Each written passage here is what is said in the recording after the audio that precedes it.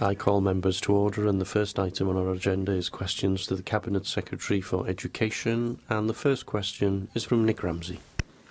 Will the Cabinet Secretary make a statement on school categorisation in Monmouthshire? Of course, categorisation provides a clear picture of how well schools are doing and the level of support they need to do even better. This year, Monmouthshire has seen an increase in the primary schools in the green category, which is a testament to the hard work of the staff at the schools and is something to be celebrated. Thank you, Cabinet Secretary. You've clearly got the same figures there in front of you that I've also seen. There has been, as you said, a steady improvement in categorisation in Monmouthshire, going from just 3 green schools 5 years ago to 13 today. This progress is a credit to the work of teachers and head teachers and pupils, and also, of course, the local authority and the regional consortia involved, which has offered considerable support over the last number of years to head teachers in offering challenge and sharing best practice.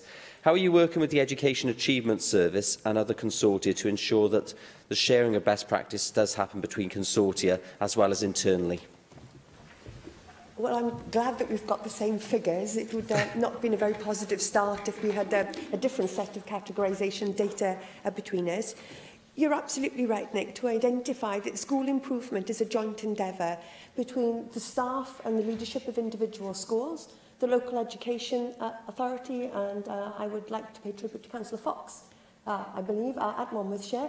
Sometimes he and I have had some cross words about the performance of Monmouthshire, but this categorisation demonstrates that progress is being made, and also the regional consortia. It is important that regional consortia work together to learn from each other so that there is a consistent set of approaches to school improvement across the nation. Question 2, David Melding. Welsh Government doing to attract overseas students to Welsh universities? Thank you, David. We're working closely with Universities Wales, the British Council Wales and the Higher Education Funding Council for Wales through the Global Wales Partnership to build collaborative opportunities and support increased promotional activity, such as the delivery of the Study in Wales brand in key markets.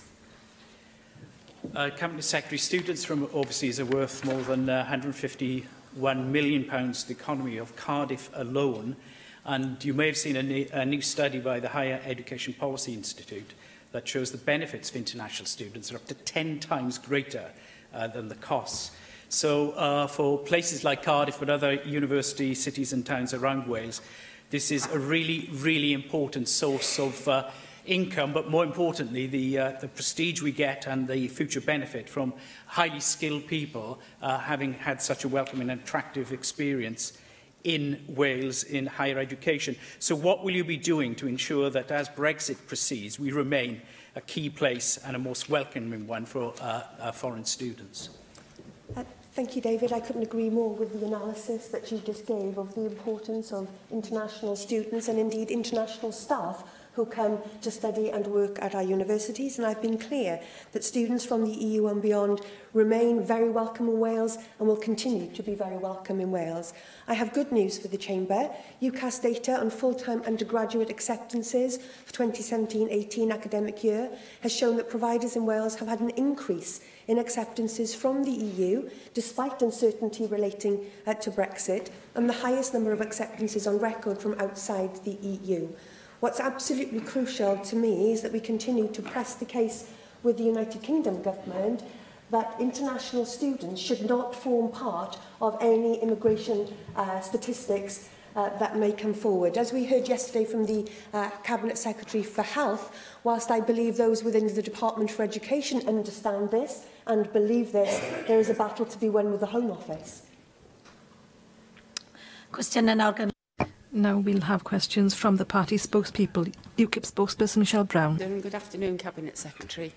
The report into the future of the sex and relationships education curriculum in Wales report says that at the moment the success of SRE too often rests on the interests and enthusiasm of individual teachers or school leaders with SRE PSE responsibilities.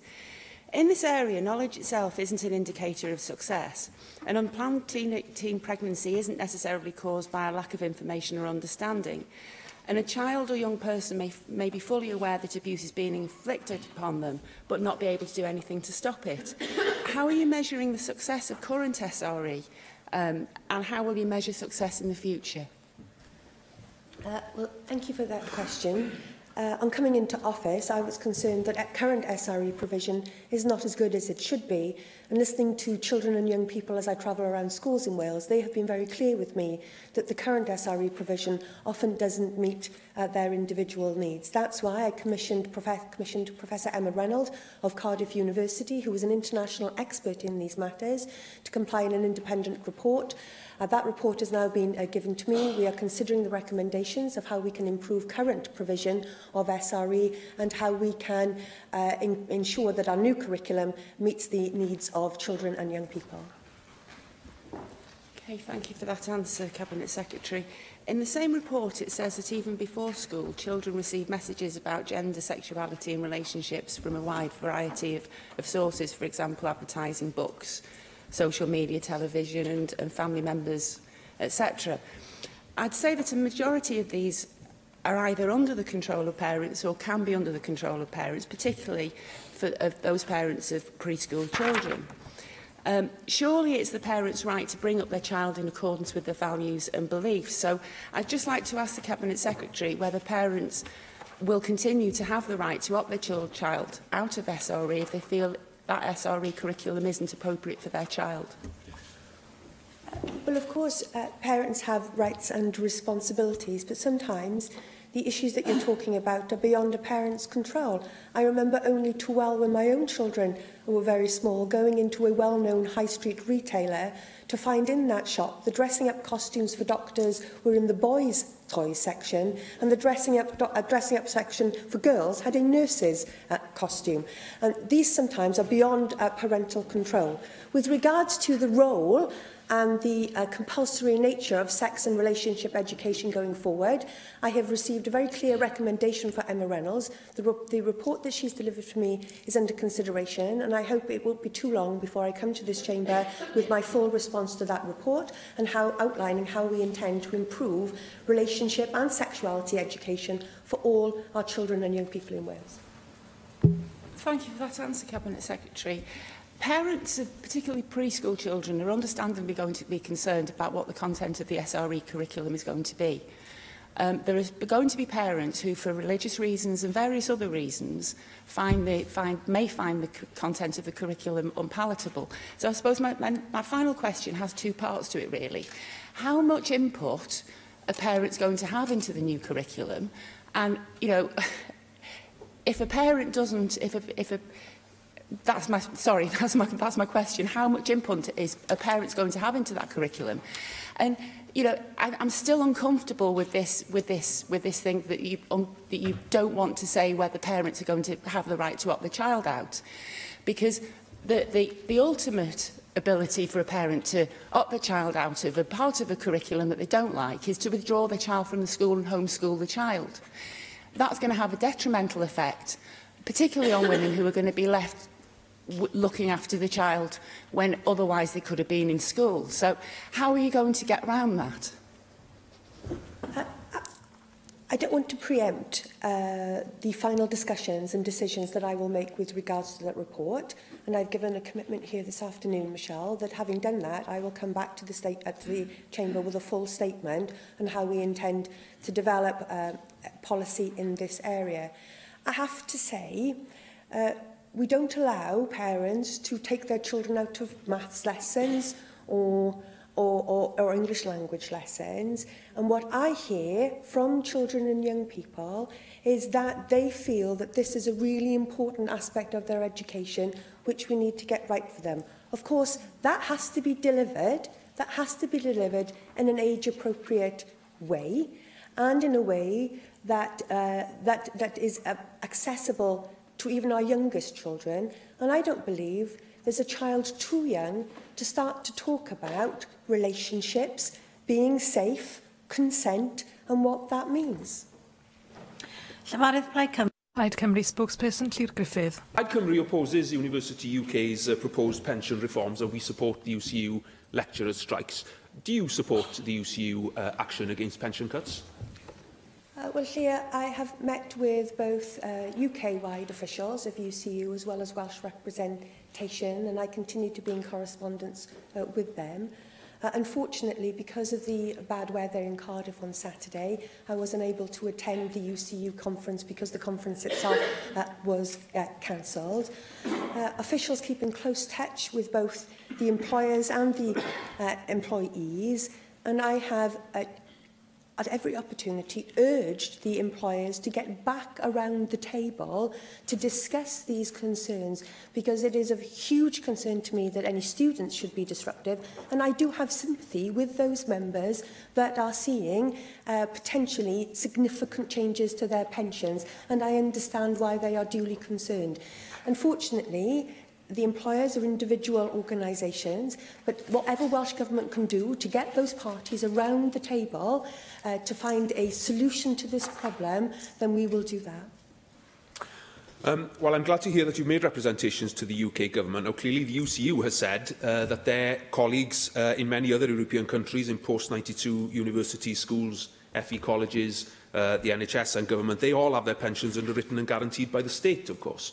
And they're asking, why should UK pre-92 universities have a pension scheme with no government guaranteed? So I'd be interested in knowing what representations you've made to the UK government and indeed what interventions you called for from them in this respect. Well, as I've said here, we have urged all parties involved to get around the table, and I was encouraged by the decision for parties to get back around the negotiation table and to have that work assisted by ACAS. I think that gives us the best chance of finding a solution here to this significant problem. As I said, the direct role in which Welsh Government can play in this is somewhat limited, but we will use any of our ability to influence to make sure that these talks are successful, and I continue to talk with HEFCU to ensure that any disruption to individual students are kept to an absolute minimum.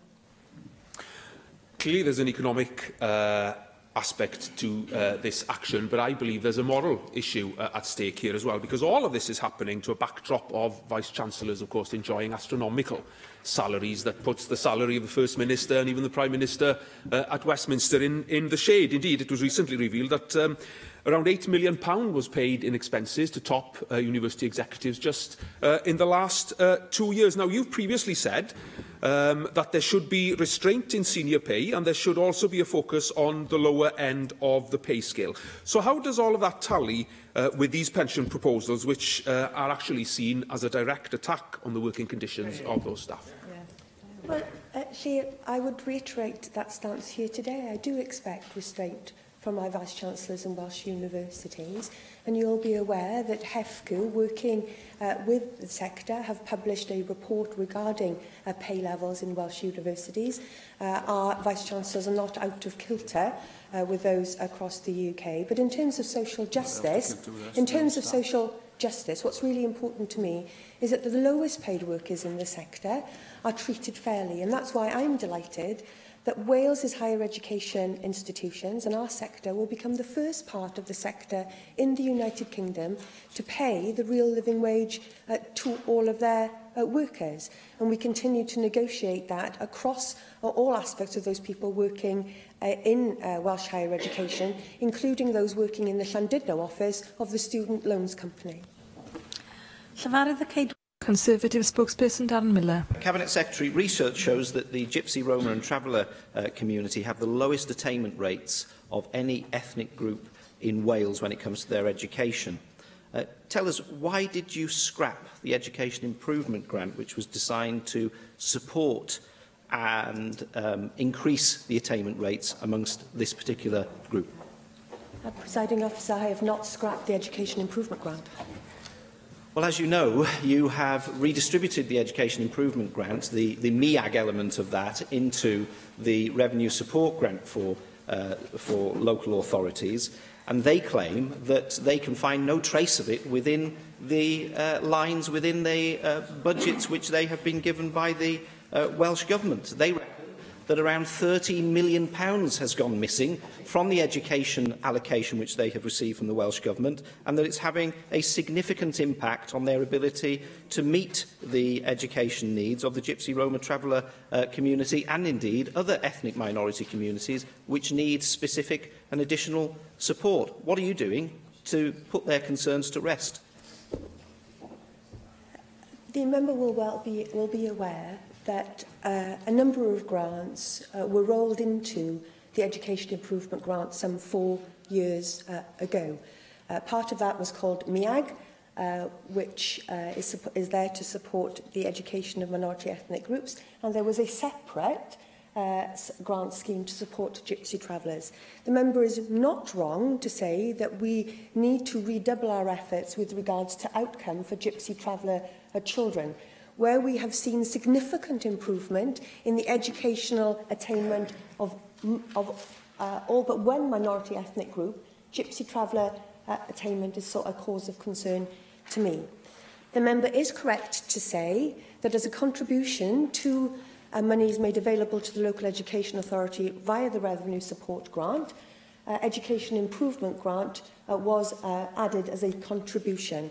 I've recognised that for some local authorities that has meant, because of different ways of distribution, they may have been put at a disadvantage. Therefore, I have made available £5 million to right that disadvantage for Cardiff, for Newport and for Swansea, and we will make an additional £2.5 million available over this new financial year to the regional consortia to work with lead local authorities, including Wrexham in North Wales, so that we can ensure that we can get better outcomes for these children. So that's £7.5 million, which you've suggested you're going to make available, primarily to 3 local authorities, which happen to be Labour authorities in South Wales, with very little left for the rest of the nation. And the reality is that every single local authority in Wales has young people who need this sort of support. So I ask you again, when will you ensure that there are adequate resources available to each of the local authorities across Wales, whether they be North Wales, Mid Wales, West Wales or South Wales, to ensure that they can meet the needs of not only the Gypsy traveller community, but also those other ethnic minority communities that may need additional support with their learning? Well, Darren, as I've said, all local authorities will have benefited from the contribution of EIG going into RSG. I have recognised that for some local authorities, changes in a distribution formula have had a negative effect. And the reality is, Darren, that those 3 local authorities are affected because that is where the density of the population is, and therefore it is unsurprising that those authorities would be Cardiff, Swansea and Newport, because that's where we find the majority of those students living.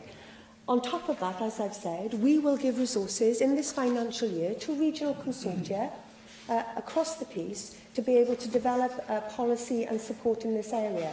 It is true to say, for instance, some of the most successful interventions are actually already run at a consortia level or by an individual local authority for the entire region. But I recognise that for this group of children, there is more to be done. But let me say, it's not fair to roll all children from minority ethnic background into one particular case.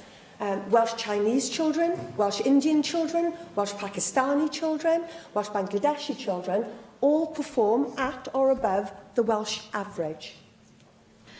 Question 3. Question 3, Bethan Syed. How does the Welsh Government plan to develop an education system that reflects the objectives of the Wellbeing of Future Generations Act 2015? Thank you, Bethan, and can I take this opportunity to congratulate you on your recent marriage. Education in Wales, our national mission, provides an action plan that will see transformation of the education system in Wales. The plan has been developed in accordance with the principles of the Wellbeing of Future Generations Wales Act of 2015, and we will be delivered and assessed against the wellbeing objectives. Thank you for that reply. The policy of school reorganisation and the creation of the centralisation of super schools, particularly in East Talbot and across Wales, has caused some concern, particularly with the potential closure of Cymerafan in my region. It's particularly acute in relation to the Active Travel Act, and it's going against that because if the school closes, they will be having to travel 50 minutes to reach the closest school. So when we had a public meeting on this recently, people were saying that this would add stress to the lives of the children and that it would contravene the very sustainability of that particular act. I acknowledged you can't look into this particular issue in and of itself. But what is your view on if a school closes and if then, therefore, more transport is created, more pressure on school children is created, what do you do in relation to the well-being of those children to try and aid them in the development of their education as opposed to hindering them, as many of the parents believe in this particular circumstance? Well, Beth, in undertaking their school organisation responsibilities, local authorities must comply with the School Standards and Organisation Act Wales of 2013 and the Schools Organisation Code, and must consider a range of factors, and one of those factors is the interests of learners. You will be aware that we have recently undertaken a consultation on the code to see where it can be strengthened. Where proposals involve the closure of any school, which can be very, very challenging and very emotive, the consultation document must show the impact of the proposals on individuals and indeed on the community, and an assessment of that community impact must be carried out. Dawn Bowden. Diolch, Llywydd.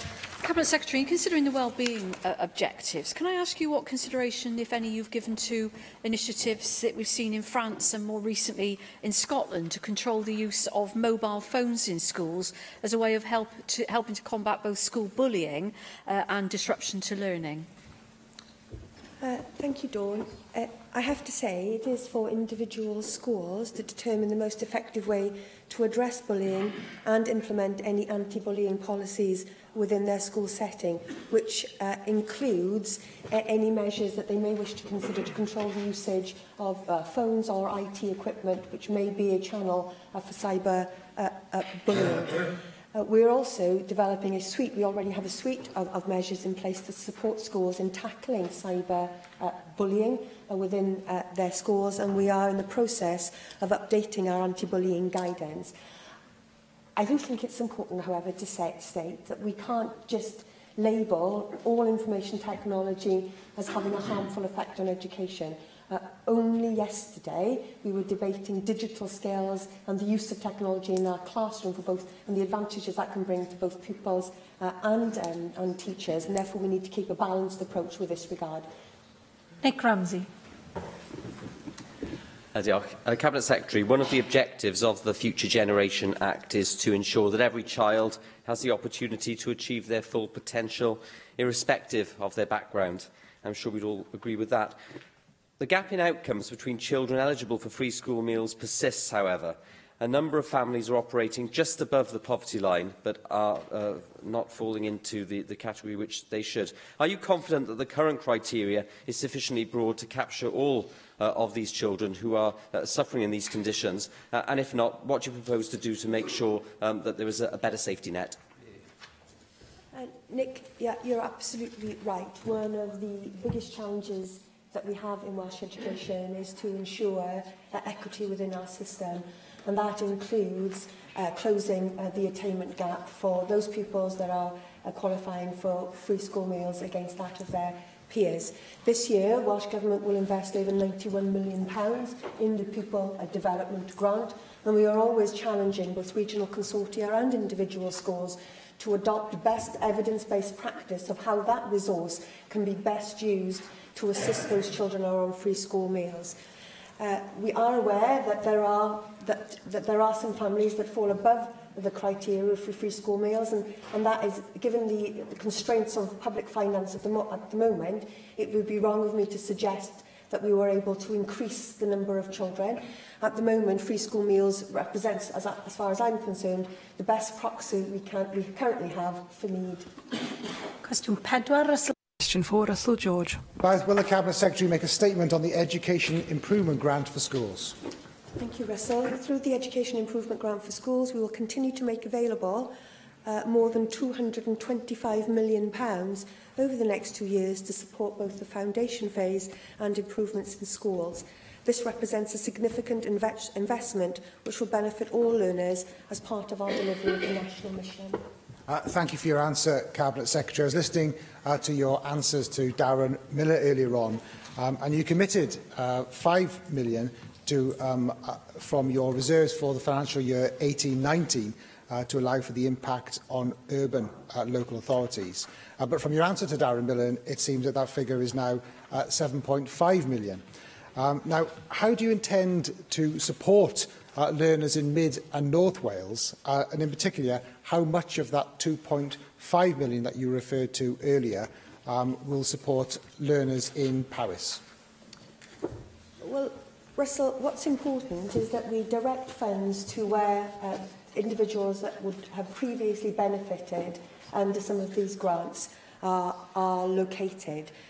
Because of the transfer, there are certain authorities that would not have or would have received very little under the old MEAG and Gypsy Traveller grant, that actually under the RSG distribution will have actually have benefited, and so I do not anticipate at this stage making any additional resources available in this regard.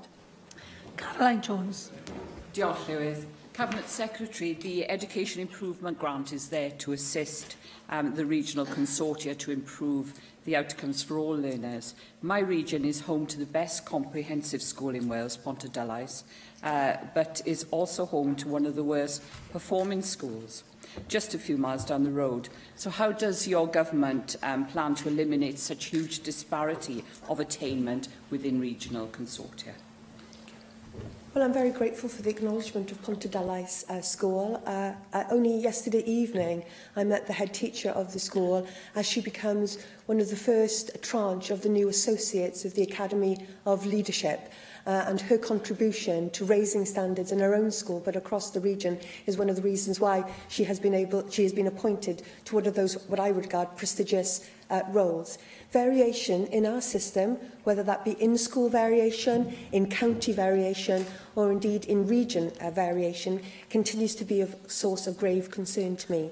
It was addressed yesterday in our debate on Estin's annual report, in that we need better school-to-school working so that we can ensure that that variation is kept to a minimum, because it is incredible, is it not, as you've just described, that in one small area we can have highly performing institutions and those that are not doing quite so well. We need to take the opportunity to learn from the best and share that good practice. Question 5. Question 5, Gareth Bennett. Diolch, Llywydd.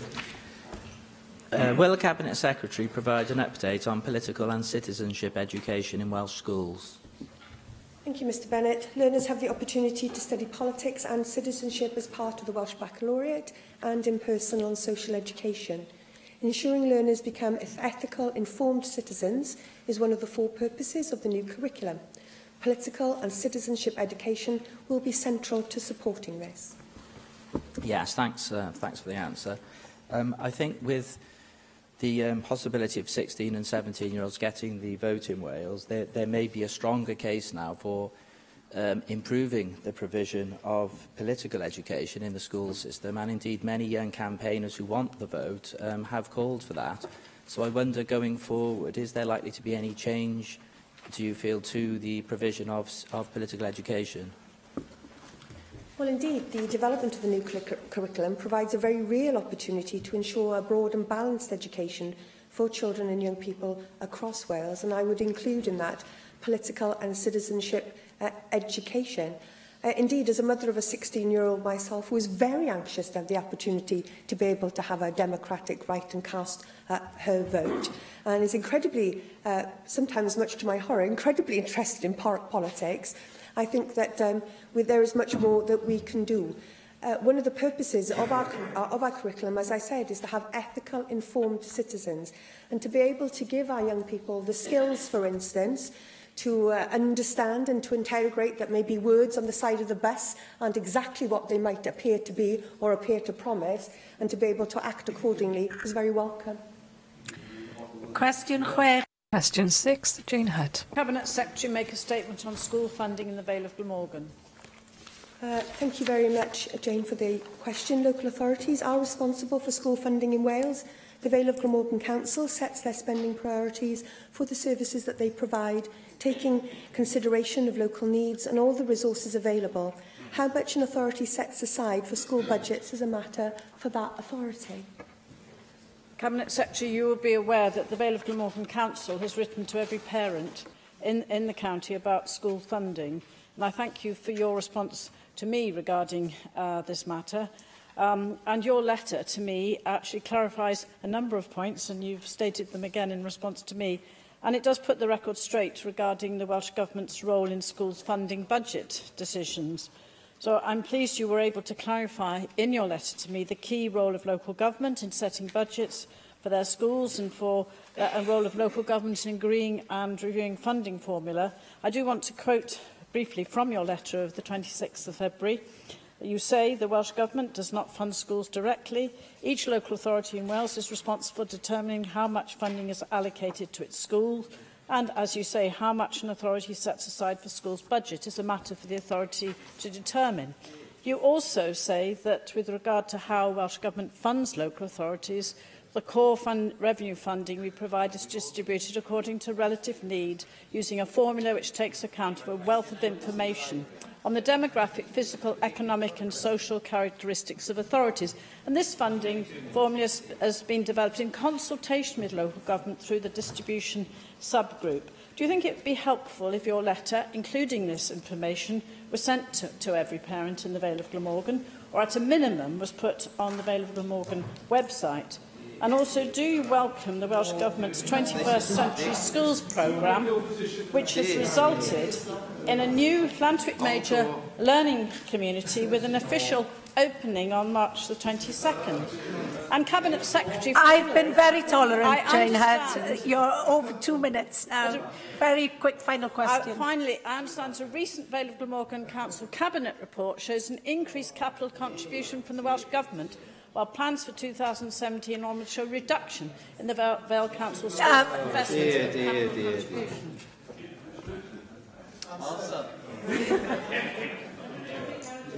Well,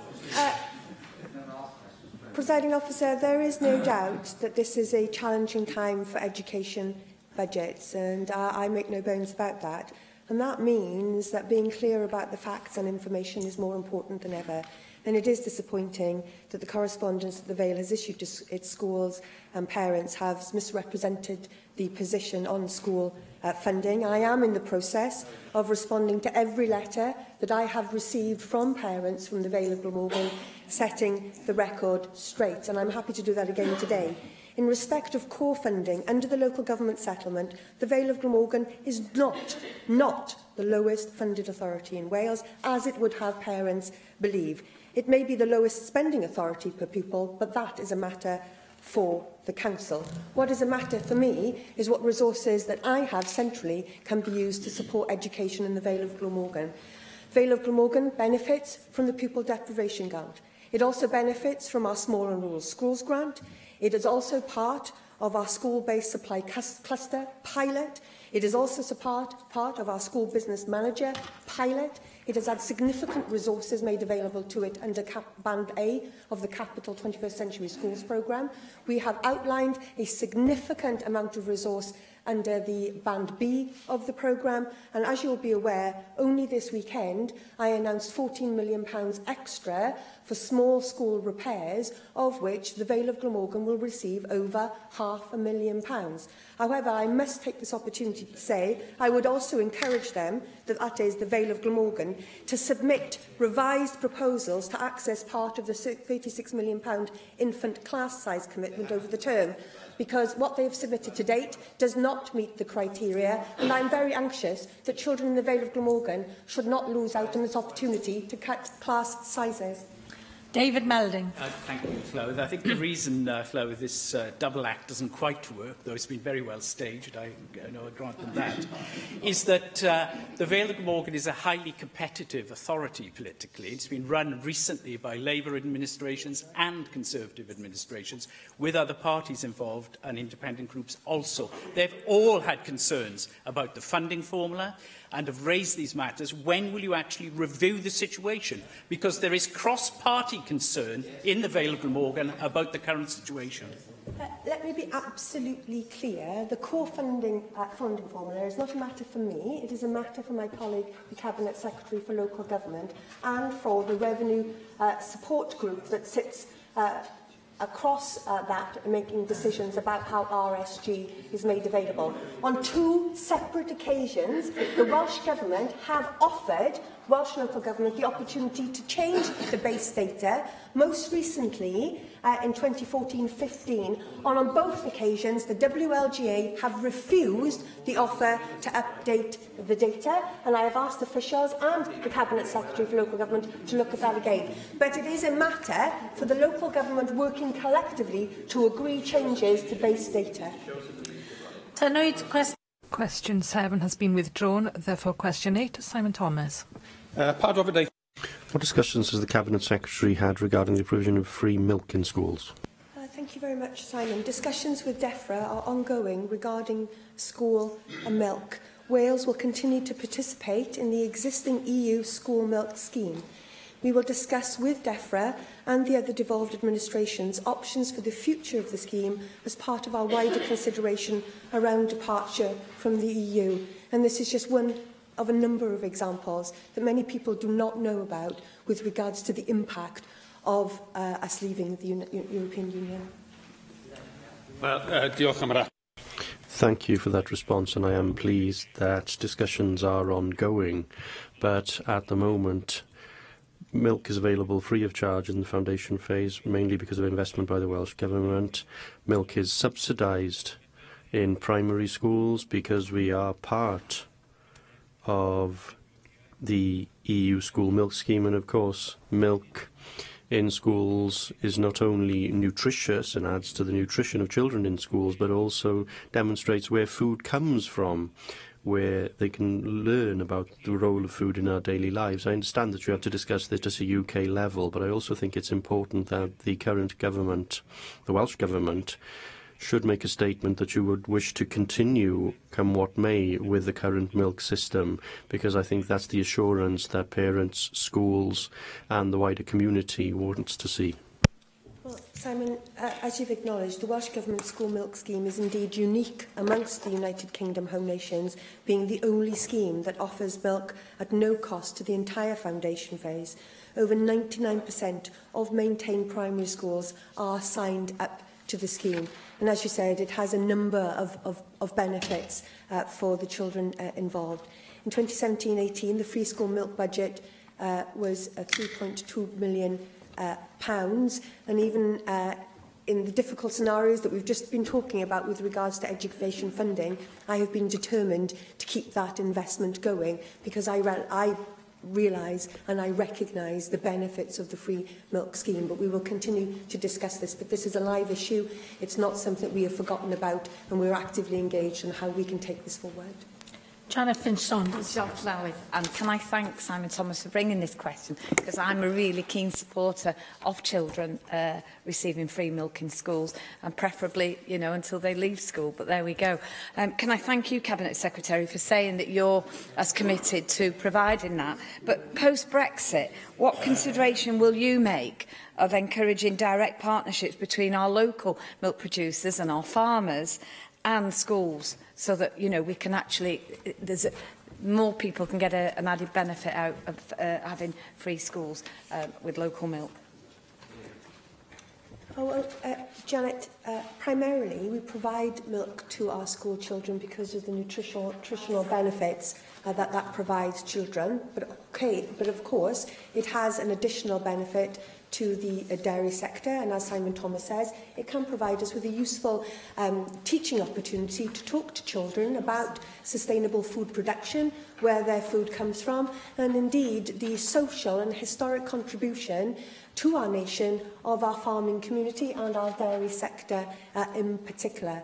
I'm continually looking at ways in which we can increase the amount of local produce that is available via our school and meals services, as well as providing opportunities for Welsh children to understand more about where their food comes from. Question 9, Marcus Sherwood. What support does the Cabinet Secretary provide to people with additional learning needs who want to study the Welsh Baccalaureate? Thank you, Mark. Local authorities are responsible for providing suitable educational provision for all learners to enable them to access a range of qualifications, including the Welsh Baccalaureate. those with additional learning needs will receive additional support to meet their individual needs. Thank you. I've been contacted by the mother of a young man on the autism spectrum. They've looked at the Welsh Bac at level 3 and have doubts about their son's ability to cope with aspects of the Welsh Bac, particularly the maths skills needed for the level 3 Welsh Bac, where there's a need for a lot of executive functioning skills and collaborative and social skills that are likely to cause stress for their son and prevent him coping with the course. How, therefore, will you address the barriers to achievement presented by the compulsion of the Welsh Bac for all learners, and in particular learners with additional learning needs, on a Level 3 course? And what consideration will you give to a more flexible attitude that allows for learners with, quote, spiky profiles to achieve? Some mean doing the baccalaureate, for others for whom that would be too much, but nonetheless need the opportunity to achieve with the great skills that they have. Thank you, Mark. I start from the basis that all qualifications should be available to all of our cohort, and I don't think any of us would want to start from the provision of saying that there are certain groups of learners who cannot access a certain qualification. We have to start on the basis of equity. However, I would expect head teachers to use their professional judgment in determining which learners should be undertaking the Welsh Baccalaureate at the relevant level according to the individual learning pathway and what support individual learners may need to allow them to access a qualification that could be of benefit to them. But it has to be down to the professional judgment of those teachers that work with individuals and families. Question 10. Question 10, Mick Anthony. Discussions as the Cabinet Secretary had in relation to the current industrial action in the university sector in Wales? Mick, as I've stated earlier, I've had a number of discussions in recent weeks with sector representatives, both the unions and the employers. Well, thank you for that answer, Cabinet Secretary. And isn't it a tragedy that throughout the UK, tens of thousands of university staff have had to go on strike to resist a unilateral change by Universities UK to their pension scheme, and in some cases that will mean a pensions reduction in value of up to 40%. On Monday, Cabinet Secretary had the honour of joining members of UCU on their picket line. They asked for one thing, an independent review leading to genuine negotiations. Do you agree that this is a reasonable demand, and will the Welsh Government do all it can to encourage, and I repeat, encourage genuine negotiations to achieve a resolution to this dispute? As I said in answer to the questions that Hugh Griffiths raised earlier, the Welsh Government stands ready to provide whatever support possible, necessary and needed to ensure that we can have that real and positive negotiation between both the employers and the employees, and we continue to be ready to do that. We also are working hard with HEFCO to ensure that any disruption to individual students who may be affected by this action is kept to the very minimum. Leanne Wood.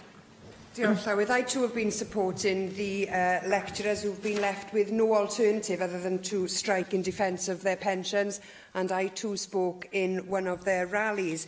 Now, the pension changes that the UCU are opposing will hit everyone hard, but it's going to affect those lecturers early in their career.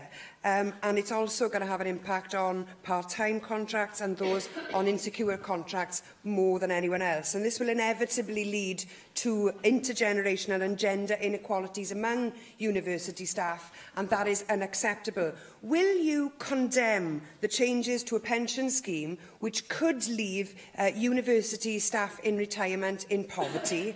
And are you also concerned about the impact that this could have on the university sector in Wales, with many of our brightest and most capable lecturers seriously considering their future in this sector as a result of this move?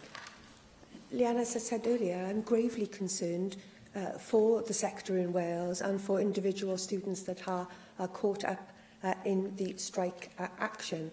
I understand why the UCU have felt that they have no other option but to withdraw their labour given the changes proposed to pensions for their members, and I have met regularly and corresponded regularly with the UCU, listening to their concerns and offering to provide assistance wherever we possibly can.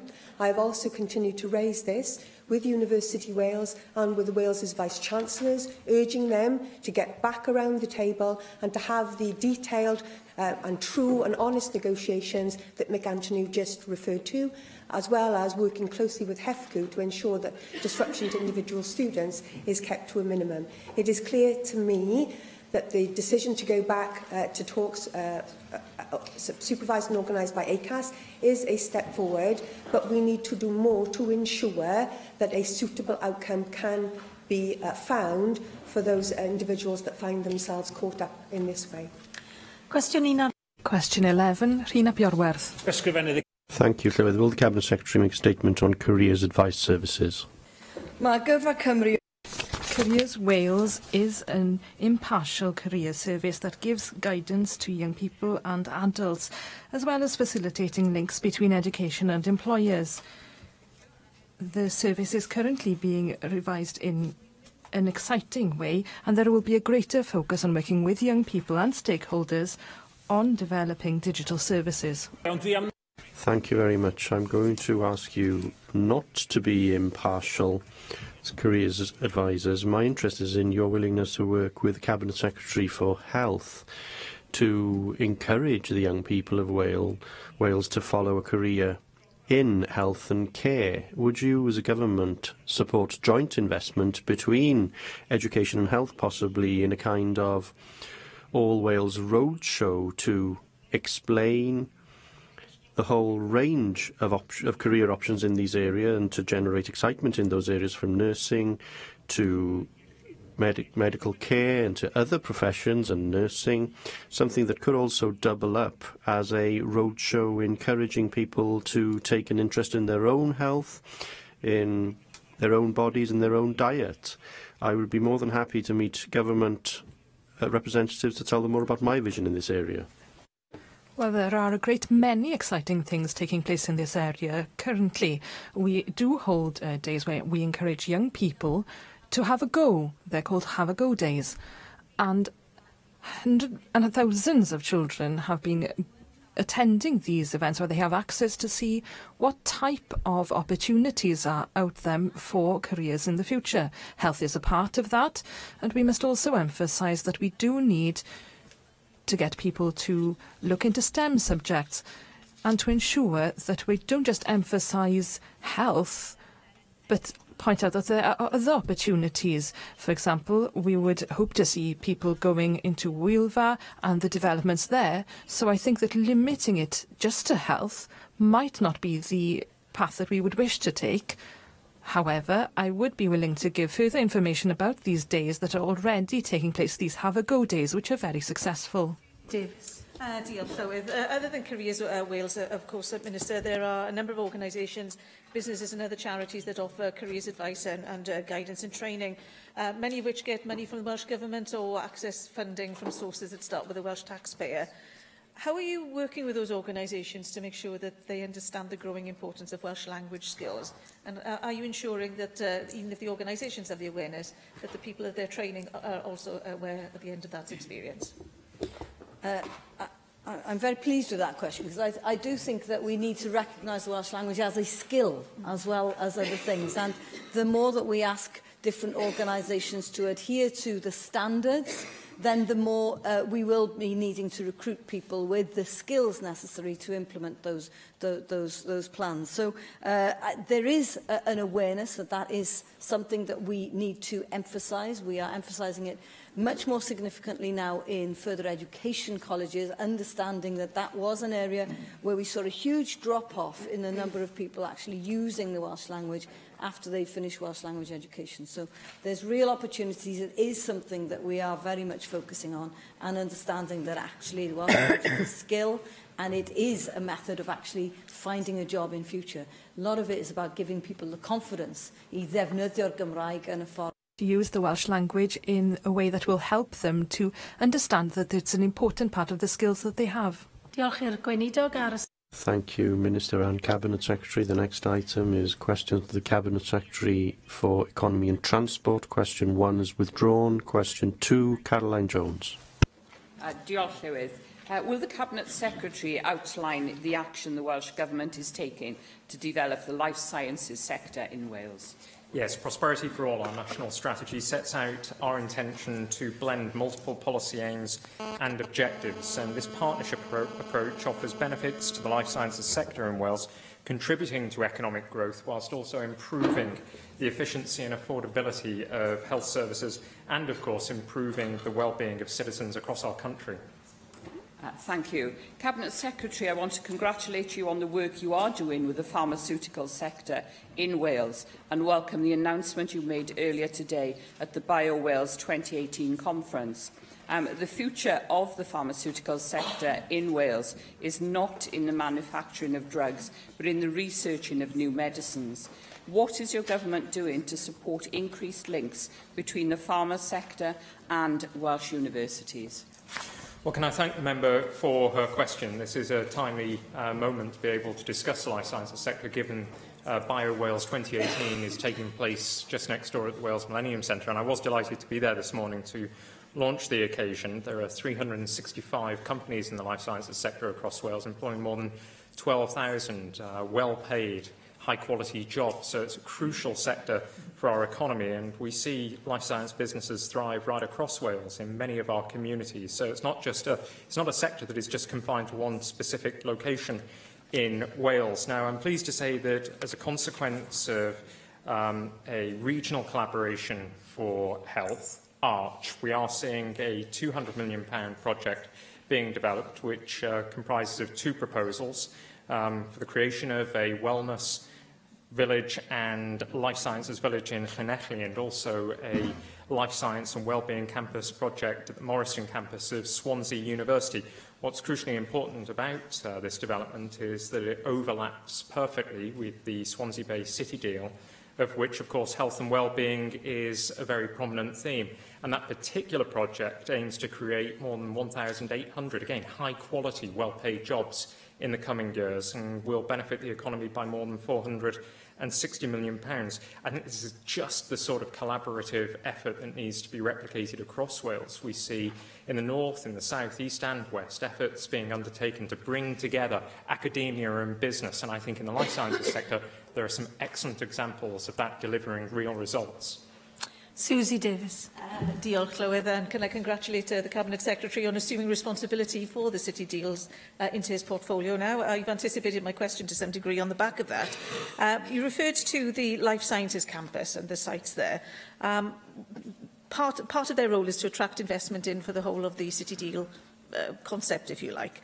Will you be expecting that investment to take the form of both public funds and private investment? I know there's a strong emphasis, as there should be, on private investment, but with the potential loss of EU funding sources, what are you doing looking at alternative public sector routes for that?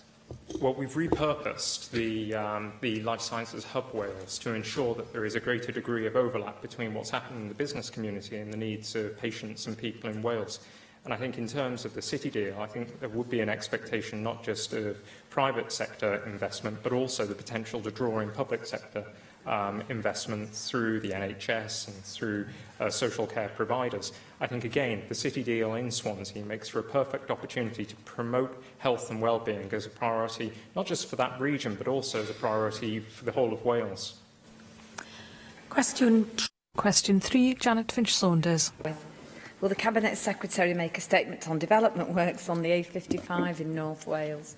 Yes, of course. We're continuing to invest significantly in this strategic route in North Wales. We are spending £40 million to upgrade junctions 15 and 16, another £250 million in the Deeside and Flintshire Corridor project. We're looking at accelerating the delivery of the third Menai crossing.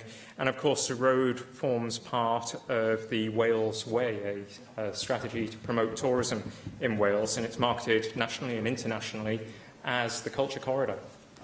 Thank you, Cabinet Secretary. You'd be aware yesterday that I had to raise with the First Minister the number of times that the A55 has actually been closed. That's 55, for a total of 2,720 hours.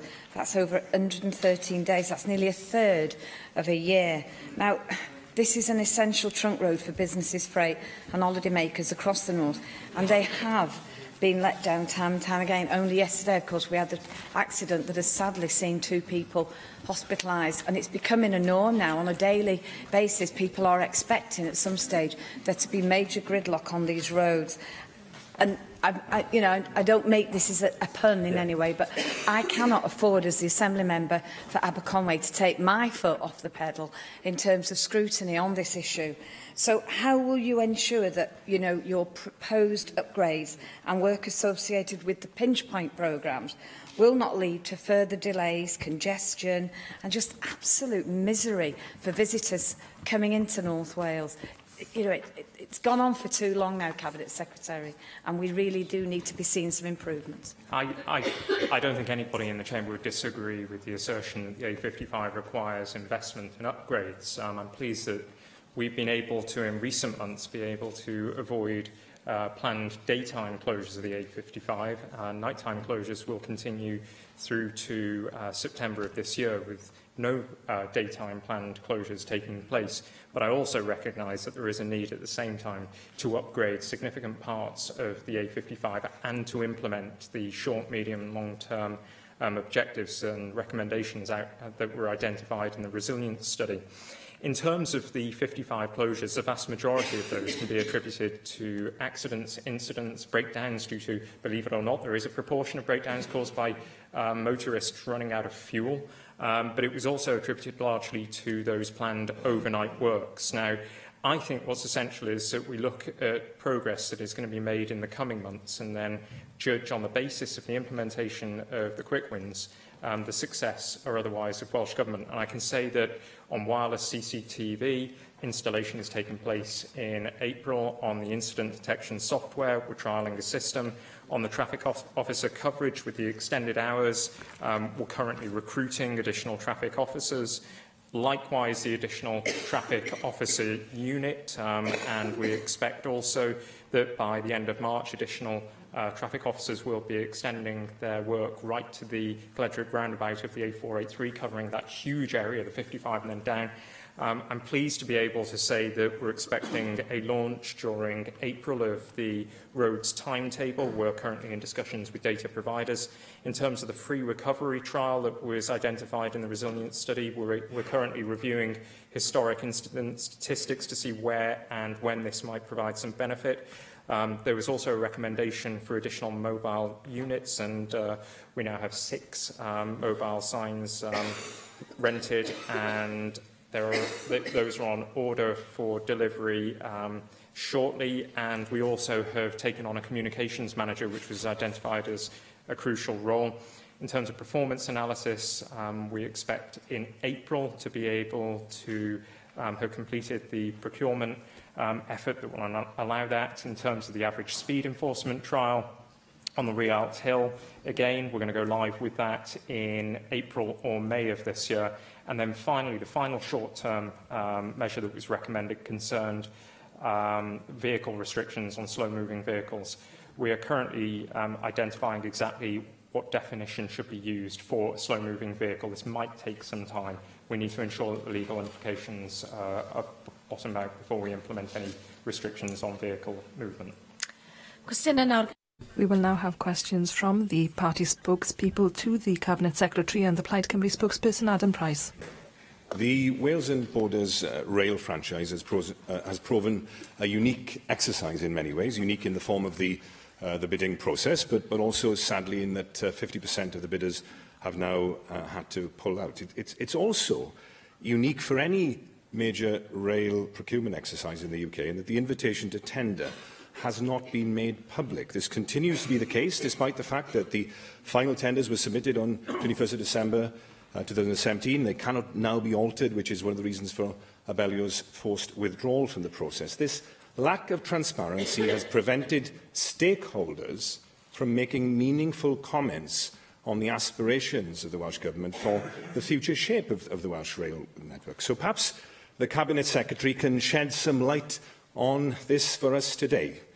Can he confirm that electrification of the Ebble Vale to Cardiff rail line has been effectively ruled out for Phase 2 of the South Wales Metro, and that there is no commitment now either to electrify the Bridgend to Maesteg line? Well, first of all, I'm awaiting full evaluation of the 2 bids for the franchise and the metro development. It would be premature for me to identify which projects are going to be taken forward in what form within the next Wales and Borders franchise and the development of the metro until the award has been made. But I would say, with regard to the tender process, yes, this is a unique process, one that has not been conducted anywhere else in the UK, but I think, as Sean Barry in the Western Mail identified just a few weeks ago, we made the right call in making sure that 4 bidders remained in the race. There were calls for us to whittle down the number of bidders down to 2. I think it would have been somewhat embarrassing if that had taken place and then for Arriva and Abellio to have been those final 2 and then Arriva to withdraw and Abellio to have pulled out. But the fact remains we have 2 world-class bids that are being evaluated at the moment. They've been strenuously tested and we are on course to award the next franchise by May of this year. Well, maybe I can help the Cabinet Secretary out a little here, because some of the answers have been provided for us now through the Strategic Environmental Assessment on the South Wales Metro that Transport for Wales have had to produce and publish under European regulations, albeit slightly under the radar.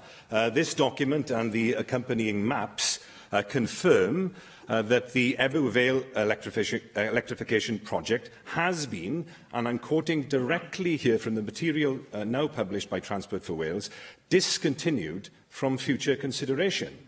Similarly ruled out is connecting Trelewis to near Quakers Yard, joining the Merthyr and Rumney line to create the so-called Circle Line of the Valleys proposed by McAnthony.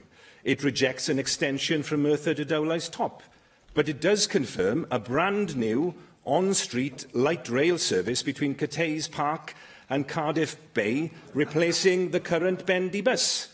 Now, Cabinet Secretary, you're getting £125 million to spend on the Metro from the UK government.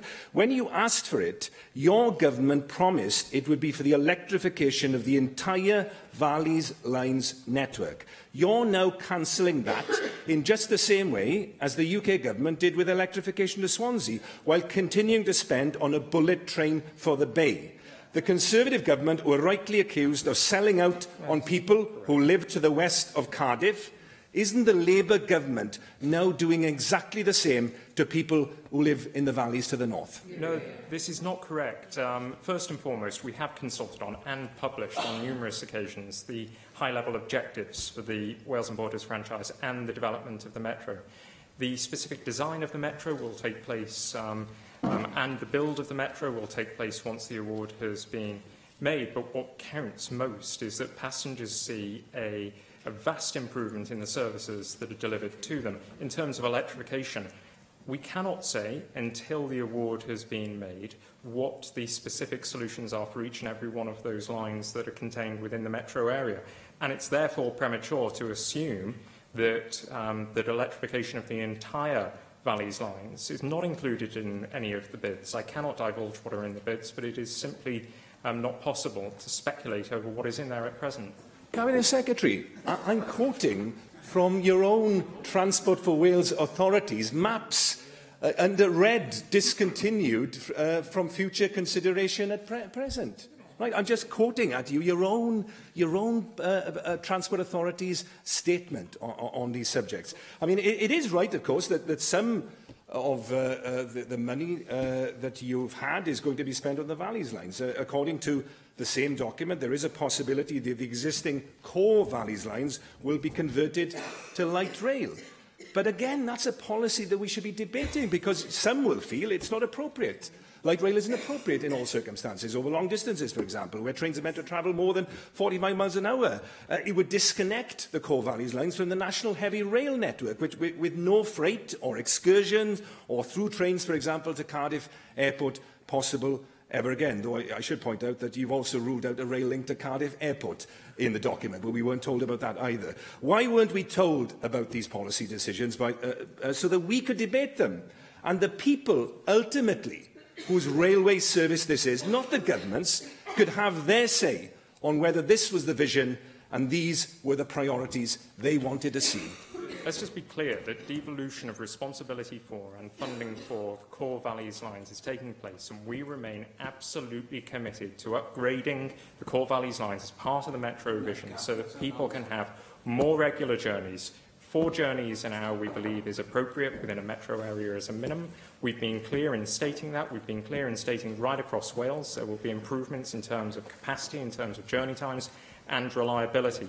Outside of the Core Valleys lines area, responsibility for infrastructure remains with the UK government, but we would wish to see that devolved as well as soon as possible. I think events of the past few weeks with the damage to flanges on railway wheel sets demonstrates why we need to make sure that there is a greater degree of investment right across the network in Wales. And that, for that reason, we believe it should be devolved. Responsibilities should be devolved. But in terms of the Metro, I can promise members, I can assure members that the bids through from 2 world-class operators make for compelling arguments that there will be change to the rail services within the Metro area and across the country. Conservative spokesperson Russell George. Clywyd.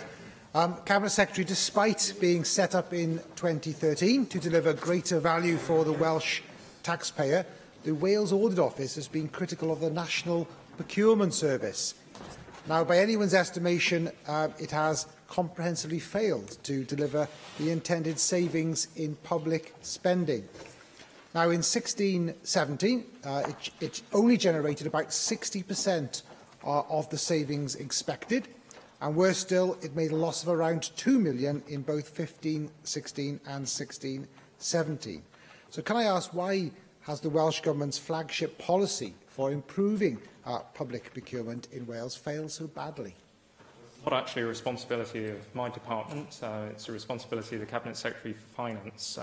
However, in terms of the Economic Action Plan, we make clear that with both the economic contract, we could open up opportunities to extend the economic contract to the £6 billion of procurement opportunities within the Welsh public purse. And we stated that we wish to disaggregate major procurement opportunities and contracts so that more smaller and medium-sized enterprises in Wales can capture valuable infrastructure projects across the country. Well, I appreciate what you've said, and of course you are responsible for the Economic Action Plan and SMEs and supply chains that benefit as well. Now, the Welsh Government formed the NPS in 2013. When it did that, it was given a £5.9 million loan. And 5 years later, the NPS has failed to pay that loan back. So I would ask, Cabinet Secretary, when can the Welsh taxpayer expect that money to be paid back? And further still, the NPS is now not covering its own running costs, despite the then Cabinet Secretary Jane Hutt stating that the NPS would be self-financing by 2016. So why is the Welsh Government currently using taxpayers' money to prop up the NPS and cover its running costs each year, despite the original policy being for the NPS to be self-funding by 2016? Again, I'd refer this issue to my cabinet colleague who retains responsibility for it. I'm sure that my cabinet colleague, Mark Drakeford, would be able to offer detailed answers to the questions that the member has raised. Well, the National Procurement Service, I would suggest, is a failed policy. It's certainly an ongoing drain on the public purse. Now, I'm going to come to some areas which are certainly in your portfolio. Welsh SMEs and Welsh supply chains are not benefiting from the Welsh Government's procurement spending. Now, in 15-16, only 52% of Welsh Government spending on goods and services went to Welsh-based firms. And your government's new Economic Action Plan, which is, of course, in your responsibility, also fails to provide any detailed and meaningful roadmap for improving public procurement in Wales. So can I ask a question which is absolutely in your portfolio? Why has the Welsh Government failed to address the issue of improving public procurement in the latest economic plan? Well, it is addressed in the plan, as I say, through the disaggregation of major contracts. That will prove to be hugely beneficial, given the size of infrastructure projects, road in particular. And we're also working with not just industry bodies, but also with the sector teams within government to identify ways that businesses are able to work together and learn from one another in how to capture a greater share of Welsh procurement spend. The member is right that currently it's around about 52%. The proportion of contracts that are won by Welsh businesses, but that figure is increasing year on year, and I expect through those measures identified in the Economic Action Plan and with additional measures that I've outlined through our engagement direct with business and business organisations, we'll see an increase further in the years to come. UKIP spokesperson David Rowlands. Diolch, Lewis. Cabinet Secretary, with the UK being listed by the Forbes Group as being the best place in the world to do business, where does Wales stand in comparison? Well, given the alarms that have been raised recently by Airbus, by Ford and by many other companies, I would imagine that as we leave the EU, if we don't get the best possible deal, Wales, along with the UK as a whole, will be left further behind. I thank the Cabinet Secretary for that answer. I think all of us in this chamber would recognise the fact that we need to considerably improve our Act if we are to develop our business and commercial base in Wales. And as discussed in the latest question session, one of the key enablers to improvement is education. Nothing will do more to stimulate growth indigenously and also for inward investment than increasing our skills base both vocationally and academically. Does it therefore concern the Cabinet Secretary that Cardiff University, the best performing in Wales, is ranked 35th out of 129 in the UK, and that we have 3 others in the bottom 10? I think it's fair to say that higher education gives us the strategic weapons for future economic growth and the fight for competitiveness, whereas FE gives us the tactical arsenal. In terms of FE, I think we have a very, very proud story to tell indeed. We have amongst Britain's best further education institutions based here in Wales. In terms of our higher education estate, I do think that we have some world-class universities, Cardiff amongst them, but Swansea as well. I think in terms of research and development, particularly in regards to steel, can be counted as one of the world's best. The member is right that in driving up productivity, one of the key levers at our disposal is the improvement to the skills base and the pipeline of skilled people that are coming through to support business. But also we need to ensure that there is a greater degree of diffusion of innovation in Wales. We've been very clear that we expect through the calls to action, the prism through which we are going to be channeling and viewing investments in the future, that businesses innovate more and therefore work more closely, not just with higher education, but also with further education as well. And I think in doing so, we will be able to improve our prospects and improve our productivity levels in the years to come. Well, again, I thank the Cabinet Secretary for his answer and for the confidence he has in the government's economic strategy. But the FSB and business in general have long complained about the disconnect between employers and the academic establishment. Does the Cabinet Secretary believe that there are now policies in place to radically improve on this failure? I do. I'd argue that now more than ever before, businesses and particularly higher education are working more closely than they ever have done. And I could point to an abundance of examples right across Wales where that is the case. Just today, I'm pleased to be able to share with members the news that the Advanced Manufacturing Research Institute is being given planning permission in Broughton. Now, we'll be spending a not inconsiderable sum of money in developing that particular facility, but it will bring in significant private sector investment and also higher education investment. In doing so, in bringing together business with Welsh Government activities, with higher education research, we expect that institute to deliver something in the region of £4 billion improvements in GVA to the Welsh economy. That's a hugely significant investment, therefore, for the Welsh Government to make. And I think it demonstrates how smart investment that brings together business, large and small, with academia can bring about very rich fruits indeed for the economy. Question 4. Question 4, Paul Davies. What is the Welsh Government doing to support the economy of Pembrokeshire? Well, the Prosperity for All National Strategy and the Economic Action Plan set out the actions we are taking to improve the economy and business environment across the whole of Wales. Sadly, figures from the local data company and the Wales Institute of Economic and Social Research Data and Methods shows that Milford Haven still continues to have the highest vacancy rate of retail premises in Wales. This, of course, has been a long-standing problem that desperately needs support, and it won't surprise the Cabinet Secretary that business rates is one factor in preventing businesses setting up in places like Milford Haven. In the circumstances, can the Cabinet Secretary tell us what discussions he's had with his colleague, the Cabinet Secretary for Finance, on this matter? And perhaps he can persuade his colleague to commit to reviewing the business rates system in order to look at things like the multiplier to ensure that small businesses aren't actually disadvantaged on our high streets. Remember that the Cabinet Secretary for Finance is very alive to the concerns of businesses in Pembrokeshire, and in particular to the concerns that they have over rates. I will raise with him further the points that you have raised today, but I would say that as a whole across Pembrokeshire we've seen a significant increase in the number of enterprises operating in recent years. I believe that there's been an increase of something in the region of 10.6% in the number of businesses in Pembrokeshire since the start of the decade. However, I do also recognise that new and existing businesses do face very difficult challenges, and I'll certainly raise the concerns that the member has raised today in the Chamber with the Cabinet Secretary. Joyce Watson.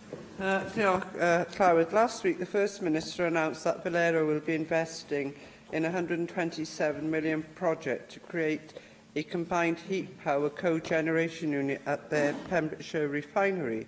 And that project will help secure the long-term sustainability of the refinery and also secure over 1,000 employees and help boost the Pembrokeshire economy and, for that matter, that of Wales. I understand the Welsh Government has been working closely with Valero to help secure this crucial investment. Cabinet Secretary, would you agree that this investment clearly demonstrates the value of strategic enterprise zones like the Haven Waterway Enterprise Zones that you have now agreed to extend? Yes, I would, and thank the member for her question. I think it's fantastic news. Valero's £127 million project, I think, shows confidence in the Pembrokeshire site and in the wider Welsh economy. It's interesting that the refinery is one of only 6 remaining refining businesses in the UK, and that it's located right at the heart of the Haven Waterway Enterprise Zone. It demonstrates how, by working together, we can secure employment within a valuable sector for many, many people. Something in the region of 1,000 people rely on work at this particular site, and I'm delighted that we've been part of this positive news for the region. Darren Miller. Darren Miller is not here to ask question 5. And therefore, question 6, Mick Antonyv. Thank you, Lewis. Will the Cabinet Secretary make a statement on the development of the proposed South Wales Metro servicing depot in Taftswell? Yes, development of the site depends on the solution proposed by the successful bidder, and as part of their robust approach to the programme management, Transport for Wales are considering comments submitted on the outline planning consultation for the potential use of the site as a depot prior to progressing with an outline planning application. Thank you for that answer. And of course, we welcome all the steps that have been taken with Transport for Wales and with this potential new job opportunity in the Taff Ely area, which is of considerable significance. The issue I raise really is to engagement with the local community. I remember the site well as the former Forge, the former South Wales Forge Masters site. And the issues that will arise will obviously be the night and noise pollution during construction, potential access issues at T-Rood Junction, Cemetery Road and Cardiff Road, and the availability of sufficient parking at Taftswell Station, which is also an issue that's been raised as a proposal in there. What steps have been taken to ensure there is proper engagement and consultation with the local community over this, whilst actually welcoming the fact that there will be a real jobs opportunity for the area? Can I thank Mick Antonyv for his question, and I recognise that he's spoken regularly and with great commitment on this subject, and I'm pleased to be able to say that the statutory pre-application period of 4 weeks for the proposed depot concluded at the end of February, and Transport for Wales have carefully considered the comments from the community. The consultation that took place and statutory consultees were also engaged, and we intend to submit a pre-application summary report along with full outline planning application for a potential depot to the local planning authority shortly. Question 7. Question 7, Paul Davies. What is the Welsh Government doing to improve transport infrastructure in Pembrokeshire? The National Transport Finance Plan, updated in December of last year, sets out our priorities for transport schemes across Wales, including in Pembrokeshire. I'm grateful to the Cabinet Secretary for his answer. It won't surprise the Cabinet Secretary to hear me again arguing that one way to improve the transport infrastructure in Pembrokeshire is by dualling the A40, which would have a huge positive knock-on effect on Pembrokeshire's economy and indeed on the economy of the whole of West Wales. Dualling would also improve road safety, and sadly yesterday we saw another fatality on this stretch of road. In light of the economic and, more importantly, safety benefits dualling the road could bring, will you now commit to dualling the A40 in Pembrokeshire in the long term, given that the Welsh Government has already committed to delivering improvements to the A40 in Pembrokeshire anyway? Well, we are committed to delivering many improvements to the A40. It's a key strategic route, and I'm pleased to be able to say that preliminary investigations have already begun to develop several more overtaking opportunities along the entire stretch of the A40. We're currently looking at when these can be delivered alongside other priorities that are identified in the National Transport Finance Plan, and we'll develop a programme in due course. We also hope that European Union funding that's been earmarked for these improvements will be drawn down and utilised.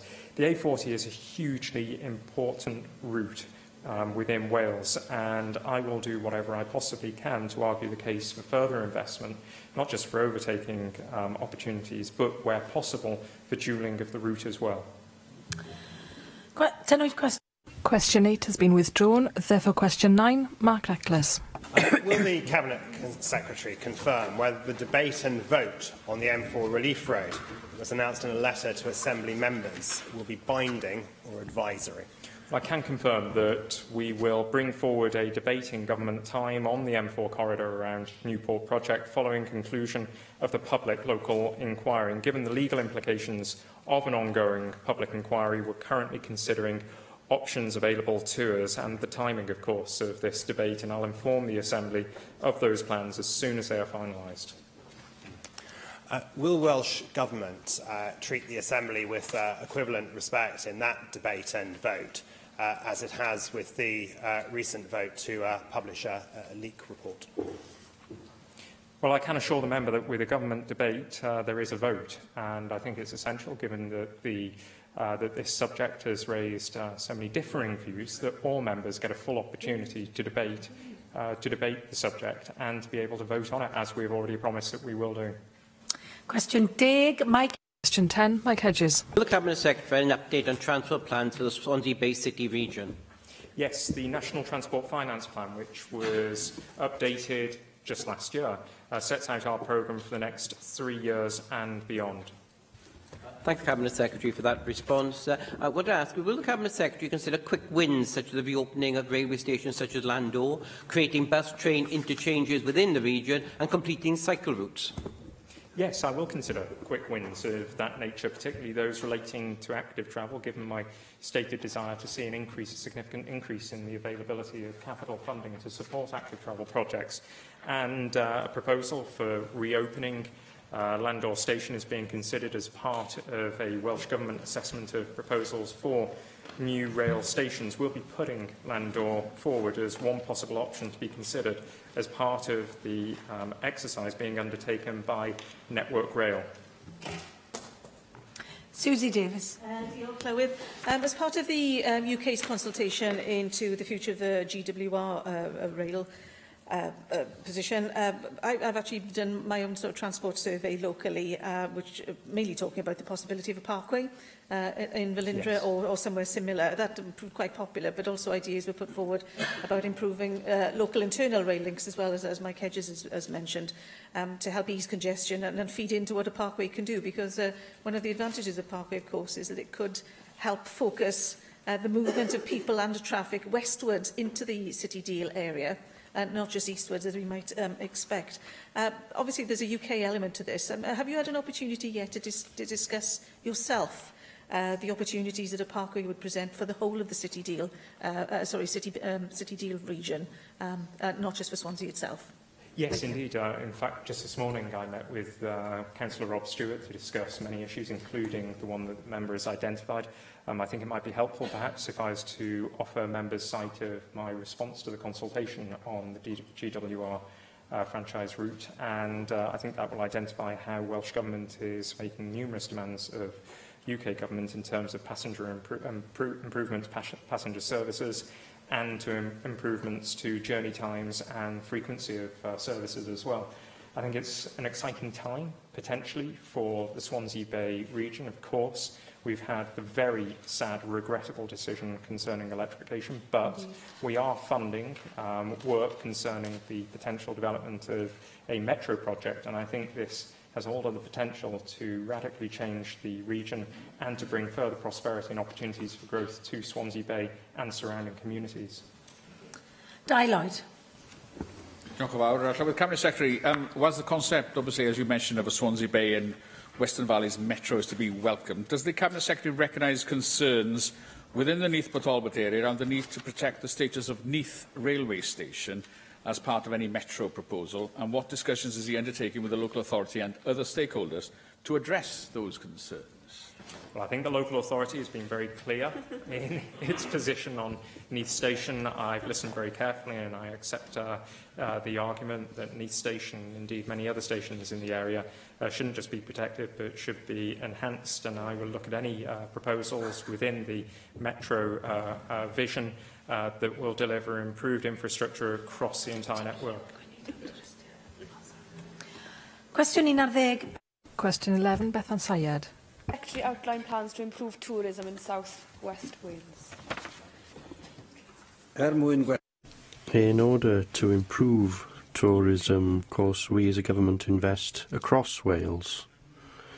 In 2017, in the South Wales West region of Wales, where the member represents, this included visitor car and coach parking at Rosili, significant improvements to Fairy Hill Hotel, and I had an opportunity to visit there quite relatively recently and saw the impact of those improvements on the visitor offer in being part of an area of outstanding natural beauty as they enjoy their holidays, and also the development of the Three Cliffs coffee shop, as well as help, I'm pleased to say, to that historic hotel, the Castle Hotel in Neath, one of the most important hotels in the history of the development of sport in Wales. Thank you for that clear explanation of what is important for my region and that of others in this chamber. I asked the question because one of the main points of your economic plan is tourism and also culture. And we have seen in the area of Neath Port Talbot is that there have been cuts made to the Cefn Coed Museum, which is something that we would like to see developed in the area. There have also been cuts put forward of 30.6% to the Art Centre of Pontardawe Art Centre, which is also an important centre for art and a living centre in the area. But that is also true of the Swansea Valleys and Swansea and Neath more generally. Now, how do these cuts, or how will these cuts align with the economic system that you have as a government of promoting and developing tourism and the arts locally? Well, tourism, of course, is one of the fundamental industries noted in our economic plan. It's a foundation industry, and we as a government are not responsible for decisions taken by local authorities on their budgets. But I do think that it would be very constructive if local authorities were to do what I had an opportunity to participate in Carmarthenshire very recently, namely to have a lengthy and detailed discussion on the priorities of the authority, and particularly where the county council saw an opportunity to benefit from the various schemes that come within the budgets of the department that I am responsible for, particularly those schemes that make provision for tourism, but also similarly make provision for local residents and visitors. So I'm not going to make comments on decisions taken by local authorities, but it would be much easier if local authorities were to discuss their priorities with the Welsh Government in these various different areas. David Rees. Minister, you started in Swansea, you went to Neath, come to Aberafon and see some of the fantastic sites for tourism in Margam Park and the Avon Valley. But we have many mining communities up in the Avon Valley and other valleys have moved to tourism as an opportunity to actually look at growing the economy. We have projects in the Avon Valley, as I know the Rhondda Tunnel is going between Rhondda and Avon Valley, but also the Avon Valley project, the resort project, is being proposed. These are opportunities which provide local people with jobs and skills which we can use in their home place. Will you come and visit that site to look at it, to ensure that how tourism can actually get a community to thrive and start developing itself, based upon the fact that it's actually had a long period in where there's been lack of growth in the economy because of the loss of those industries? Well, I can hardly say no to you with you sitting there. And it is in... and we are long-standing friends, obviously, as well as neighbours. But, seriously, I have been trying to visit as many of these sites as possible. I was in Cwmcarn recently, where I saw how the development of the relationship between the forestry, which has had serious problems, and the paths, and the way the local authority can, by developing an excellent centre, get involved in the development of tourism, especially tourism based on cycling. I was also, of course, in my own part of the world at Coed y Brenin, which one might describe as second only to the Avon Valley, as a centre of tourism and mountain biking. And certainly I will come to the Avon Valley, but I can only praise the efforts of all our mining communities, both the coal mining communities, the lead mining communities around where I live, and of course the slate mining communities, who have all contributed immensely to the tourism offer now available. And I hope to be visiting Zip World and Surf Snowdonia and other of these facilities, none of which are now in the area I represent, but not too far from the area where I live. So I'm on the case, Di. Question 12, Sian Gwenllian. Will the Cabinet Secretary make a statement on Welsh Government plans for the Bont Newydd and Caernarfon bypass? Currently considering the findings and recommendations of the Inspector's report that has been received following the public local inquiry before making a decision on the scheme this spring. Well, forgive me for my increasing frustration here. It's about time we had an announcement on the bypass.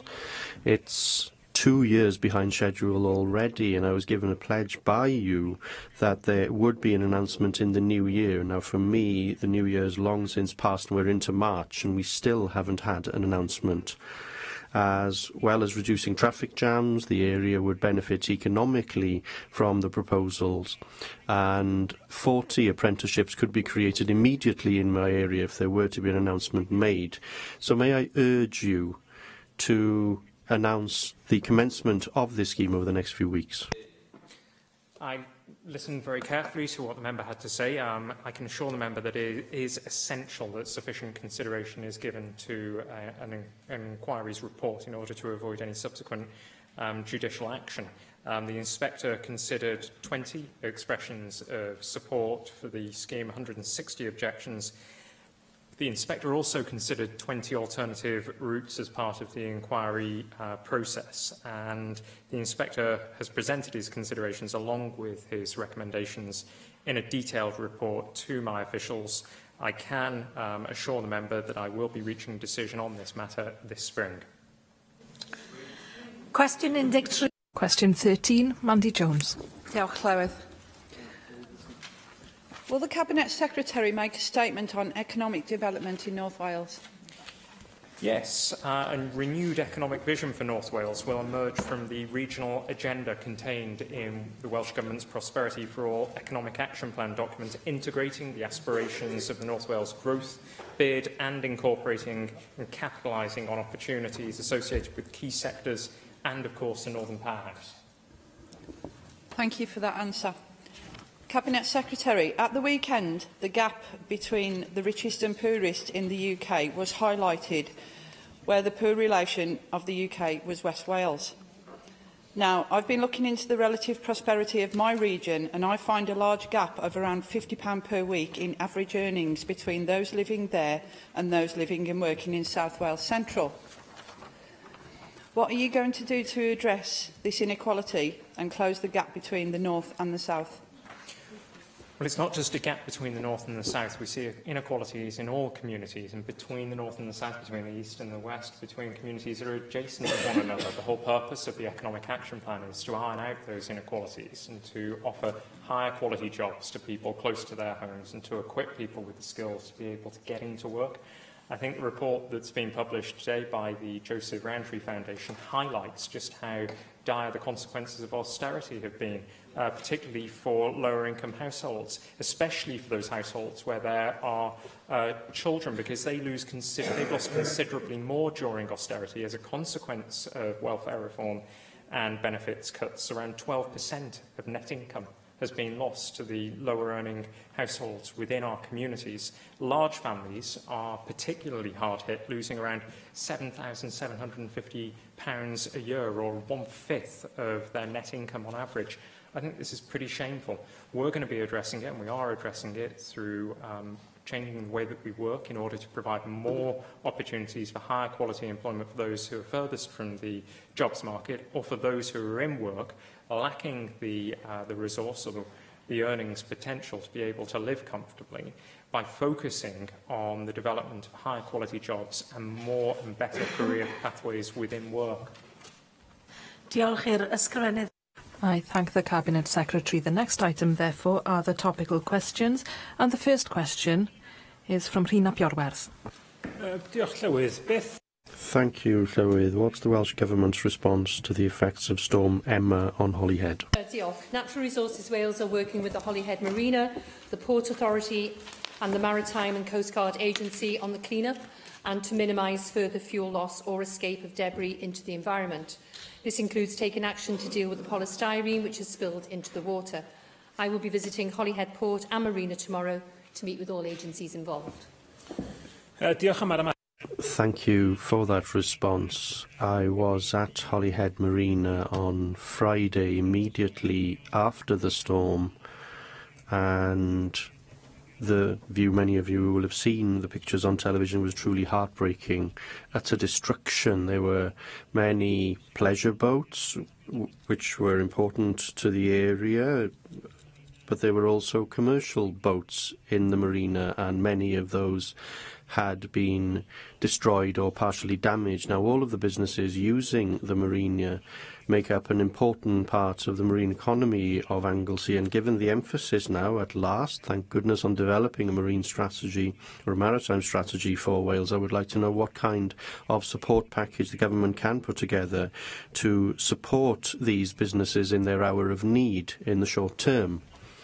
Secondly, and looking beyond the short term, may I be given a commitment that the government will assist to fund research into the possible need for a sea defence for this part of the harbour in Holyhead, and as a question related to that, would you agree that there's an important role for the Oceanography Department at Bangor University in this important work, including use of their research ship, the Prince Madoc?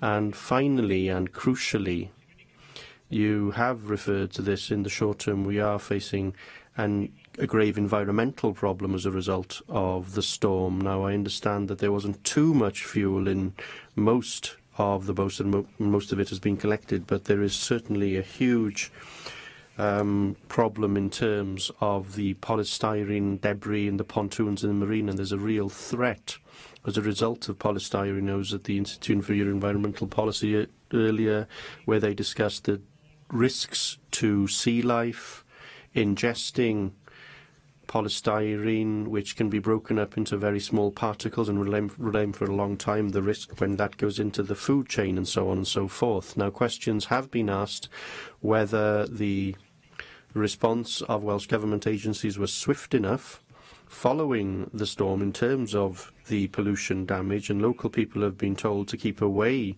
from the shore and not to participate in the clean-up, but many of them have said that they feel that they have to because they don't see officials undertaking that work. But whatever happened then, now, 5 days later, I would like an update on what is being done to deal with the pollution and an assurance that whatever needs to be done will be done to ensure that we don't face more environmental destruction than we've already seen.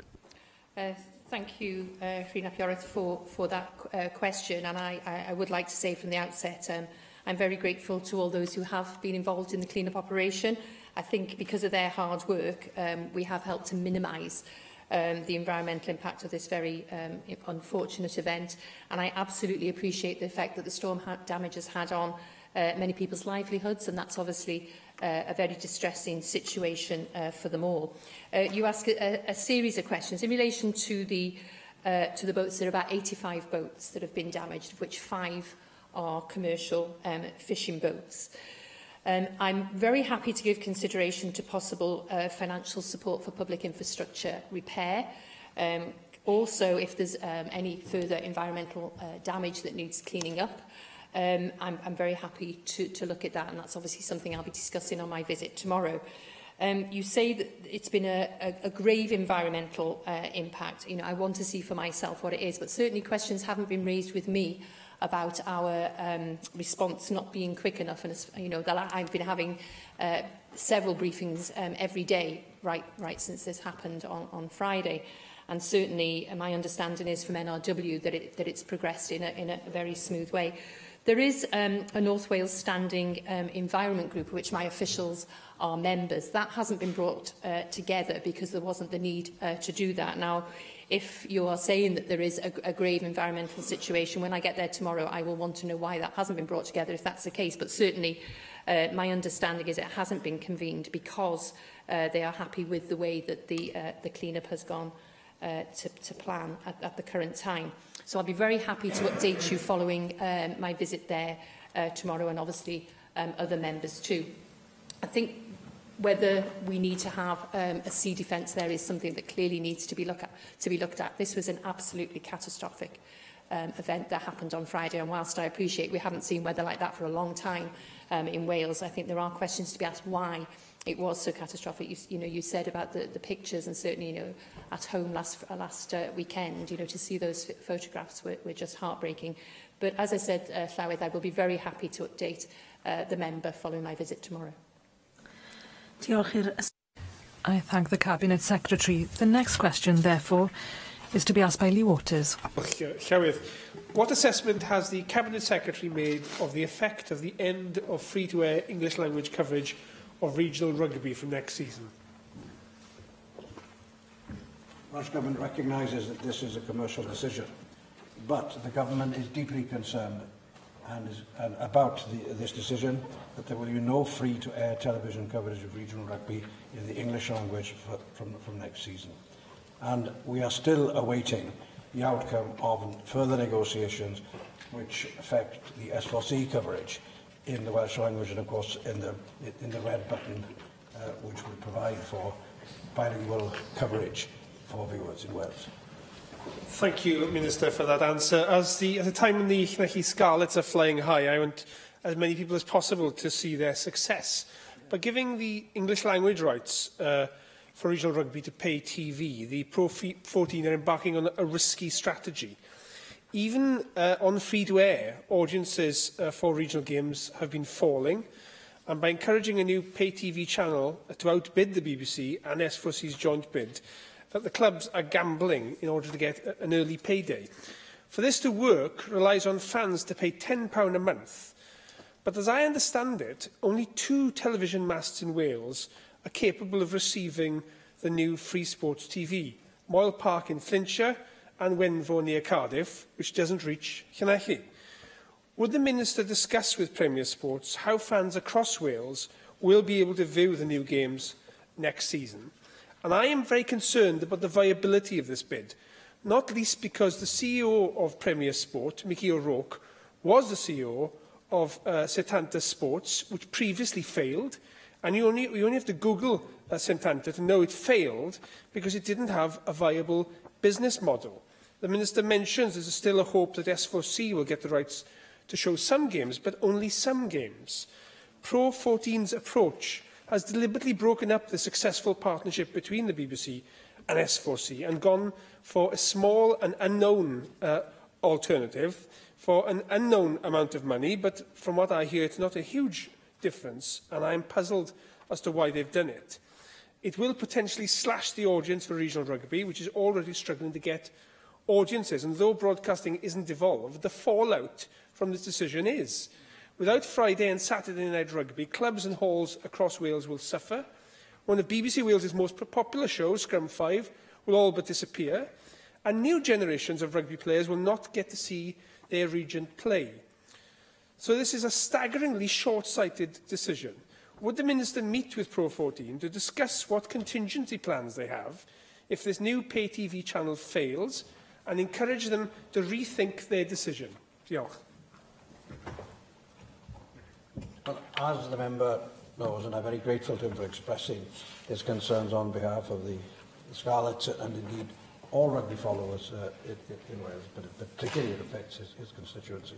As you will know, the Pro 14 competition is run by a body called Celtic Rugby Limited, which is a private company limited by shares. It includes, among its owners, the Irish Rugby Football Union, the Welsh Rugby Union, the Scottish Rugby Union, and the Italian Rugby Federation, with a board of directors consisting of 2 representatives appointed by each union and an independent chairman.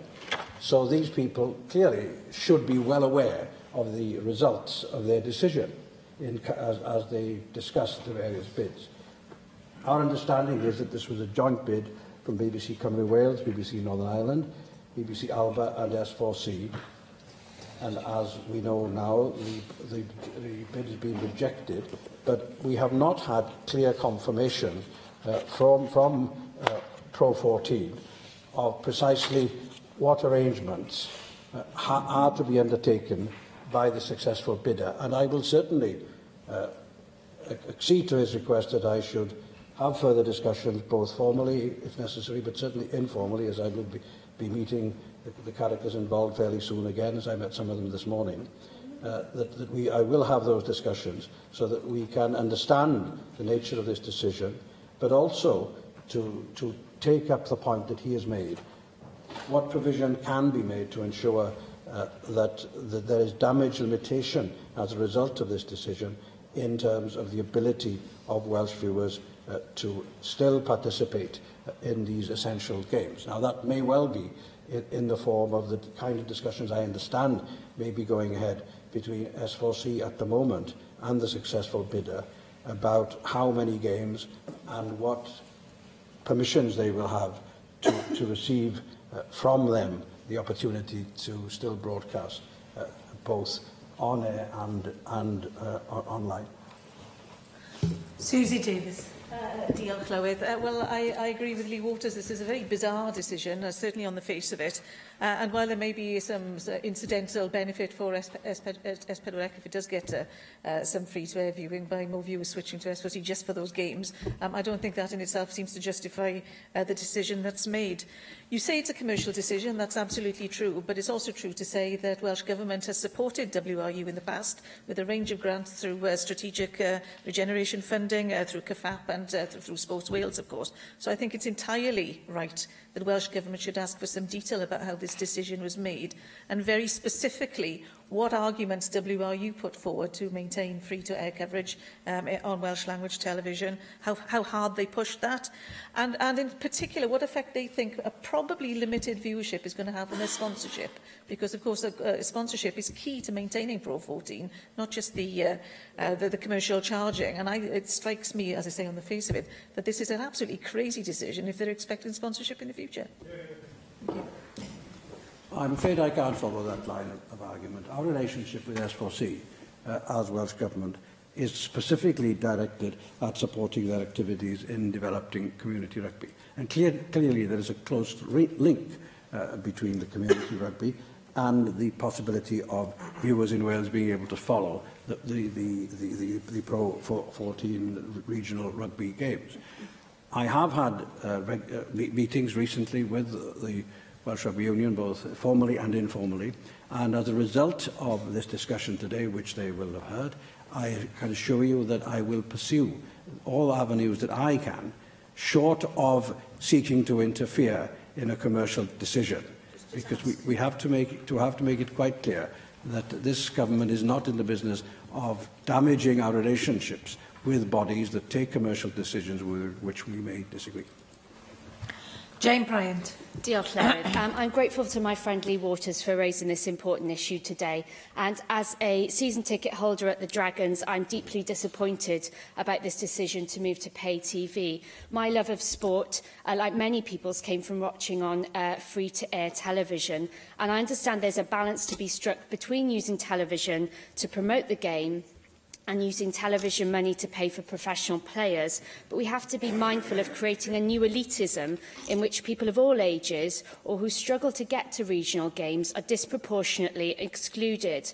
And there are already examples of this in English and Welsh cricket and in Irish rugby. Worryingly, research by Dr Paul Rose of the University of Dublin gives an example in Ireland of the difference between two Leinster games in the Heineken Cup. The number of women who watched the 2006 Leinster game on national Irish television was 67,000, compared to only 9,000 who tuned in on Sky in 2007. Similarly affected were the over 55s. If the Welsh regions do get more money, as this deal promises, what commitments would the Minister seek from the regions to ensure that they reach a wider audience to make up for the loss of mass exposure on TV, and to guarantee that there's not a two-tier fan base in Welsh regional rugby in the future? And finally, what opportunities does the Minister think exist to boost Welsh Premiership rugby exposure from this decision? I'm very grateful for the question. It will be clear to those following this exchange that there is no support in this chamber to the decision that has been taken in terms of the awarding of this particular opportunity to broadcast. It is significantly important, as you pointed out from your own experience, that there should be an opportunity for people to openly follow the coverage of significant sporting events, which leads to participation, recruitment of supporters who offer their lifelong support to rugby, as many of us do here, to rugby, and indeed to football in Wales. And therefore it is imperative that we should, as a government, continue to discuss with the sporting organisations that we in fact, as was already raised, that we in fact do support. And these questions that have been raised today are ones that I will personally, I give you this undertaking, I will personally raise with, not only with the WRU, and therefore through them with the Pro 14, but also what are the consequences both for community rugby and for the Premiership. And this is certainly something that we would want to explore as a government, and I give you the undertaking that you seek. Diolch yn fawr i'r... I thank the Minister. And the final topical question, therefore, is from David Melding. Will the Minister make a statement on the Welsh Government's leasehold contract agreement with 5 major home builders? Yes, Help to Buy Wales is issuing new contract variations to all house builders using the scheme, not just the largest 5. These new terms will limit the use of Help to Buy Wales for houses on leasehold to exceptional circumstances. It will also ensure the leasehold terms for any Help to Buy Wales home, including flats, are fair. In addition to this, the 5 major house builders have agreed not to market any new build homes in Wales as leasehold unless under exceptional circumstances. Clywyd, in the past year, since the UK government's announcement on a crackdown on unfair leasehold practices, we've seen this issue become a real focus as well in Wales. And can I welcome the government's announcement this afternoon? I think it is definitely a good step in the right direction. However, I am concerned that this announcement doesn't come across as an amnesty or a pardon for those big housing companies who have been operating these feudal practices for the past 10 years or more. And unlike the UK government stance, your statement doesn't seem to provide any hope for the many people, often first-time buyers, who are already stuck in this exploitative system. And so does the Minister agree that the Welsh Government needs to provide leaseholders with clear support on the various routes of redress available to them, alongside a wider internal review of the support and advice system that is available to leaseholders where current practices are set to continue? I thank you very much for those questions, and I would say that the announcement that I have made this week really is only the start of my ambitions for leasehold and the start of the action that I intend to take in this area. You'll recall we had a really instructive and useful debate here in the Chamber at the end of January, and I made an undertaking at that point to bring forward as many early actions as I could, and the announcements that I've made this week are very much being true to the commitment that I made then, but it is just the start. I do reiterate I'm not ruling out the possibility of future legislation. I recognise legislation may very well be needed in order to resolve the wider issues and to make leasehold or an alternative tenure fit for the modern housing market.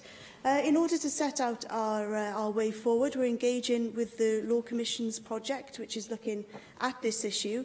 And once we have the benefit of the Law Commission's report and our own research, which I've also commissioned into this issue, I'd be able to set out the next steps. But in the meantime, I will be looking to use all of the avenues at our disposal. I will say that in terms of assisting people who are currently subject to those agreements that they've made through the leasehold contracts that they have, I'm very much aware of those problems. I think all of us have almost daily at the moment, or I certainly do anyway, have daily contact with people who are experiencing current problems. And some people claim that they were badly advised or not advised at all about what leasehold means for them, and they should seek advice through the redress through the established means which already exist. Disputes relating to the cost of buying freehold, increases in ground rent and service charges, those are things that we all hear about regularly. Those can all be referred to the Leasehold Valuation Tribunal for resolution. And the Leasehold Advisory Service is very well placed also to assist leaseholders and help with the task of reforming leasehold tenure in the round as well. Lease has been established for 20 years. They give free legal advice to leaseholders, landlords, professional advisors, managers and others on the law affecting residential leasehold in England and Wales. And they should be the first point of contact for people who do have concerns in this area. But, as I say, the announcement this week was a first step and some early actions which I saw could be made fairly straightforwardly following the discussions we had in January. Bethan Syed. Thank you very much, and I'd like to thank David Melding for bringing this question forward, because I think it would have merited having an oral statement from the Minister on this. But in your statement, you wrote that the 5 developers with which you have agreements would only build leasehold under circumstances judged by you to be absolutely necessary. I was wondering if you could clarify what you and these developers would define as absolutely necessary. My second point only goes to reiterate what David Melding AM also said. Help to Buy is only one small part of the market, and we want to be ensured that those who are already stuck in this particular circumstance will be given the same rights as those under the Help to Buy scheme. And the following point I wanted to make, emanating from what was said yesterday, I think, by Heaven David, was I think it's a ticking time bomb in relation to the management fees that are imposed in relation to leaseholds. Many people have contacted me saying that they feel that there's a two-tier system in place whereby they're paying management fees to do the same thing that they are paying their council tax to do in relation to management of gardens or picking up of rubbish. So I would would wish for you to look at this at a later date, as well as enhancing upon the statement that you've already made. Thank you very much for those questions. And just to clarify, the exceptional circumstances which were referred to in the statement are highlighted in the Leasehold Reform Act 1967. So they include things like land owned by the National Trust, the Crown, local authority or within a cathedral precinct, and also includes land of a special architectural or historical interest where it's important to safeguard the land and the surroundings. So in practice what this means is that any application that comes through requesting one of those exemptions to buy to build a leasehold property through Help to Buy will have to be raised with the Welsh Government, and then we will seek clarification on whether or not those exceptional circumstances are legitimate in our view, and we'll seek that from the local authority. Any developer registering a site through Help to Buy Wales will be required to submit a pre-development plan, and that will be required to identify the proposed tenure and any reasons for leasehold. And again, we would have those discussions as to whether or not they fell under the Leasehold Reform Act 1967. The Help to Buy scheme is only a small part of the housing market in Wales, you're right, which is why I'm very pleased that through our House Builder Engagement Programme we were able to secure that agreement from those 5 major house builders in Wales that they'd no longer market homes as leasehold, and that applies to Help to Buy, but also to other market homes as well, which are new builds. So I very much welcome that commitment. And you also raised the issue of management companies. Again, this is something that I'm interested in pursuing, and I very much look forward to the debate we'll be having next week, I understand, proposed by Hefin David, into the relationships and the rights of people who own their house as a freehold property, but within an estate and are subject to many of the same charges through those management companies as people who have leasehold properties. Thank you, Minister. The next item, therefore, is the 90-second statements. And the first statement, David Melding. In September 2016, a man named Gary had run most of the Cardiff 5-kilometre race for victory before collapsing on the roadside in great pain, suffering from a cardiac arrest. Astonishingly, Gary's heart stopped for 7 minutes. The first help to arrive at the scene was the Cardiff Cycle Response Unit of St John Cymru, a group of volunteers who were able to get Gary's heart beating by itself again using a defibrillator.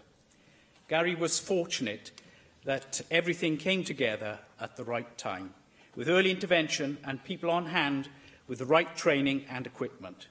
The work of St John's Cymru had saved Gary's life. Last week, across the country, we celebrated and marked St David's Day, a very special and proud day for us. But this year, for many like Gary, it had extra value as it marked the centenary of the establishment of the Priory for Wales, the Order of St John, an organisation which I am proud to be a member. The first Order of St John was founded over 1,000 years ago on the principle that its members should treat and care for every person without discrimination of race, social standing or gender. And from those basic foundations, the Order has grown to become a vital part of our modern society. Here in Wales specifically, the organisation consists of around 4,000 volunteers who carry out the work of the Order on a daily basis.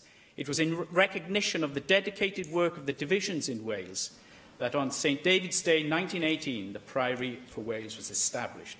It is fitting that we mark the centenary of St John Cymru in the Chamber today, and we look forward to the reception you are graciously hosting in the Senedd, Llywydd, next month. Jane Hutt. Yesterday we marked International Women's Day week with the unveiling of the first purple plaque in Wales in memory of the late Labour Assembly member for Swansea East, Val Feld. Val Feld was a champion for social justice before she became an AM and a passionate supporter of devolution as treasurer of the Yes for Wales campaign leading up to the 1997 referendum. Val saw devolution as an opportunity to further our search for equality and social justice in Wales. I want to pay tribute today to Val's achievement in securing sections 48 and 120 of the Government of Wales Act 1998. and also pay tribute to Julie Morgan, Assembly Member for Cardiff North, who was an MP at the time, supporting the legislation through the House of Commons, working closely with Val Feld on the equality of opportunity clauses. Let us remind ourselves of the clauses in the Government of Wales Act 1998, Section 48, Equal Opportunities and Conduct of Business. The Assembly shall make appropriate arrangements with a view to securing that its business is conducted with due regard to the principle that there should be equality of opportunity for all people.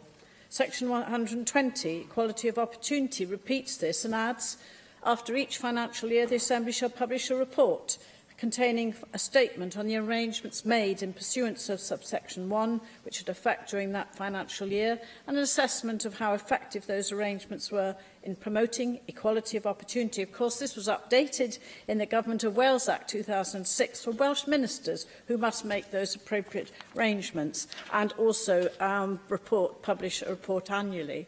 We are duty-bound to respect this legislation in everything we do, and I think it's worth repeating those clauses today. Diolch yn fawr i Val Feld and Julie Morgan.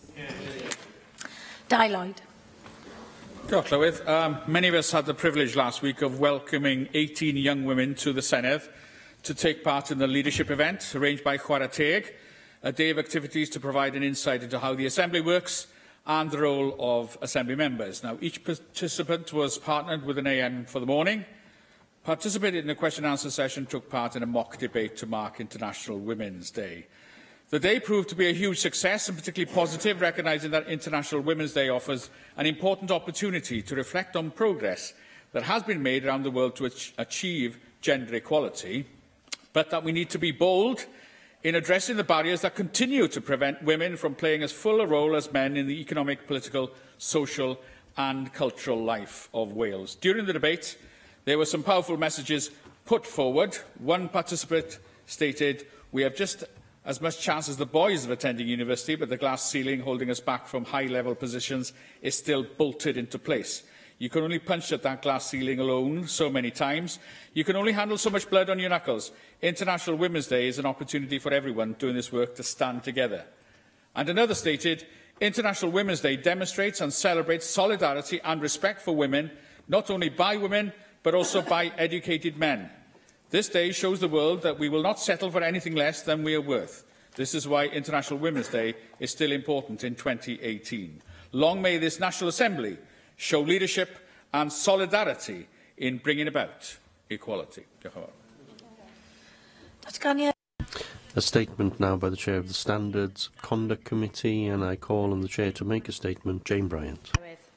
As Assembly members will be aware, in November 2017, the Llywydd, leaders of party groups and I, as Chair of Standards of Conduct Committee, issued a joint statement.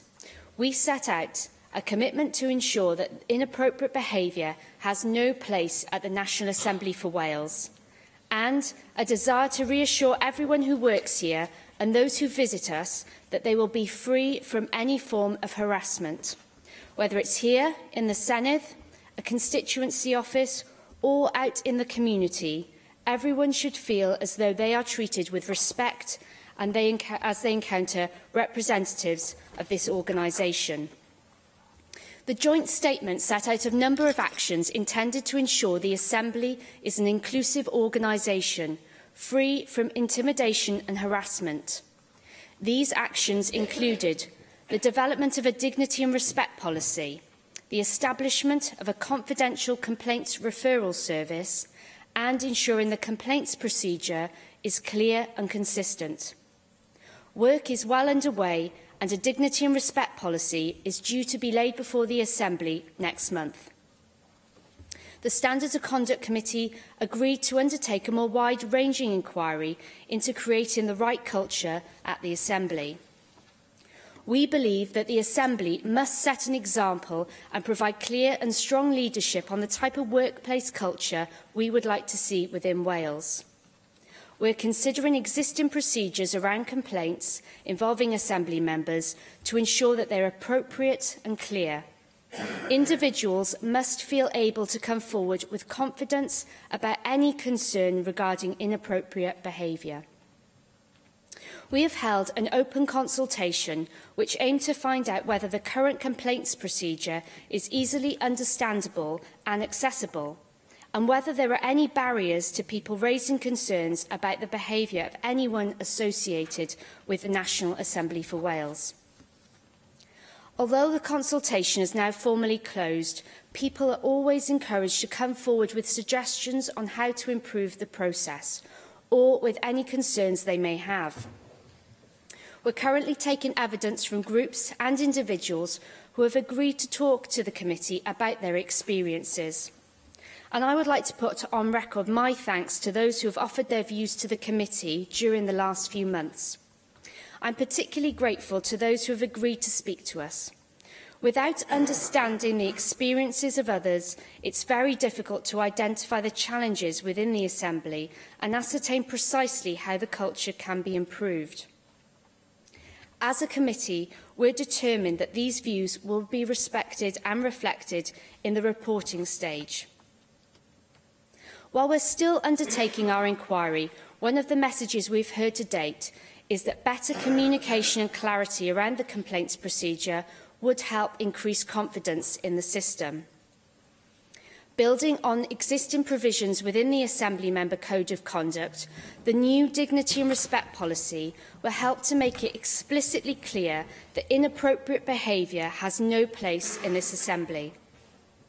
And I'm sure members will agree it's important that inappropriate behaviour must be called out. We're all responsible for ensuring we do not stand by and let things happen. I'd also like to take this opportunity to re-emphasise that the National Assembly for Wales has a completely independent Commissioner for Standards who impartially examines any concern or complaint raised with him. He can be contacted via phone, email or in writing, and he'll always try to help, either by dealing directly with concerns or signposting in the right direction. A helpline has been set up for those unsure whether the Commissioner is the most appropriate avenue for complaint. The number is on the Assembly website and posters around the estate. If members and staff want to discuss any issue regarding complaints procedure with the Commissioner, he will be available in the Senedd during plenary next Tuesday.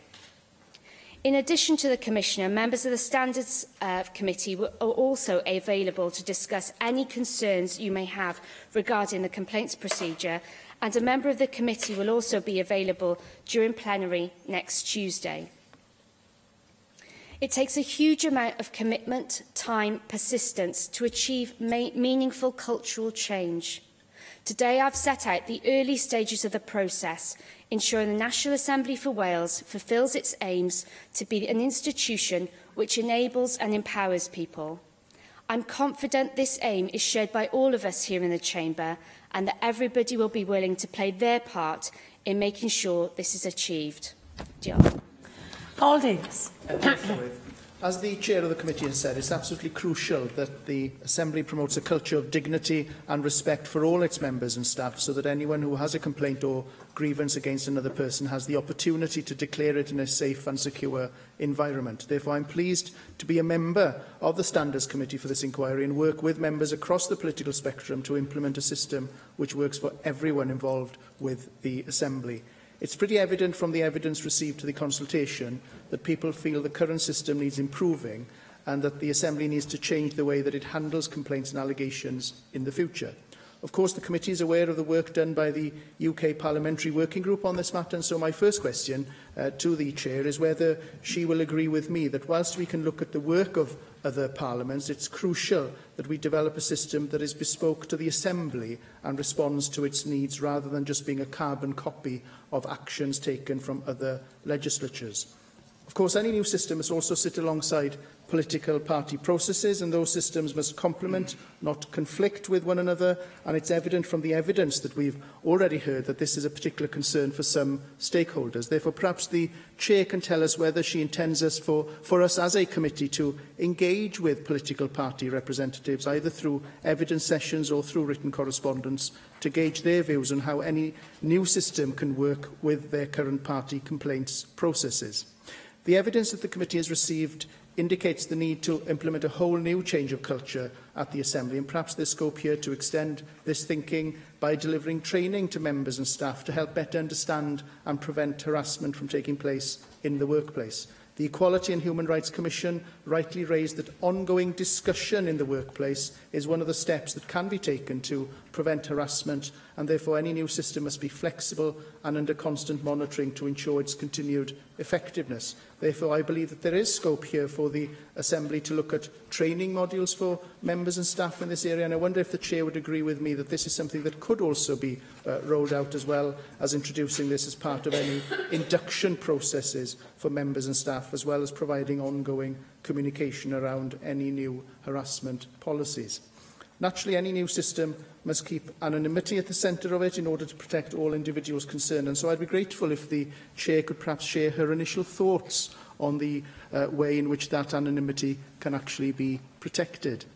Sadly, we now live in a world that is dominated by social media, and members are all too aware of instances of individuals being abused on social media. Indeed, the committee has already heard how harassment on social media is quite quickly becoming the norm, and so any new system or new approach must also include dealing with inappropriate behaviour online. I'm sure the Chair would agree with me that the scale of the problem is quite alarming, and so I'd be grateful if she could share her initial thoughts on how we as a committee can start dealing with inappropriate behaviour online. Finally, Llywydd, I'd like to briefly touch on the monitoring of any new policies and procedures and encourage the Chair to ensure that this is fully considered throughout the inquiry. It's my view that any new system is only as good as its enforcement, and so it's crucial that we ensure the robustness of new policies by monitoring them effectively, and so perhaps the Chair could also share her views on how any new system could be monitored in the future. Therefore, in closing, Llywydd, can I thank the Chair for her statement this afternoon, and I agree with her that it takes commitment,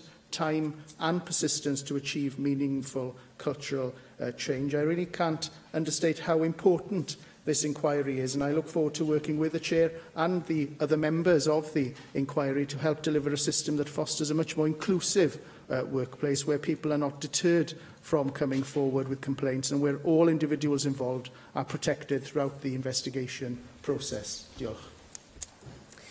Thank you, and I'm very grateful for the comments that you've made, and I know that I'm lucky to be the chair of a committee that's taken on a piece of work that's equally as keen to make sure that we're doing something to address and make sure we've got the right culture that exists, not just for now, but in the future. You've made some very important points there, Paul. I think your first point about looking at other institutions, we're very much aware of what's happened in Westminster Government and their new plans. And I think it is important to look at similarities and to learn from other institutions as well as organisations. But I do agree that it's important that we have a bespoke system. We're all coming from different times, different perspectives, different issues. But I think where there are similarities, it's important to look to those. But we should be looking to see what we've got here in Wales and how we can really become the leaders and a beacon, really, for future, to make sure that we've got the right culture and that people want to not just work here, but to be members here as well. The Commissioner is working as well, doing a piece of work with political parties. So that's a piece of work outside of the Standards Committee. So that I know that the Commissioner has been speaking with other party groups. I'm not sure if they've all been completed yet. I think there's maybe one or two parties that he's left to deal with, but I know that piece of work is ongoing, because it is important that we're looking at all the processes and the procedures that are going on so that we're not duplicating, and I know that that's something that we should be doing. No member of staff, I think, expects to make a complaint about an Assembly member when they start the job. Nobody in any job expects to make that complaint. I did actually ask my staff if they knew how to make a complaint against me in the future, and they told me the colour of the leaflet that they had on their induction day, but they weren't able to put their hands on it. So I think having induction is really important, and making sure that staff are aware and up to speed about how they can make a complaint in the future. But I think that needs to be ongoing as well. It needs to be very clear on the website. We've got the posters up now with the phone number, and there is a dedicated email as well. But I think we have to make sure that it's not just at the start that we're letting people know. We're continually letting people know how they can make a complaint if they need to. But you're quite right, we should be looking at prevention, really. You know, this is something that, as you say, came out loud and clear in our evidence last week.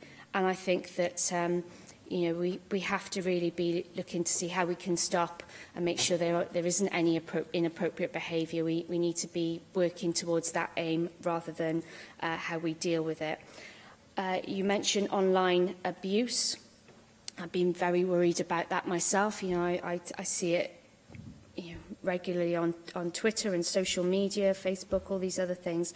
And I think that that is something that we have to be aware of, have to look at, and how we all treat each other, because some of the abuse online, if we're looking to make sure that people feel empowered and able to come forward, I'm not really sure how the social media is actually helping anybody to come forward at the moment. So that's pretty alarming. And as you say, really, in monitoring, this piece of work that we're doing, as the committee's doing, it's not the end. We have to, this piece of work, the inquiry, when we report, we have to keep a watching brief on this, because nothing is just going to be solved by one inquiry. We need to be making these steps, putting the procedures in place, but we really must be keeping a watching brief on that, and also perhaps having a wider conversation with our partners. You've mentioned some people are doing some great work at the moment, and I think we need to look to them as well. Llŷr Griffith. Thank you, Llywydd, and may I also thank the committee chair for her statement. And in listening to the statement, I think it's become clear that there are 3 tasks among the many other tasks that we need to deliver here that we should be mainly focused on. First of all, we do need to create a better understanding within this institution of the institution's expectations in terms of behaviour among members and staff and the broader Assembly family. We need to create greater clarity too, I think, among the public, particularly of what we believe is acceptable and what is unacceptable in terms of behaviours. And also, there needs to be an entirely practical job of work to be done. We need to raise far more awareness of the processes in existence to make a complaint, to secure justice for victims, and to hold offenders to account. But there is one thing highlighted in the fact that I used the word processes, the plural, and this has already been raised in the one evidence sessions that the committees had in this inquiry, that we do have a code of conduct for Assembly members, but we also have a different code of conduct for ministers, and there are important questions to be asked in that regard. Are the expectations of those 2 codes in alignment? Is there consistency in terms of what is acceptable and isn't acceptable in the AM codes and the ministerial code? And of course there are 2 different processes of making complaints. Now, much of this may be very clear to us because we are living among it every day, but put yourself in the shoes of the member of the public, and I don't think that the situation is quite as clear as perhaps we would want. One could approach the Standards Commissioner, and the Standards Commissioner may explain, well, no, you have to take your complaint to the office of the First Minister, and I have every confidence that the Commissioner's office would do that in an appropriate and sensitive way, but it's another step, and it's another hoop that individual has to jump through, and it's these factors that make it more difficult for these individuals and make it less likely that these individuals will proceed with their complaints at a time, of course, when they are vulnerable, they are lacking in confidence, and when we have to make these processes as accessible and as simple as is possible. And don't forget, of course, that the AM code is relevant to Assembly members not only in our professional lives but also in our private lives. So why not encompass the ministerial roles within that single code, and to give the responsibility to the Independent Commissioner for Standards to scrutinise that and to make recommendations in the context of Assembly members to the Standards Committee, but in the ministerial context to the First Minister. So may I ask, wouldn't it be better in terms of meeting the laudable aims that you've listed in your statement, in terms of having a clear and consistent process that's easily understood, that it's accessible? Wouldn't having a single process for all Assembly members in all capacities be more true to those principles, rather than having two separate systems as we currently have, never mind the regimes of the political parties, as we've already heard reference to? Now, there are a number of other questions which have already been raised. Many feel that there is inconsistency in the right to appeal within the current system, where an Assembly member can appeal against an adjudication, but a complainant can't. The limit of 12 months to make a complaint is also something that I think needs to be questioned, because many people who bring complaints forward don't feel that they're able to do that, or aren't ready to do that for a longer period of time, perhaps, than that 12-month period, and we have to be sensitive to that too. So there are many factors that do need to be taken into account, and I know that the Standards Committee will look at all of these, but of course it all comes to the central point of the statement, namely that we need a broader culture change, as you said, and that won't happen as a result of one inquiry. And everyone recognises and acknowledges that there isn't a single solution to this. There's a great deal that must happen in order to tackle all of these issues. And, of course, we need broader conversations on some of these important areas that we are covering here. Conversations within the institution, yes, but we need conversation throughout society too. And I would like to conclude by asking the Chair what role she feels that we as Assembly members have, and the Standards Committee specifically, perhaps, in leading that process to ensure that those important conversations do happen. You're clear. And again, you've made some very significant points, and some of the points were raised at the committee meeting last week, so I'm glad you're able to do that today. In terms of your comments on the ministerial code, obviously you understand, people understand it's not, ministerial code's not in our remit or our gift to change, but comments you've raised today have been made in our meeting, and they, I'm sure, will be raised in future meetings. In terms of the points you put about wider societal issues, I think it's exactly right. I mean, we've all seen this is not an issue that's just confined to politics.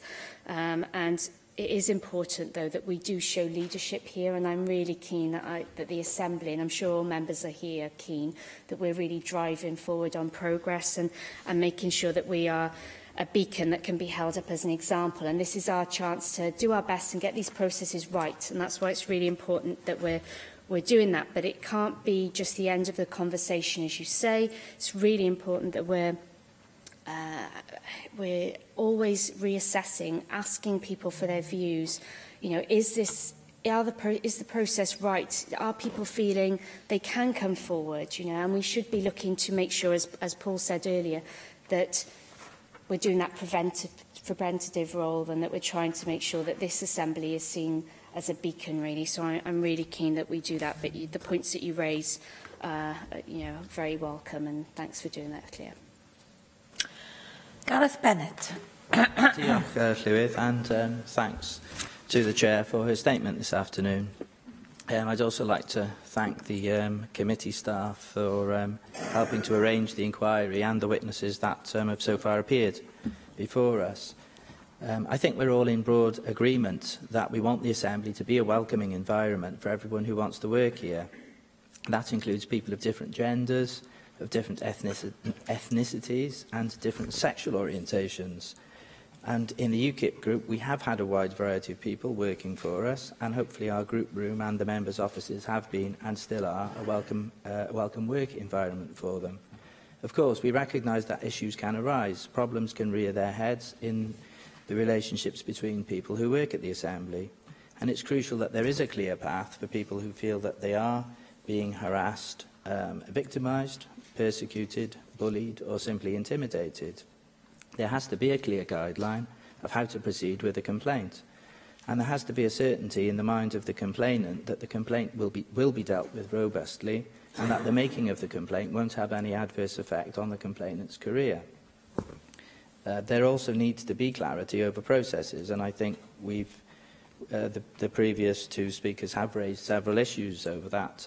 Paul Davis brought in the aspect that most AMs are also members of political parties.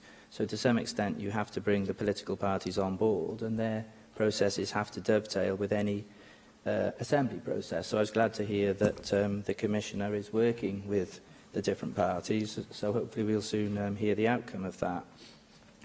And Clea raised the other very relevant point that there is a danger of different parallel processes creating confusions. For instance, you've got the political parties which can carry out their own investigation. You have the Assembly investigation, and then, of course, the point that Clea mentioned: if the AM is also a minister, you've also got the ministerial code. And I think it can get confusing with all of these different processes.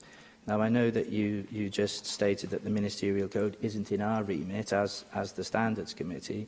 So I wonder if you think that does pose a problem in our efforts to get one clear and transparent code for the Assembly. And is there a case that, in some sense, our policy is going to have to encompass, in some aspects, the ministerial code and dovetail with that? Thank you for your points, Gareth. I appreciate you following on from the points of Paul and Clea.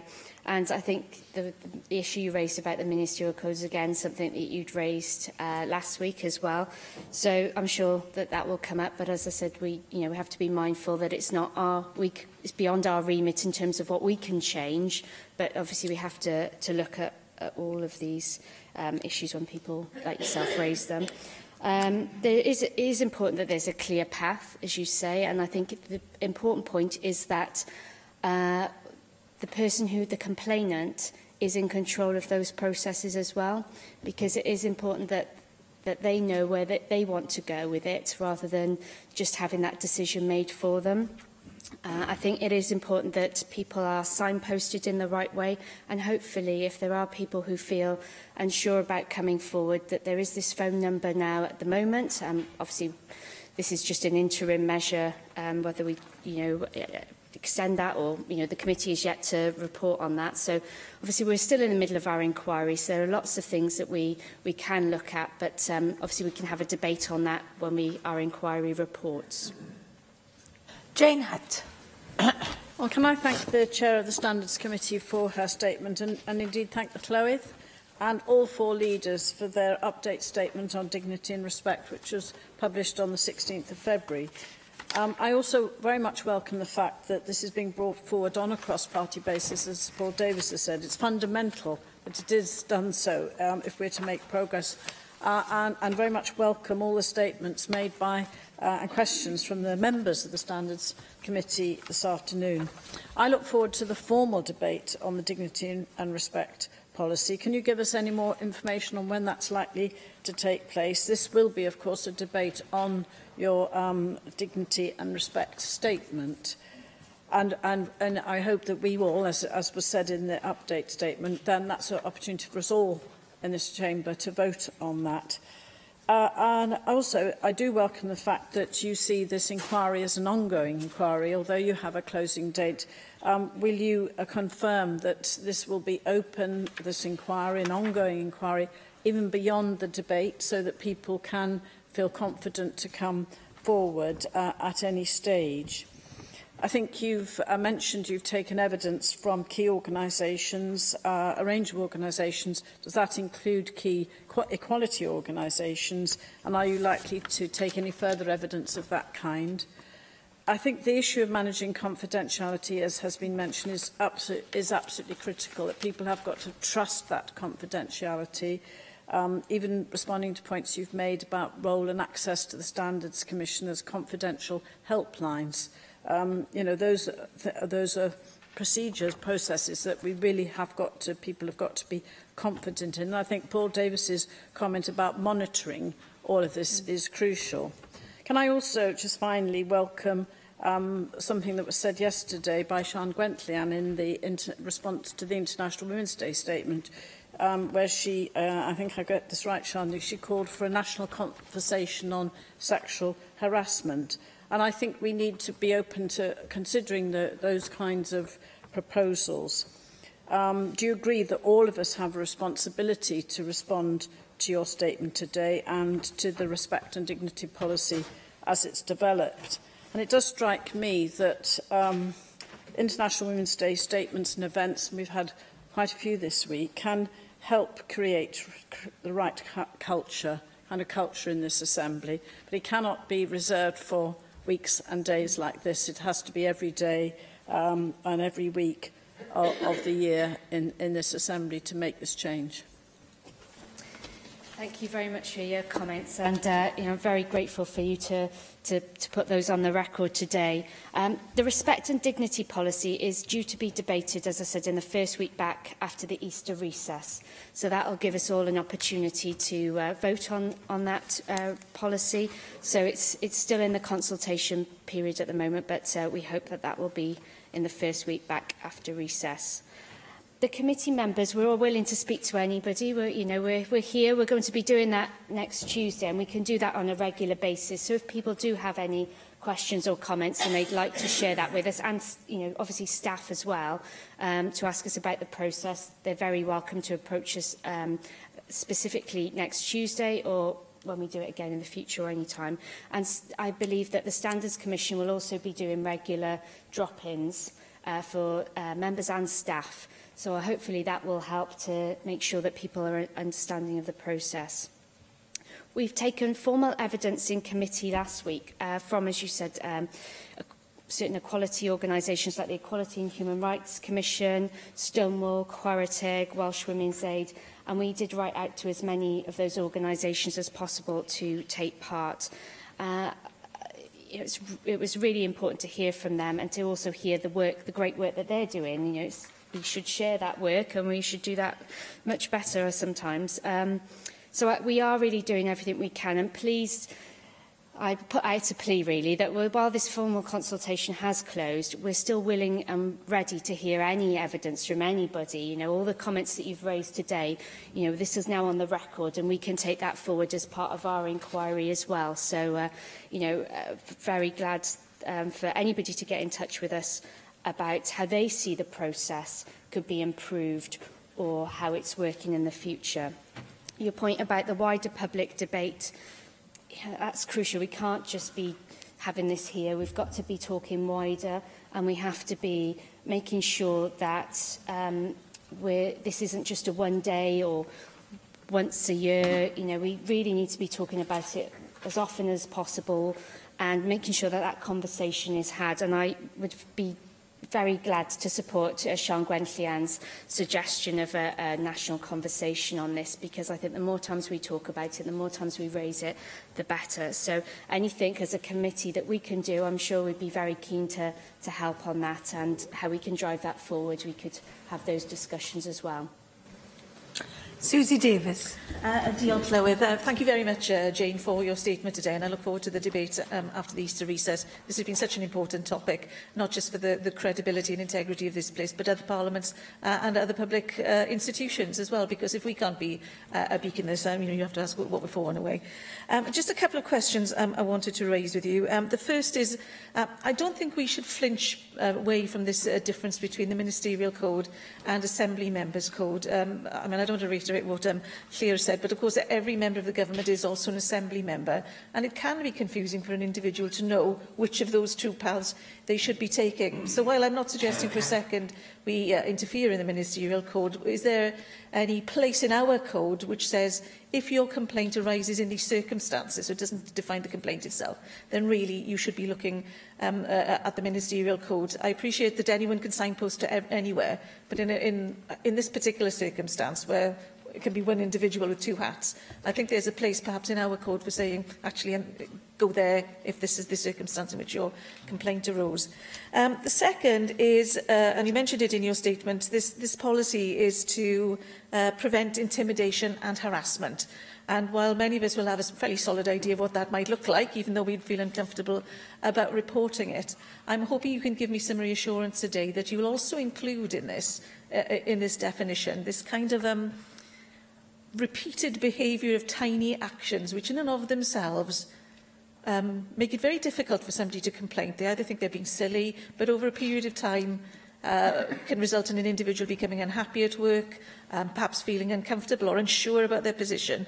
I think you kind of know the type of thing I'm talking about. It's very difficult to define, and it's exactly the type of thing you'd feel daft about going to your boss about, because you wouldn't have the evidence to support it. But I don't know if you want to call it a pattern of behaviour, but if that can be incorporated somehow, I think it would cover a lot of situations which at the moment can't see the light of day, because it's very difficult for an individual to find a point on the ladder, if you like, at which they can take their first step. Thank you. Thank you very much for your comments, Susie. The point on the ministerial code, I'm glad you've said it again. It has been raised in our committee, and I'm sure we will be looking at that with the rest of the evidence when we have it. The points that have been raised on that. I'm really glad you mentioned about repeat behaviour, because that is something that has been raised already again with people last week, and I think it's something that, as you say, how can you tackle things that might be quite small and difficult to report, and you might think, well, maybe is it right that I do this? But I think that's something we need to look at, because repeat behaviour over patterns over years can have not just to one person though, but many other people can have significant impact. But like I said, I'm really glad you were able to speak today, and your comments, we'll take that on board in terms of our committee inquiry as well. Thank you. Thank you to the Chair of Committee, and thank you to all the committee members for the work that you're doing on all our behalves here as members. Diolch yn fawr. The next item is the member debate under Standing Order 11.21 on criminal justice, and I call on Jenny Rathbone to move the motion. Diolch, Llywyd. We lock up more people in England and Wales than any other country in Western Europe. If we go on that way, we are going to catch up with the United States, which currently spends more on its equally ineffective prison system than they do on their education of their children. Ineffective because it doesn't lead to change in people's behaviour. Even by the UK government's own admission, 2/3 of prisons are overcrowded, people are locked up most of the day, rates of self-harm, suicide and murder are at an all-time high. By no stretch of the imagination can the conditions in HMP Swansea or HMP Liverpool be described in excruciating detail by Her Majesty's Inspectorate of Prisons. Can they be considered rehabilitating? That isn't to dismiss the heroic efforts of individuals who work with prisoners in disgraceful conditions, but we have to acknowledge that the system as a whole is not working and a change of approach is needed. For far too long, penal policy has been dominated by the high-pitched headlines of the tabloids. Until recently, the top politician in charge of the misnomered Ministry of Justice thought it was a whiz idea to deny prisoners books, until it was thankfully ruled unlawful by the High Court. Populist as opposed to effective penal policies are not the sole preserve of the Tory party. During the last Labour government, I worked in Holloway Prison, and I vividly recall the then Home Secretary cancelling a children's Christmas party simply in response to some lurid newspaper headlines which completely ignored the needs of children. We constantly had to remind ourselves that the mantra, "Every child matters," which had been introduced as a result of the Victoria Climbié scandal, did not apply to the child of a prisoner. There is no official record of how many children of prisoners there are, but the Ministry of Justice admits to estimates of something in the region of 200,000. We have to bear in mind that some prisoners will not disclose that they have children when they're taken in. The families and friends of prisoners here in Wales estimates that 12,000 children of prisoners are living in South Wales alone. And they found that 95% of these children had to move home when their parent went to prison, which also means moving school and losing your friends. It is little wonder that this upheaval in the child's life leads to depression and behaviour problems in school. Now, the Visiting Mum project, set up by the Prison Advice and Care Trust, does enable Welsh children to visit their mums in Eastwood Park in Gloucestershire once a month. And this for some children, this is 150 miles away from where they live. But the evaluation of even this miserably brief contact shows that there is a reduction in anxiety, improved behaviour at home and in school, and less self-harm amongst the mothers. So the work that voluntary organisations like PACT and FOPP continue to do is extremely valuable, but cannot disguise the fact that having a parent in prison triples the chances of that child themselves becoming a prisoner in later life. And for boys, the outcome is even grimmer. 2/3 will follow the path of their parent into prison. It's now 11 years since the widely applauded Corsten report recommended the need to consider the best interests of children in sentencing policy and the replacement of all women's prisons with small custodial women's centres. Unfortunately, little has changed. Women continue to be more harshly treated than male offenders, and we now have over 13,000 women entering the prison system every year. Nearly half of these are on remand, much greater numbers of them than men, and less than half of those women are found guilty when it comes to court. Or less than half of those women found guilty are given a present sentence once the case is heard. So they could have avoided going to prison in the first place. Women are twice as likely to be sent to prison for a first offence. Overwhelmingly, they are there for theft rather than violence or other serious offences. 80% of that theft involves shoplifting. Often they're stealing to feed their kids or to support their partner's drug habit. About half these women have been the victims of crimes much more serious than the ones for which they are being imprisoned. Many men go to prison for non-violent offences too, and given the prevalence of mental health issues amongst prisoners, it's deeply disappointing that courts in England and Wales are not using the mental health treatment requirement available as a sentencing option since 2003. It directs an offender to undergo mental health treatment as part of a community sentence or a suspended sentence order. They have the potential to reduce the prison population very significantly, but their numbers have been falling in the last 9 years, and they're now at the lowest point in the decade. In the last 5 years, they've only been involved in less than 1% of all community orders or suspended sentences. And this is failing to get to the heart of the problem, which is the reasons why people are going into prison at all, and that why the reoffending rate is so high. In fact, it is higher than similar offenders serving a community sentence.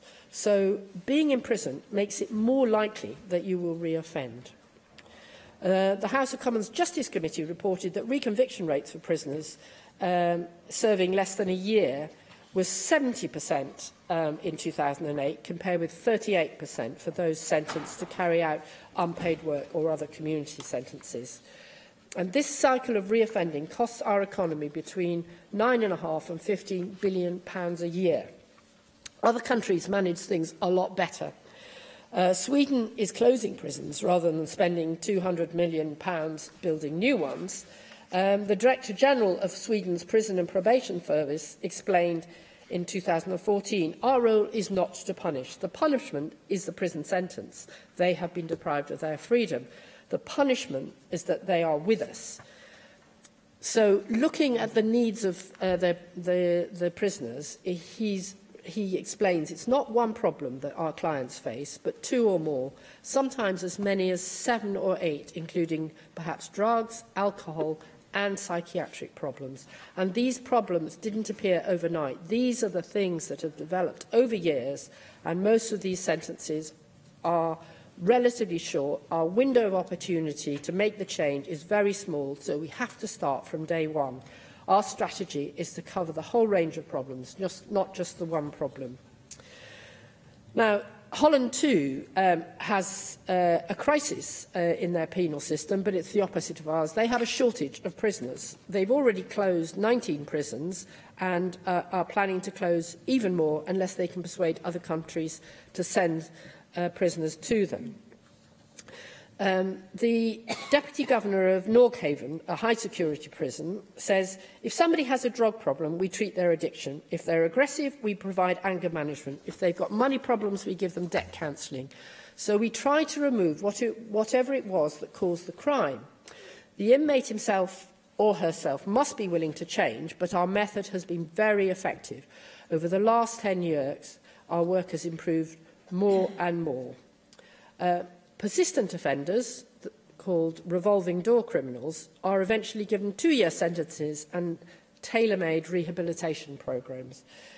So that a decade ago, the Netherlands had one of the highest incarceration rates in Europe, but now fewer than 10% of them return to prison after their release. This is a great success story. Compare that with England and Wales, where roughly half of those serving short sentences reoffend within 2 years, and the figure is even higher for young adults.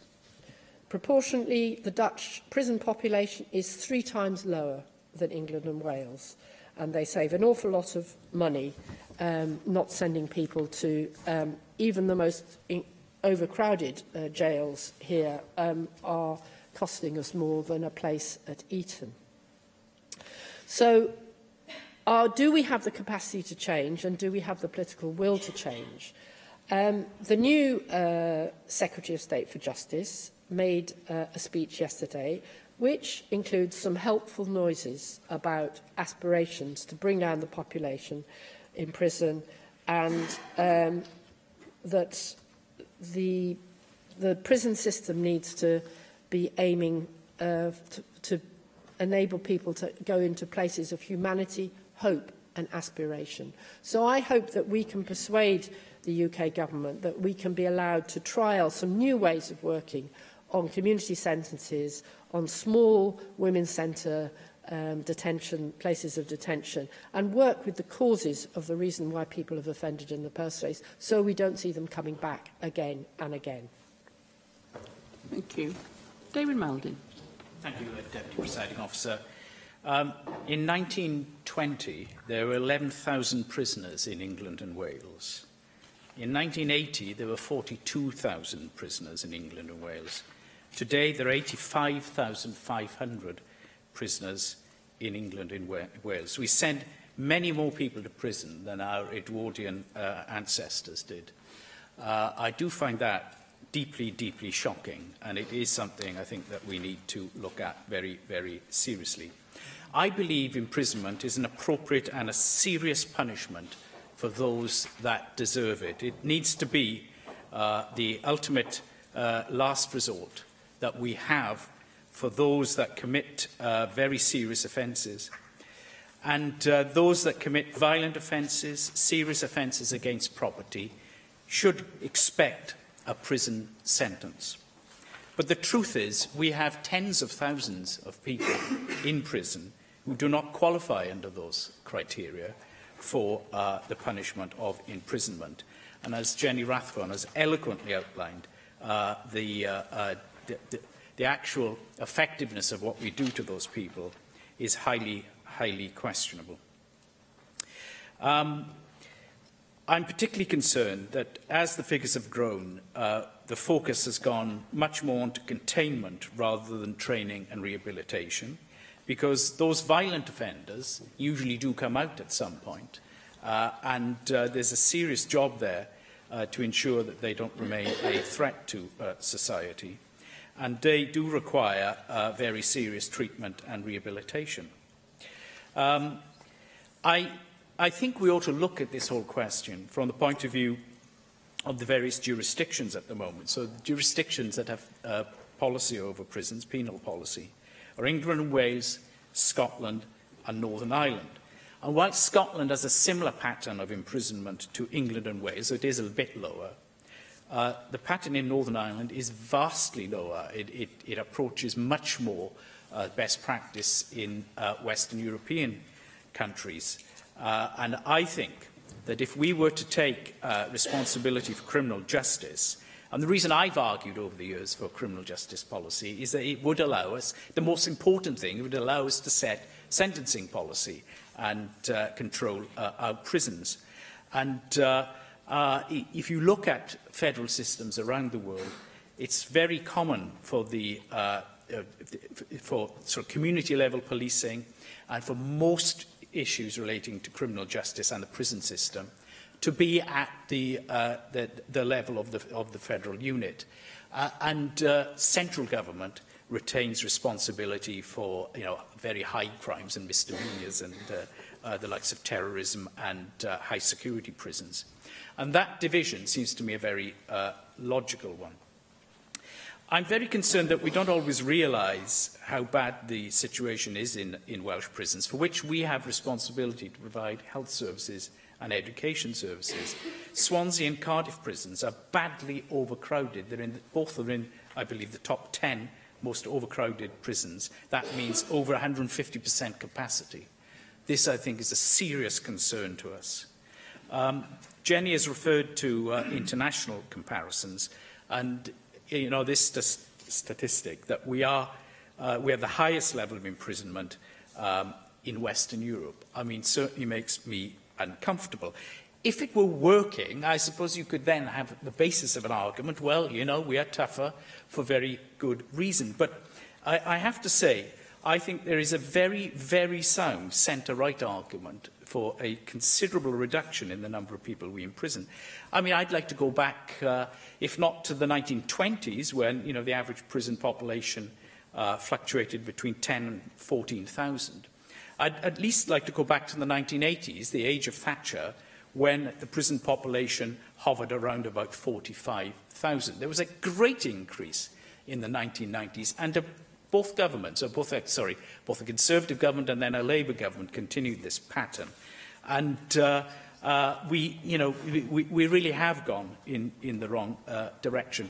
There are some categories of this question that I think need particular reflection as well. The number of care leavers in prison is something that we need to be very much aware of. Lord Laming's report last year, or just the year before, into the number of looked-after children that are brought into the criminal justice system because of patterns that are not applied to their peer group but get applied to them because they are, quite frankly, seen as liable to be potential offenders, again, greatly troubles me. But I do not think this is a particularly partisan issue. There are very, very sound arguments, both on the left and the right, for a better prison policy than we currently have, both on grounds of humanity, but also in terms of the effectiveness of what we're doing. At the moment, the system is failing, and it needs to change. Thank you. Bethan Sayed. Thank you. Plaid Cymru ultimately believes, with many of these points in this motion, that we won't have a realistic chance of being brought forward until we have a proper criminal justice devolution and we can develop a distinct Welsh criminal jurisdiction. I would argue that this is becoming more and more imperative, in part because as we pass more and more distinct Welsh legislation, particularly over issues which directly affect criminal rehabilitation, such as health, social services and housing, it is becoming more necessary as a natural step to take. We have those powers already. As has been mentioned earlier, why not, therefore, do we not have legislation to administer criminal justice? But my concern is that the Welsh Government doesn't seem to have the fire in its belly to really press this issue, nor are they adequately attempting to boost the legal sector in Wales so that they can cope with any changes in the devolution of criminal justice. Devolution also becomes more difficult if we accept a larger and larger prison estate in Wales, which is being designed for England's surplus prison population. If the proposed prison in Port Talbot goes ahead, there will be around a 2,300 surplus of prison places in Wales, compared with the total number of prisoners from Wales across the whole of the UK. It's clear that any new prison in Wales is not being developed to meet the needs of Wales, because we already have that capacity. The more prisoners from England serving their sentences in Wales and vice versa will make it very difficult to do the things the Welsh Government says that it supports. Just yesterday, Carwyn Jones voiced his support for the concept of looking at a separate Welsh penal policy, yet he shrugged his shoulders to a huge new prison in his neighbouring constituency. We need a clear position from the Welsh Government, which isn't contradictory, to form part of this debate we are having here as a Parliament and more broadly as a country. In terms of rehabilitation, we must start moving away too from the idea that we can ship prisoners across country and expect an effective rehabilitation at the end of a sentence. The review into prisons by Lord Michael Farmer last year calls family relationships the golden thread to help reduce reoffending, and research shows prisoners who receive visits from a family member are 39% less likely to reoffend. Will you take an intervention? I've got particular concerns around this question because there are no facilities in Wales to incarcerate women offenders. Now, in general, I think there should be much fewer women in prison, but what can we do in terms of ensuring that we don't have to send women who have to go to prison as far away from their families, even to a different country? And I would agree with you on that, and I think that's what I was coming on to, as Jenny has mentioned earlier, where we can try and put policies in place so that they are not put into prison, whether there are different types of centres that are developed here in Wales, is something I know yourself and others implied especially have been advocating for many years, and especially with regards to family relationships. It's often the case, although not in all circumstances, where the mother is the main carer of a child, and if they are sent as far away as possible from, say, the Rhondda to somewhere in the middle of England, well, that's not going to facilitate that relationship that they have with that child. And so I think that's why it's integral we look at the issue surrounding women and the support that we give to women. I did want to add a little bit to this speech that I haven't written today, in that I've had a personal experience recently of being, my husband's flat was burgled last year, and his court date is imminent, and I have a different view to him as to how he should potentially be punished. And what I think is important is, this person, I think, is a repeat offender, is how that person can realise what he does, and how the victim's voices are heard. I think the cost to ourselves financially has been enormous, but the cost emotionally is enormous when you realise that somebody's come into your home at 2 o'clock in the morning to steal your property and to steal your car, is something that you can't quite get to grips with unless you've been through it. And I think what's important is potentially more schemes for offenders to meet with victims, as is the case potentially in other circumstances, for them to really, really understand how that perhaps one piece of jewellery or that one watch might not mean anything to them, but might mean something sentimental to the person that they've engaged with. So I don't really advocate throwing away the key, but I really do advocate as Jenny mentioned earlier, looking at rehabilitation, trying to make people understand that what they're doing is going to turn lives around, and to try and encourage them to follow a better path in the future. I close by reminding members that Wales is blessed with a unique opportunity here, with a blank slate in many respects, just as we've discussed welfare reform and the necessary ways we should really have some control over welfare reform. You know, we can do things differently here in Wales. Just because England wants to build super prisons does not mean that Wales has to follow its path. We can lead on this agenda. We can show that we can do things better and differently. Much of this has to do with our social environment, poverty. You know, if we can look at anti-poverty initiatives, if we can get people out of the situations they're in from the outset, they may not then resort to taking part in these types of offences, and therefore they will not be affecting people like myself or somebody down the road who will tonight experience the same thing that I did last year and be put into that anxiety. We can be positive about what we can do here in Wales, and I hope that the Minister will be able to reflect that in his response. Thank you. David Rees. And I think Bethany is quite right. We are different, we can do things differently, and we are leading the ways in many things. You know, domestic violence, modern slavery, recycling, we are doing lots of things. But I think we are a thriving nation, a capacity to empower people and serve our people. But we are failing one area here. We are failing the citizens who have to go through that system and the outcomes. The problem is perhaps the system is not under our control.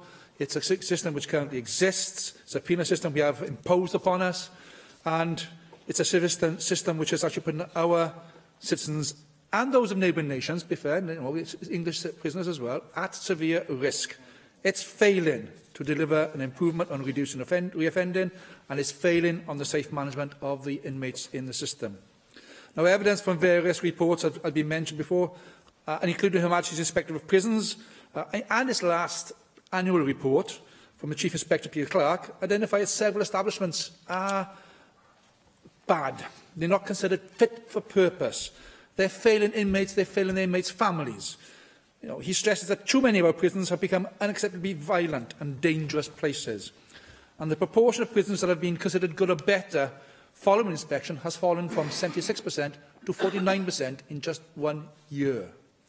Now, this failure is echoed by representatives from the Prison Governors Association and the Prison Officers Association, who have continually raised their deep concerns over the impact that reducing budgets has had on the service and its ability to improve delivery of services against the set targets it is given.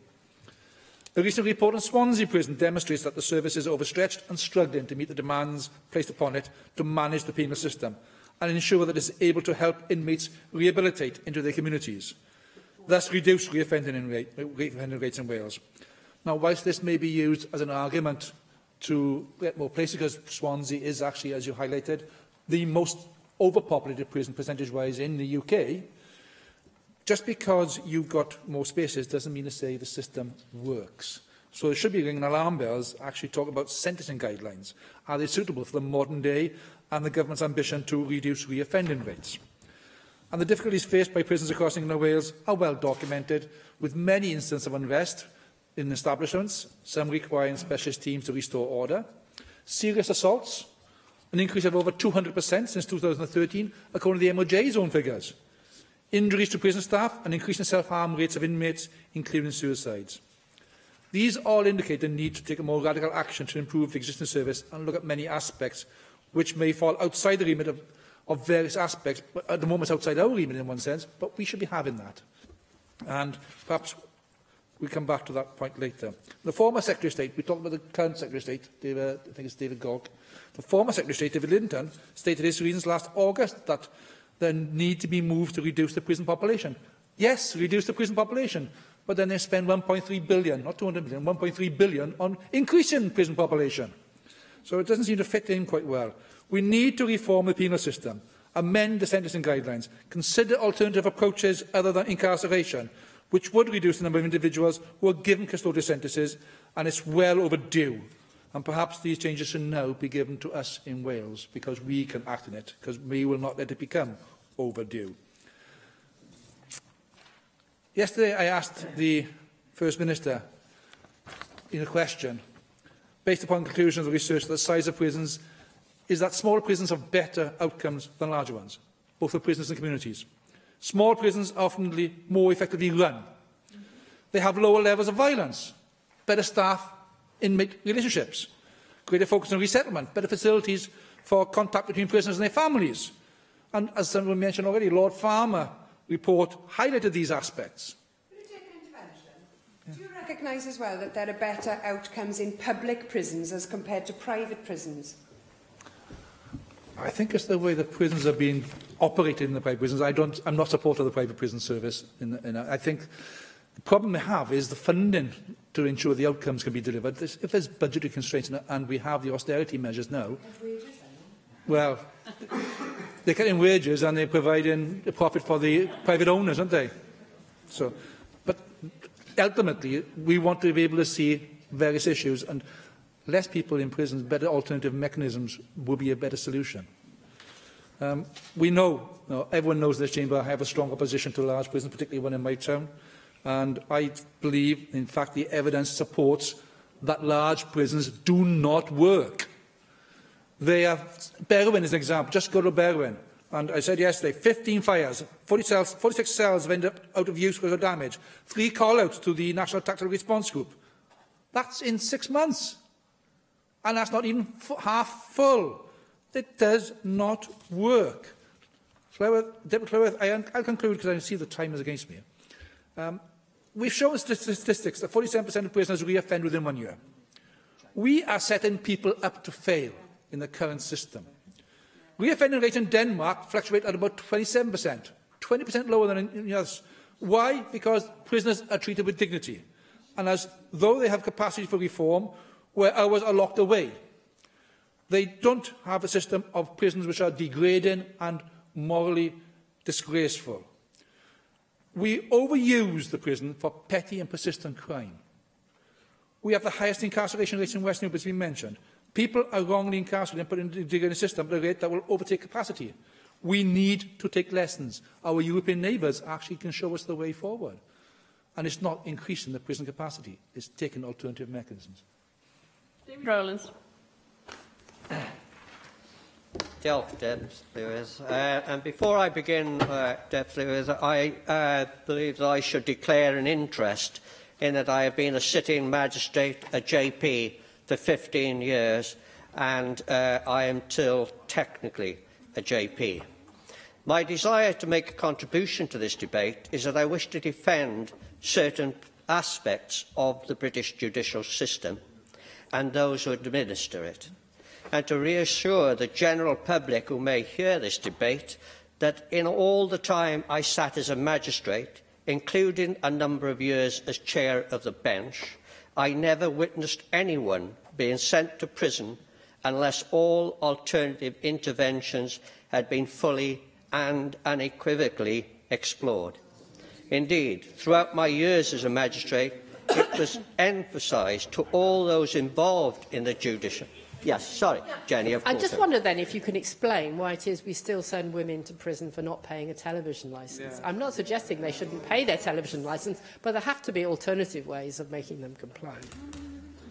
Well, indeed, throughout my years as a magistrate, it was emphasised to all those involved in the judicial system, magistrates, judges and, of course, the probation service, that incarceration was to be the final and ultimate form of punishment.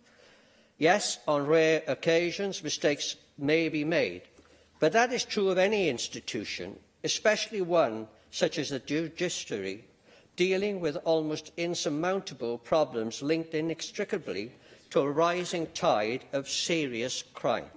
Of course. Yeah. We heard earlier on how, under Michael Howard, when he was Home Secretary, the prison population was 45,000, and within 5 or 6 years it had gone up to 80,000. How can that have happened if what you were saying is correct? Excuse me, I'm just explaining that. I'm saying that dealing with almost insurmountable problems linked inextricably to a rising tide of serious crime. This rising crime rate includes violence against the person, sexual offences and widespread trafficking of drugs, as acknowledged by this Ministry of Justice report of 2013. We can add to this new forms of crime increasingly associated with the internet, such as child exploitation and fraud. And yet, item 1A in this debate seems to suggest that it is the criminal justice policies which has caused this rise in the prison population and has nothing to do with the rise in crime itself. Of course. The member to intervention, and I bow to his experience as a magistrate. But the question is the sentencing guidelines and the alternative mechanisms that could be looking at in which we can work with individuals who are found guilty of an offence. Do you agree, therefore, that we need to refresh those sentencing guidelines because there are people who are being incarcerated that should not be incarcerated? There are different ways in which we can still punish a person but not put them in jail. Well, I'm sorry, David. I am very au fait with the sentencing guidelines, and I can assure you they are there not to send people to prison. I will say here that I have a great deal of sympathy with the views expressed in items 1B and 2B. I believe that there should be a substantial expansion in secure mental facilities as alternative to normal prisons, and that some, but by no means all, of our prisons lack the facilities needed to rehabilitate prisoners. I will just note here, David, and I declare no bias one way or another, that there are many in this chamber who oppose the prison at Margam, which would be able to offer many of the facilities to Welsh prisoners. I wish now to turn to item 1D and item 2A listed in this debate. The first item again suggests that women in this instance, are sent to prison for minor offences. This is patently not the case unless there are multiple minor offences involved, and again I reiterate that all other interventions would have been comprehensively explored. Only when the person convicted of a crime refuses to engage or accept the alternatives is the option of prison even considered. Item 2A suggests that alternative methods of punishment are either not available or are not being used. Again, this is an utter fallacy. Fines, probation, community orders, including work in the community, curfews and electric tagging, are all considered and used extensively before anyone is committed to prison. One extremely worrying consequence of these two clauses is the inference that if the perpetrator of a crime is a mother, she should be treated differently to any other person who commits similar crimes, whether they be petty or otherwise. What signal does that send to all the hundreds of thousands of mothers in our society who do not commit crime, even though their circumstances may well make them vulnerable to turning to this alternative? I will add, non-payment of fines is not a minor or petty offence. It means that it is left to the good, honest, hard-working and often poorer members of society. No, David, I have to finish now, I'm sorry. Society to pick up the bill. Finally, although I believe the proposals contained in this space are well-intentioned, and those proposing its contents are well-meaning in presenting it, I contend that it is ill-conceived, naive, and does not accurately reflect the British judicial system. I will go on to say that I will agree with all the comments made in this chamber by all those who have contributed to this debate, to say that post-sentencing we have a diabolical situation within all our prisons, and interventions post-sentencing ought to be our first and total priority. Julie Morgan.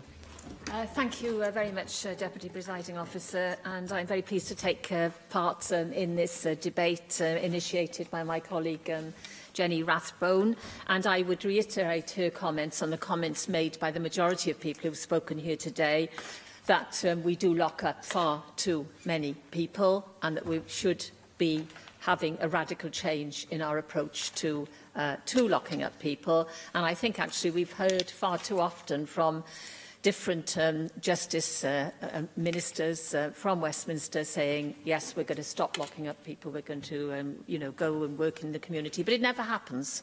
And I really think that I certainly do support the devolution of the criminal justice system to give us an actual opportunity to try to have a more effective system, because it's clear from whatever David Rowland says, the system that he's describing does not work. And what we need to do is to make policy based on evidence. So I want to reiterate really many of the points that have been made here by my colleagues today. But in particular, 2 weeks ago, I think it was about 2 weeks ago, David Ramsbottom, the former Chief Inspector of Prisons, talked about this issue on Sunday Supplement with, I believe, David Rees was on the same programme. And his remarks, unfortunately, were misinterpreted by the media, and they were reported as saying it was a call for a women's prison here in Wales, which is exactly the opposite of what he said, and certainly is the last thing that we want, is a women's prison here in Wales, because there's absolutely no doubt that the number of women who are at such a risk to the public that they need to be locked up with all the consequent trauma to their families is just not sufficient to justify a women's prison in Wales. In fact, the numbers who are actually a risk to society are probably 1 or 2. And so I think it is absolutely essential that we move away from this misconception that having a women's prison here in Wales would be a good thing for women, because as far as I'm concerned, it would set back the cause of penal reform hugely were we to have a women's prison here in Wales, and would certainly have to be filled up with women from England in a way that would mean you wouldn't be able to continue any chance of having close family links. And what David Ramsbottom was actually calling for was the women's centres that have been mentioned here by a number of contributors today. We've never had one of these particular type of women's centre here in Wales, but there have been a number in England. They have been evaluated. They do appear to be work. Evidence-based policy development would mean that we would develop these women's centres in Wales, and I would like to see the opportunity for that to happen. I think it's worth restating that, in fact, women make up only 5% of the overall prison population, and the vast majority only serve very short sentences. It is the issue of women prisoners is a graspable policy that we can, the numbers are not so great that you struggle to make, to make a change. It is possible to change the policy for women's prisoners, and many of the issues that apply to women's prisoners also apply to male prisoners. And I think if we could make the move with women's prison, that would lead us on to do the same with male prisons, because I do want to reiterate the fact of the mental health issues, because I think that is so important, but because we know that the vast majority of prisoners do have mental health issues that have got to be addressed. And I think we have to go back to the effect on children. We've been told by Jenny Rathbone about the thousands of children that I know the Prison Reform Trust puts forward a figure of thousands of children who are affected by custodial sentences, and 95% of them have to leave their homes if their mother's imprisonment leaves them without an adult to take care of them. So the huge disruption to family life, I don't think we can reiterate that enough.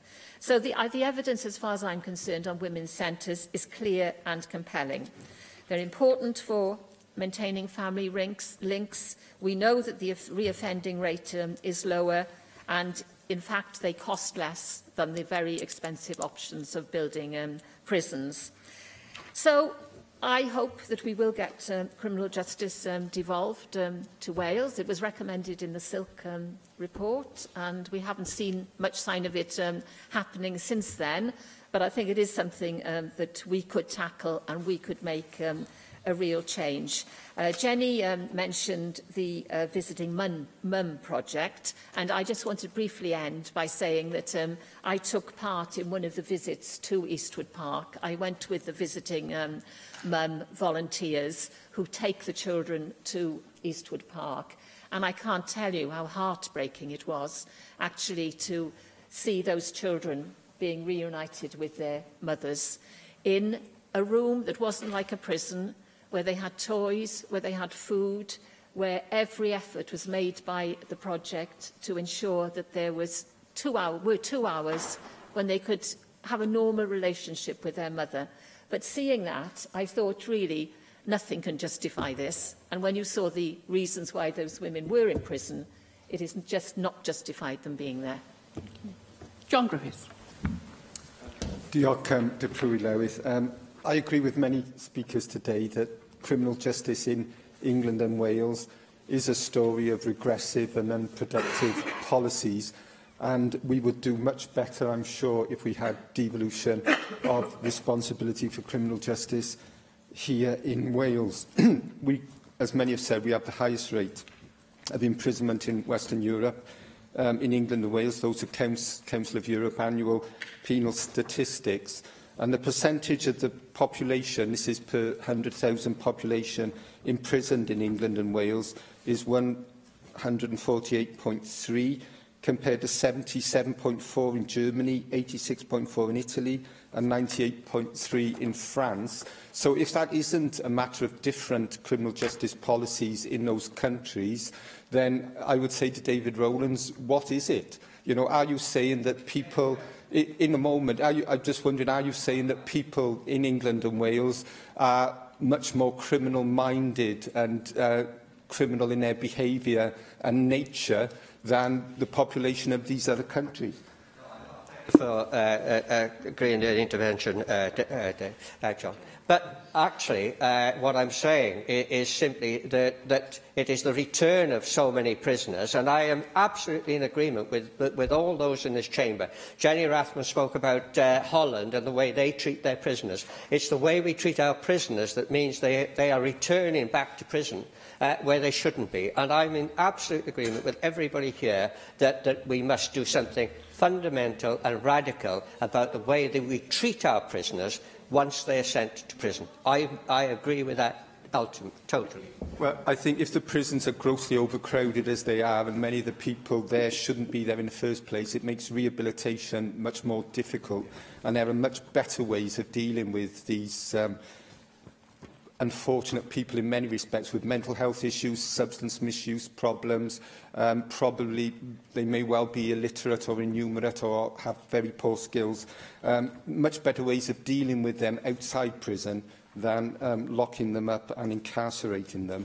And of course the impact on families and prisoners themselves of going to prison is obviously very grave indeed, but the impact on communities is very negative because actually reoffending rates are much higher because of the difficulties of rehabilitation, because people shouldn't be there in the first place. It actually makes for more victims of crime than would be the case if we had alternative sentencing in the community. And many reports, a number of reports have made these issues. The evidence is stacked up. You know, the distance between prisons and home communities is negative in terms of reoffending and rehabilitation. Welsh women going to prison in England has a negative impact on their families and the children. We need community solutions and diversion schemes if we're going to prevent crimes in the future. We need smaller community units. And we must meet the complex needs that prisoners have: literacy, numeracy, skills, mental health, substance misuse. And that isn't happening at the moment, and people with those problems really shouldn't be in prison in the first place unless it's absolutely necessary. And in terms of life after prison, Dipri Lewydd, we know that in terms of healthcare, social care and indeed housing, provision isn't what it should be, and that then feeds into further reoffending. If we take homelessness, for example, the removal of automatic priority need under the Housing Act that we passed here has in fact made homelessness and rough sleeping more of a problem for prison leavers. And we do have a pathway in place, but unfortunately it's not being implemented and it's not working as well as it needs to. So we've actually moved backwards, and we need to move forwards as far as homelessness and rough sleeping and prison leavers is concerned. Dipri Lewydd, I think there's a strong consensus in this chamber that we could do much, much better in England and Wales in terms of our criminal justice policy, and that if we had devolution of the criminal justice systems, we would do much, much better. We've heard a lot of evidence, I think, here today, lots of reports pointing in the direction that members here would like to move in if we were to reduce reoffending, have fewer victims of crime and less of our people incarcerated with the terrible impacts on them and their families. So I am confident that we will have a much more progressive system here in Wales, a much more productive system, if we have that devolution, and I very much believe we need to move towards it. Thank you. Can I now call the Cabinet Secretary for Local Government and Public Services, Alan Davis? Thank you very much, Deputy Presiding Officer. And I'll start my contribution very much where John Griffiths finished his, by agreeing very much with the points that John made in his contribution, but also in the, I think, very strong consensus has been on all sides of the Chamber this afternoon. I will say, Deputy Presiding Officer, the Welsh Government will be supporting the motion this afternoon. I hope that goes some way towards answering Bethan Said's request for a clear policy on this area. And I will say to members that it's something which I recognise there's a very clear demand for further policy on, and I will be seeking to bring a statement to this chamber on these matters in due course. I will also say this, that I agree with the points that has been made by many members, and Julie Morgan made the points very clearly, that the current settlement is a broken settlement.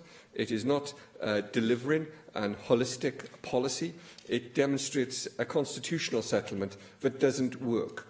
And it's important to recognise that this doesn't work for anyone. It doesn't allow either the Home Office or the Ministry of Justice to deliver their policies easily in Wales, and it doesn't allow us to develop a policy either. So this is not a settlement that fails to work for us and the people we serve. It fails to work for the United Kingdom as a whole. And for that reason, the settlement, I hope, will be revisited. I don't want to prejudge the issues of the Justice Commission that will look at many of these issues. But I will say that as a minister who is active in this area, we do not have either the policy framework, the powers, or the ability to deliver a holistic policy. And unfortunately, neither does the United Kingdom government either. So there is real failure in this area.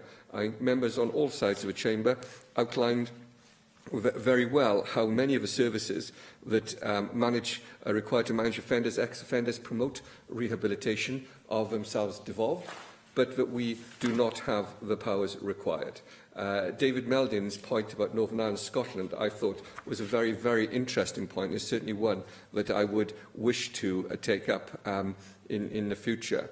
I will also say that the points made by Jenny Rathbone in her opening speech, but also reiterated by David Reach about some of the prison conditions in Wales, are very, very well made. I visited Her Majesty's Prison Swansea in February, and I saw for myself the conditions in which too many Welsh men are being held. I've also discussed and highlighted the concerns in the inspection report with Her Majesty's Chief Inspector of Prisons when we met last month. And I have to say he was very positive in his response to the points that I was making, and he recognised the very real difficulties facing prisoners on some parts of the Welsh state.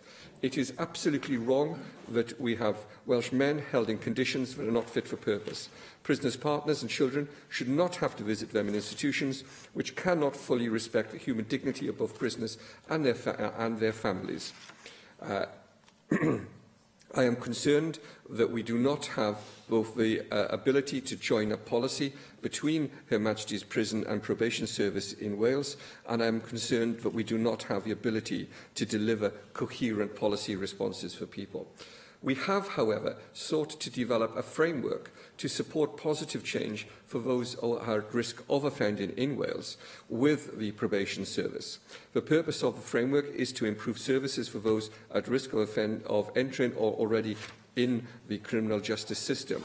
The framework will also promote continued collaboration in order to further reduce the number of offenders entering the criminal justice system, support offenders not to reoffend, and to keep communities safe. A number of members have referred to the Corsten report and to female offending.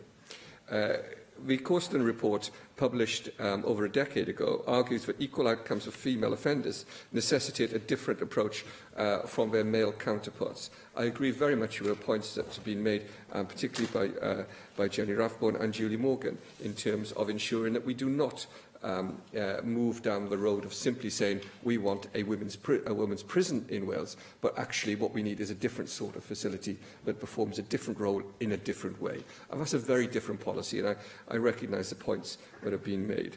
And I think the points that were made regarding female imprisonment, with many women being given summary sentences for offences that in many cases would not result in imprisonment for men, are well made. Those short-term sentences can have long-term impacts, in many cases leading to a woman losing their tenancy and may result in children being taken into residential care. This results in additional support for devolved services, risking exposure to further adverse childhood experiences for the children of offenders. I understand that the United Kingdom Government will announce changes to the way in which female offenders are managed, including potentially a different secure estate for women. It has previously indicated that there needs to be changes in the wider probation service. I hope that we will be able to ensure that in Wales we are able to take the approach that has been outlined by members on all sides of the Chamber this afternoon. Deputy Presiding Officer, I have had discussions with the Parliamentary Under Secretary of State for Justice in relation to female offending and youth justice, and we have agreed that our officials should work together to explore such work to develop proposals on how a different justice system would operate in Wales. And I think we do need to begin to answer the question which is put to us by David Rees as to what a Welsh penal policy would begin to look like. The point he made to the First Minister yesterday was well made, and I felt that the First Minister indicated in his response yesterday that he wanted to look at how we would begin to develop a Welsh penal policy. For me, Deputy Presiding Officer, I would like to see a system as predicated on the basis of early intervention and prevention, considering how we can further divert people away from crime in the first place, but where we do have to work with offenders, but we do so in a holistic and rehabilitative way. I agree absolutely with the points made by David Rees on smaller institutions, and it is certainly, I think, if we are to look at a Welsh penal policy, that the focus should be on rehabilitation, on skills, on training, on enabling people to play a full role in our communities and our society. We understand the need, which David Meldon made very clearly, for a punitive element to imprisonment. We recognise that. However, the purpose is then not to pursue that, but also to give people the opportunity then to play a full role in our society. And that is why I'm proposing that we do enable prisoners who are on short-term sentences to vote in our elections, right, where they will be able to continue to play a part in shaping that, that policy, those communities. We have made our position as a government on this matter clear in our draft Government and Laws in Wales bill, and our position has not changed. This bill provided for the immediate creation of a distinct Welsh legal jurisdiction, with Wales and England sharing judiciary and court services, and the devolution of policing, civil and criminal law and the administration of justice from 2026. The UK Government's bill, which became the Wales Act, failed to respond to our bill and did not address the crucial issues of jurisdiction and justice, which I think we all believe require urgent attention. The First Minister has established a Justice Commission chaired by Lord Thomas Cwmgiev to undertake a fundamental review of the justice system in Wales and how to strengthen it in the long term. I would oppose sending anyone to prison unnecessarily. Equally, however, we do need to protect our communities from harm, and prisons clearly have a role to play in that. We cannot preempt conclusions of a Justice Committee, but we do need to ensure that we do begin the work of developing a justice policy. And can I say, in closing, Deputy Presiding Officer, a justice policy, for me, is part of our overall approach to safer and cohesive communities. A justice policy that is holistic, that seeks to bring people together and does not seek to simply incarcerate people. It's a justice policy that is based on some of our work on safer communities, and we do need to have a frank and open conversation with UK departments about what a different approach in Wales would involve. We have begun those conversations with the Ministry of Justice, and I look forward to concluding those conversations and the development of a Welsh penal policy which puts the future and cohesion of our communities at its heart. Thank you. Can I call on Di Lloyd to reply to the debate? Thank you very much, Deputy Presiding Officer. Who's taken part in this individual members' debate on criminal justice. Some very powerful contributions and obviously a wide variety of issues covered, so it's a bit difficult to, in the time I've got left, to try and summarise everything. But I kind of commend Jenny Rathbone in opening very powerfully, setting the scene very well, and also David Melding similarly so.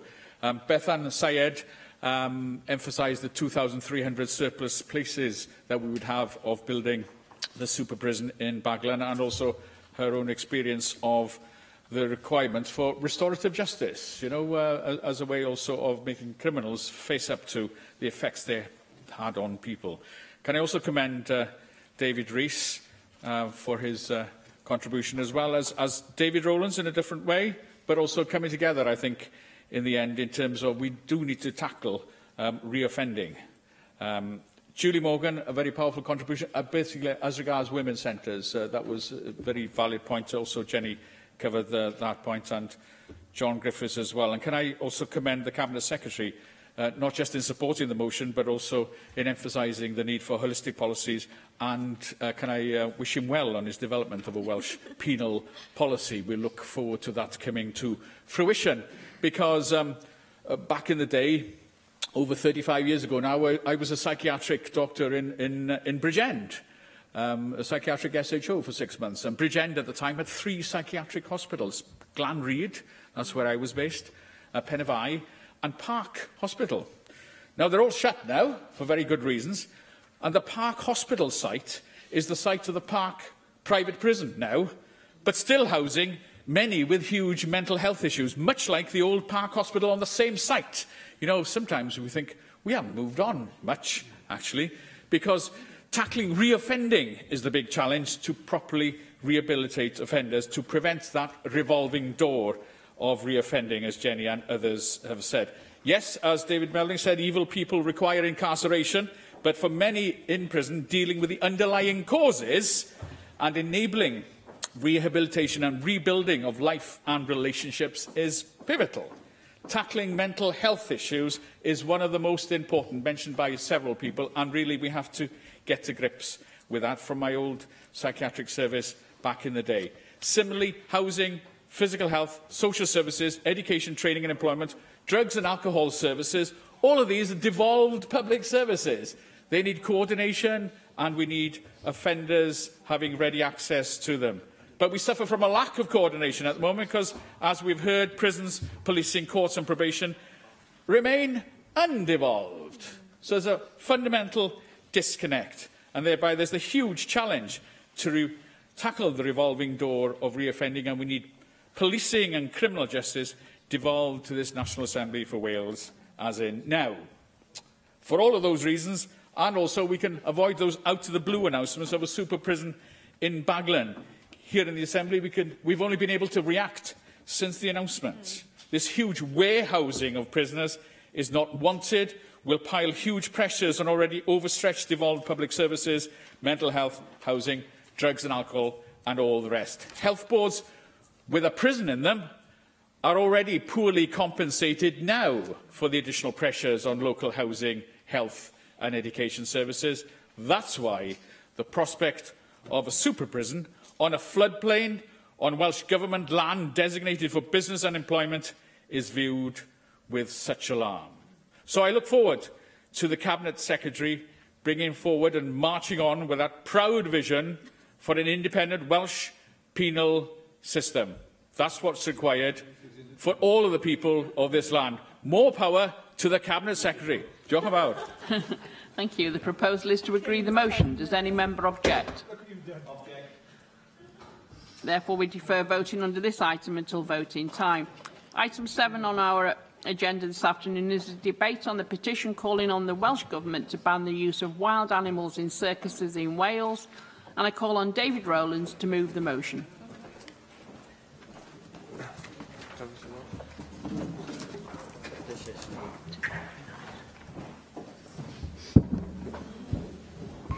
I do apologise, Lewis.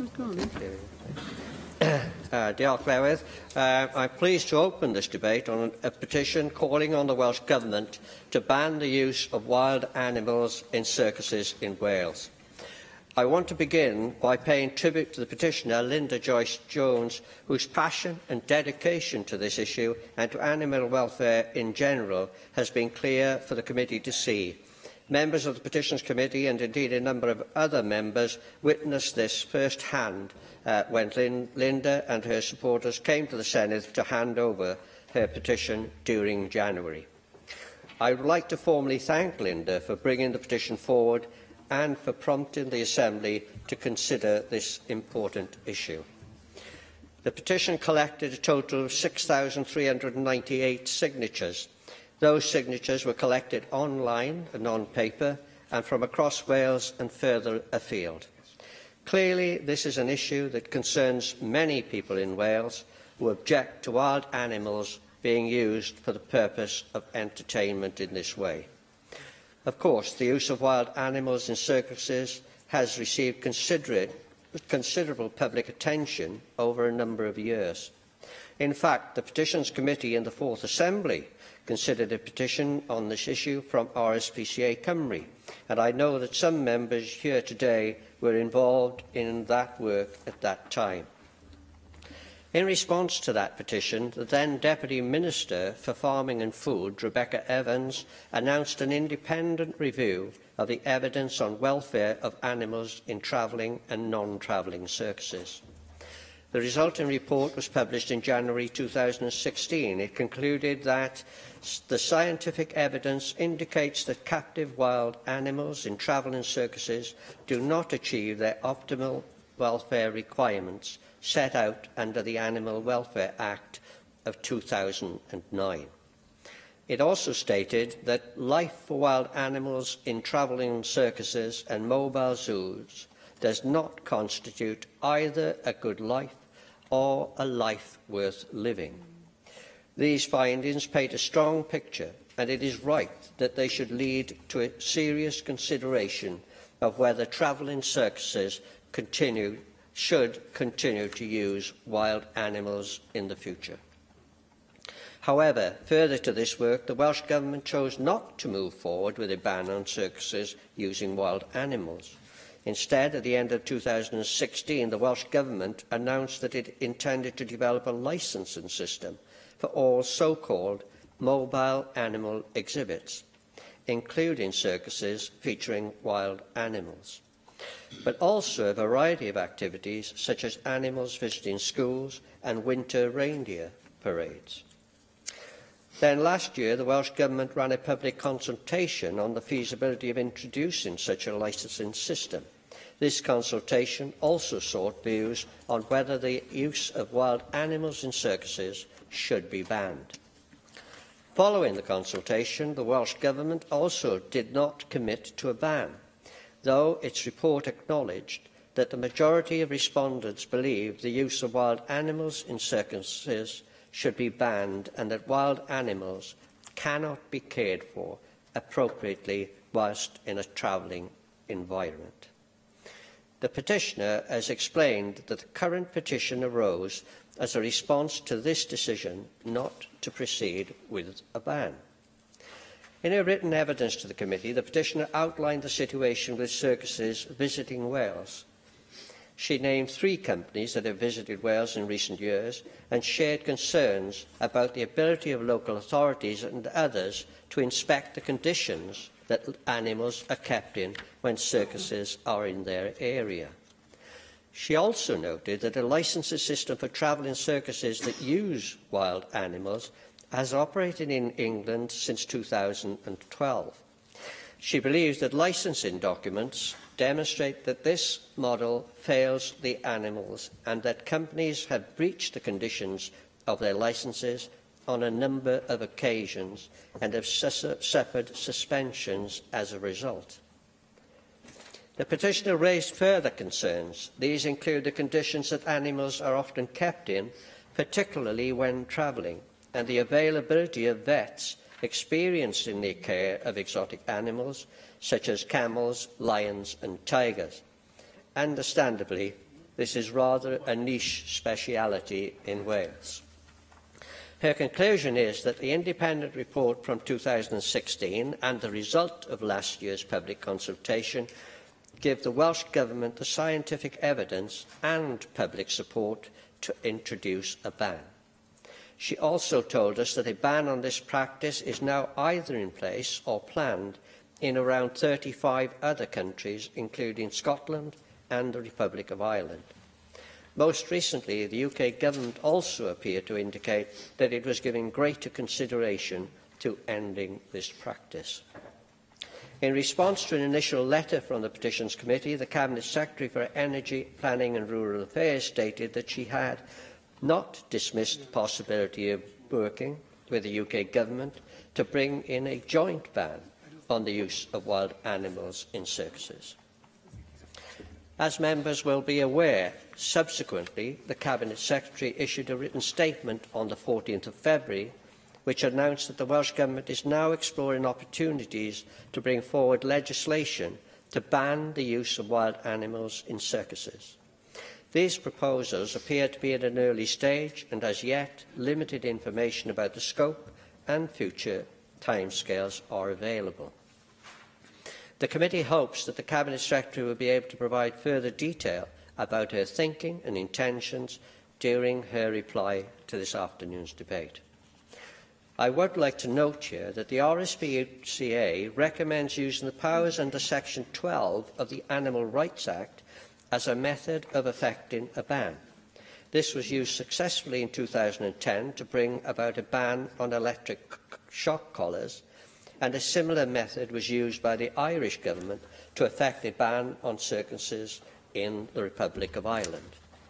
It also has the added advantage of saving on the cost of allocating valuable government time in bringing forward new legislation. Nevertheless, I understand that the announcement has been welcomed by Linda Jones and the signatories to her petition. Whilst this is not yet the end of the story, and I am sure that further views will continue to be aired, I believe that it is right that we recognise the significant steps that have already been achieved by Linda and other members of the campaign. I also believe that this is an illustration of the potential powers of petitions and of the strength of the processes that exist at this Assembly for members of the public to highlight issues to this Assembly and to ministers. I am sure that this debate will be of great interest to those people who have taken the time to petition us about this issue, and I look forward to listening to members' contributions this afternoon. Diolch, Dip Lewis. Thank you. I have a significant number of members, and so therefore I am strictly going to apply the time limit. So when the clock goes red, don't smile at me because I'm going to call the next speaker. Paul Davis. Thank you, Deputy Presiding Officer, and I'm delighted to add my name to those members that for some time have been calling for the use of wild animals in travelling circuses to be banned in Wales. I think most people across Wales believe that the practice is outdated, unnecessary and puts the welfare of animals travelling as part of a circus at risk, and therefore I'm not surprised at the level of public interest in this particular issue. As we've heard, the petition before us gathered over 6,000 signatures, and I think that gives us a snapshot of the strength of feeling on this issue. However, let us remember that this is not a new campaign. Indeed, it's one that has sadly taken us far too long to reach this critical point. And whilst I welcome the Welsh Government's commitment to finally delivering a ban on the use of wild animals in circuses, it's disappointing to see that Wales has not chosen to tackle this issue before now. Indeed, it seems to me the whole issue surrounding the use of wild animals in circuses has been deprioritised and considered as a secondary issue as part of a wider review to look at ways of registering and licensing mobile animal exhibits more widely. Let us remember that the Welsh Government's recent mobile animal exhibits consultation, referred to earlier, asked only one question on the use of wild animals in circuses, and yet we know from the summary of responses to that consultation that almost 900 responses were received on that question alone, which demonstrates the strength of feeling on this matter. Therefore, it would have been entirely appropriate for the Welsh Government to consider this issue on its own, as originally considered by a former Minister for Environment, Farming and Rural Affairs, rather than making it part of a wider consultation on mobile animal exhibits. And I will give way to the member from Mid and West Wales. I'm very grateful to him giving way. I support what he's saying, of course, but does he share my concern that that consultation on the wider question was actually allowed to be dominated by external consultants, if you like, who brought their own agenda rather than settling this question, which is the one the public in Wales are interested in? Absolutely, and that's why, obviously, this particular issue should have been looked at independently of those other issues. Now, whilst I want to see a ban on the use of wild animals in circuses, there are still several questions that need to be asked following the Welsh Government's recent statement confirming a ban. And so perhaps in responding to this debate, the Cabinet Secretary will be able to provide some clarity on a few details. For example, is this ban being implemented on the grounds that there are concerns surrounding the welfare of the animals travelling, or is it being implemented on the grounds that these animals are made to perform? If the intention is to ban the use of wild animals in circuses based on the welfare of the animals travelling, then will the Welsh Government be looking to extend this ban to other travelling animals, such as livestock attending markets and shows? However, if the ban is being implemented because the animals in these circuses are made to perform, then there is a question on how far this ban could go. As the chair of the Petitions Committee said, does this include bird displays or reindeer parades, for example? Clarity on these issues is needed to confirm exactly what the rationale for this ban is, so that the public can categorically understand the Welsh Government's intentions. Now, as I've said before, I'm pleased that the Welsh Government has finally decided to commit to implementing a ban, and I sincerely hope as this agenda progresses, the Cabinet Secretary will be looking at existing legislation across the UK, such as the Wild Animals in Travelling Circuses Scotland Bill, which prohibits wild animal performance, display and exhibition in travelling circuses, to ensure that any legislation that is brought forward is as robust as possible. Therefore, I'd also be grateful if the Cabinet Secretary could tell us what the Welsh Government has already done in analysing the measures taken by other countries on this issue, and perhaps she would commit to publishing a statement on the work that has been done so far, so that we can follow the Welsh Government's direction of travel. Of course, there may be some scope for the Welsh Government to work with the UK Government to deliver a joint ban, and I understand that in the past Welsh Government officials have met with their counterparts in DEFRA to discuss this very issue. Perhaps the Cabinet Secretary, in her response today, could therefore confirm whether the Welsh Government is still considering the possibility of a joint ban with the UK Government, and could she also tell us what discussions have taken place recently between her officials on this specific issue. Finally, I'm also keen to hear what plans the Welsh Government has to enforce the ban here in Wales, as the ban will only be as successful as its enforcement. As a result of introducing a ban, will the Welsh Government devolve enforcement powers down to local authorities so that they can perform inspections or spot checks on any travelling circuses? If so, is the Welsh Government confident that local authorities in Wales have the resources to carry out these additional functions? These are the sort of questions that now need to be asked, and so I hope the Welsh Government will now provide some more information and clarity on how they will implement a ban and what that will mean in practice moving forward. In closing, Deputy Presiding Officer, as I said at the start of my contribution, I'm pleased to see the Welsh Government move ahead with this agenda, because it's something that all sides of the Chamber have been keen to see for several years now, and because the public have made it very clear that they want to see a ban. It's important, therefore, that the Welsh Government now comes forward with more detailed information regarding this ban, so that the public can be confident that the Welsh Government is serious about tackling this issue, and that it is doing so in a way that it is effective and efficient. Thank you. Thank you. Bethan Syed. Thank you. This is an issue that is close to my heart. I've tried to make an effort in my time here in the Assembly, and particularly over the last year or two, in drawing attention to these issues. This is in part because, just as it's close to my heart, it's also close to the heart of the vast majority of people in this country. How we treat animals is a reflection of who we are as a society and as a country. And although many people sometimes claim that there are more other pressing things the government should focus on, I think that it's important that we focus on vulnerable animals and how we demonstrate that we are supportive of protecting them.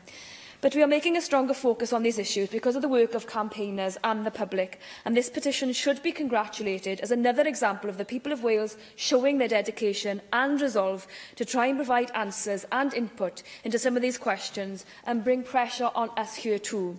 I'd like to thank my colleague Sian Gwenllian also, who has been working diligently with some of the petitioners here today, namely Linda, who has been emailing us on a regular basis to raise this as an important issue in the Assembly. Now, the issue of circuses is one which, to my mind, isn't that complicated. As the petition notes, 74% of the public have demonstrated via polls that they are against wild animals in circuses. They rightly recognise that circuses featuring wild animals are outdated and are harmful. 25 countries have already banned the use of live animals in circuses, and we've already heard about bans in Scotland and elsewhere in Europe.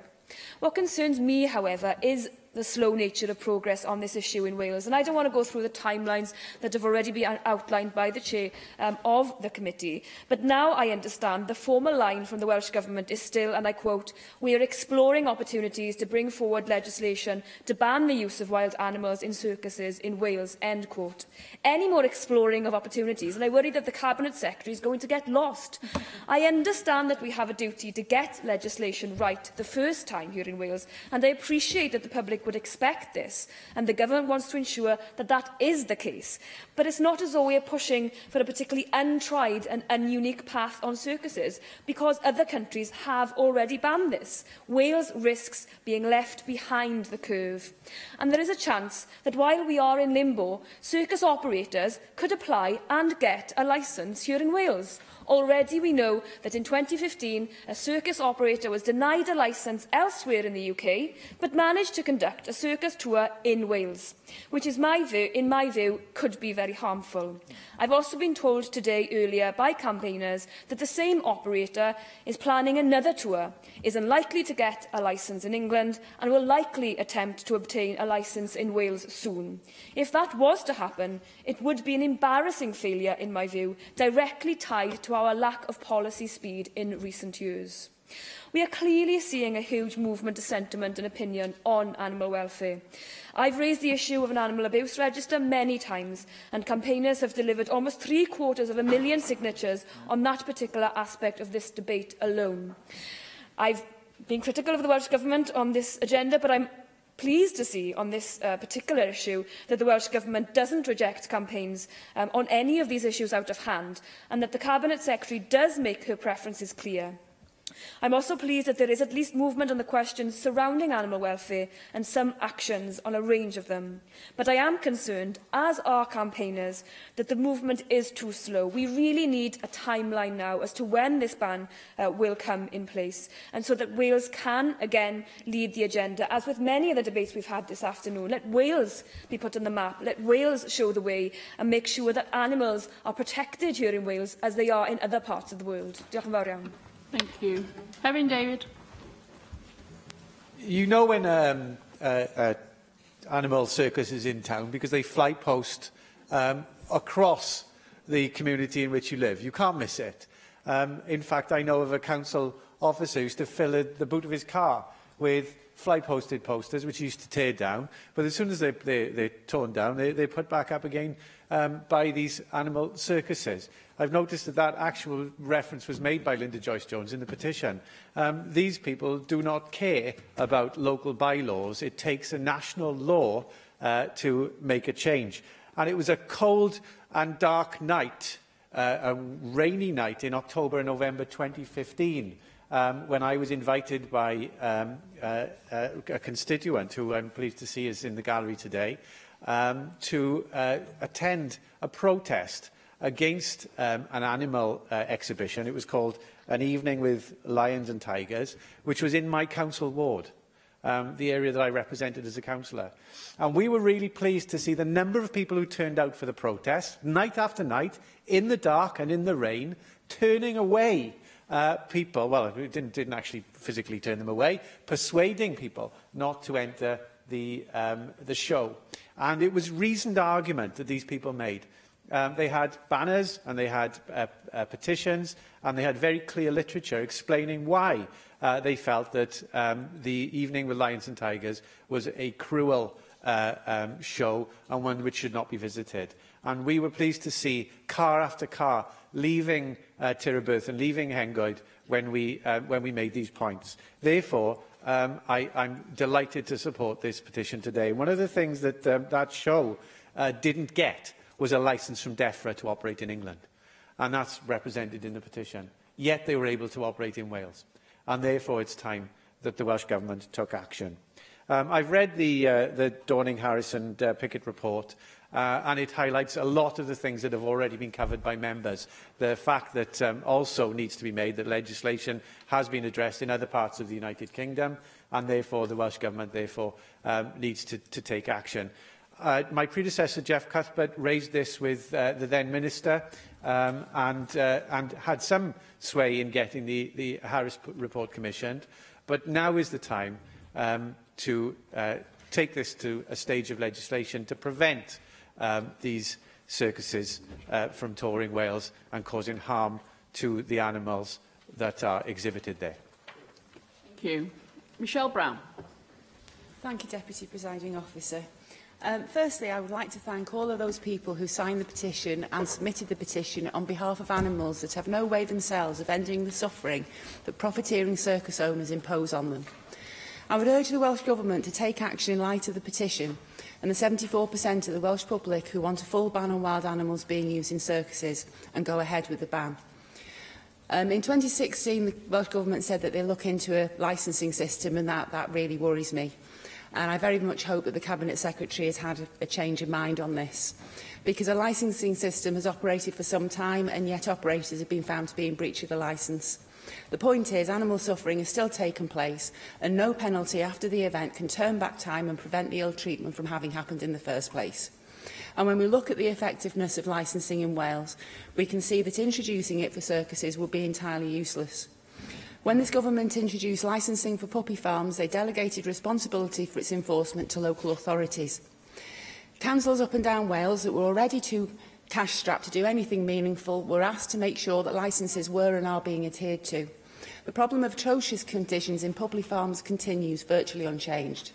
This isn't the fault of the local authorities, they have limited budgets. It's the fault of a weak decision by Welsh Government. Licensing is only as good as its enforcement, and on that basis, rather than preventing animal cruelty, licensing merely regulates misery. There is a general principle at stake here. Do we see the role of wild animals how do we see the role of animals in our day-to-day lives? Are they here for our amusement and entertainment? If not, how can anyone suggest any form of licensing? Licensing a circus to keep wild animals purely for entertainment is basically saying there's a level of misery you think is justifiable for an animal to suffer so that the rest of us can be entertained, and I find that abhorrent. In conclusion, I would like to reiterate my full support for the petition and the motion, but ask that the Government actually looks to implement a full ban on wild animals in circuses, not mere licensing, so that we can send the signal out that there is no level of animal suffering that is acceptable for our entertainment. Thank you. Thank you. Mick Anthony. As a child in the early 60s, I regularly visited circuses, as did most kids, and there was a certain irony at the time, because then you used to get circuses sponsored by companies such as Brook Bond and other companies like that. And of course, they would all give out to you the cards you used to get with packets of tea, which were cards of wildlife. And you go to the circus and you have the irony of going to see the caged animals and at the same time being given these wonderful card collections of the wonders of wildlife animals. And I just mention that because it's an indication as to how far we actually have come in taking more seriously the respect for wild animals and for wildlife.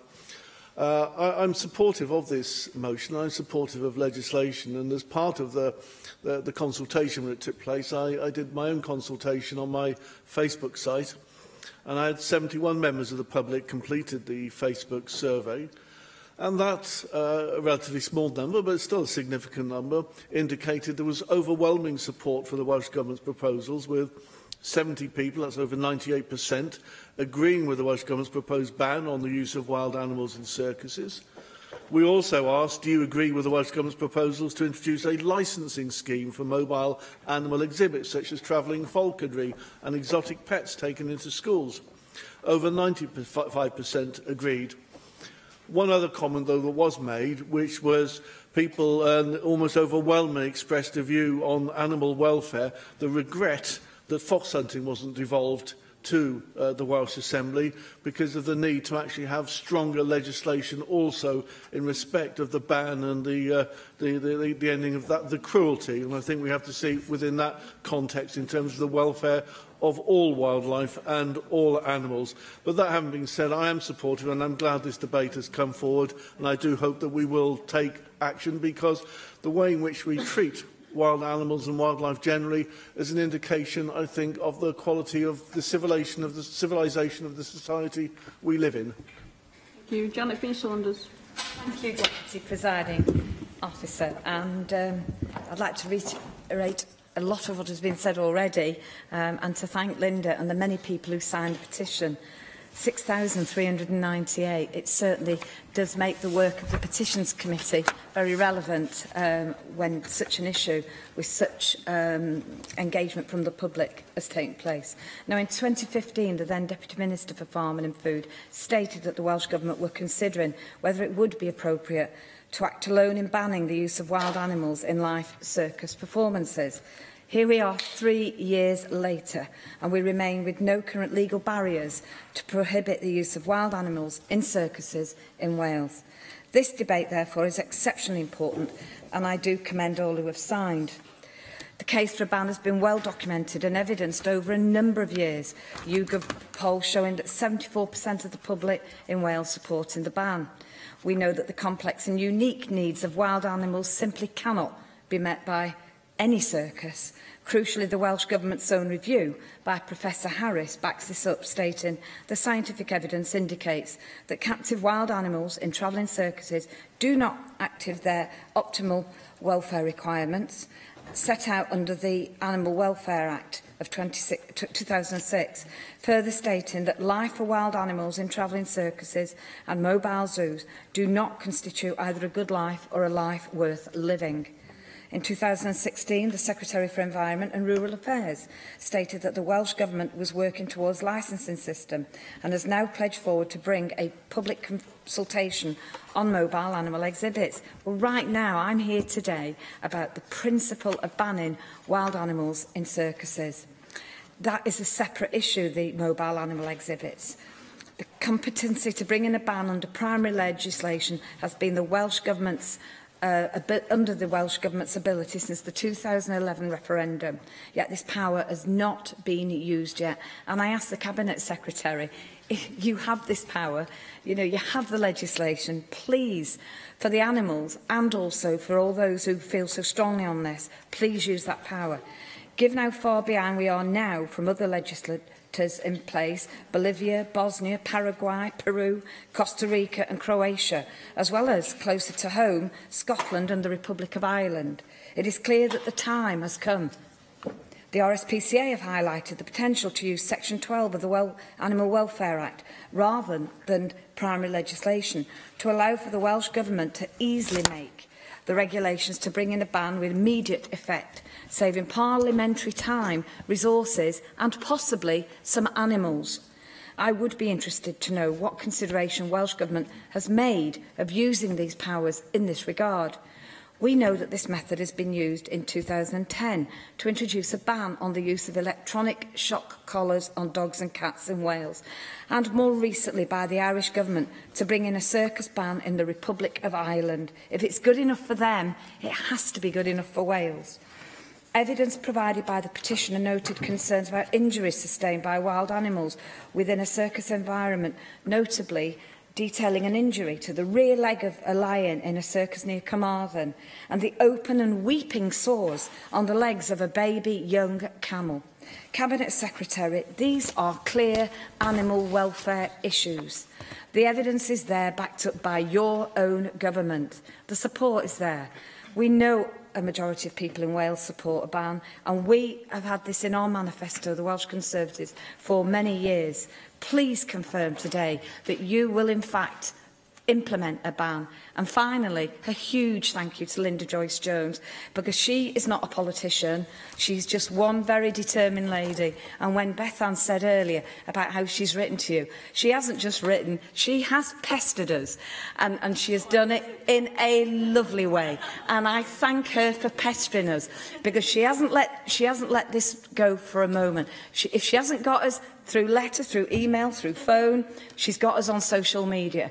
But she has done, what you, as a politician, now could actually finish the end result of this. Don't just make Linda happy, make us as Assembly members, make our constituents, make our visitors, but most of all, make those animals happy. No more wild animals in circuses. Thank you.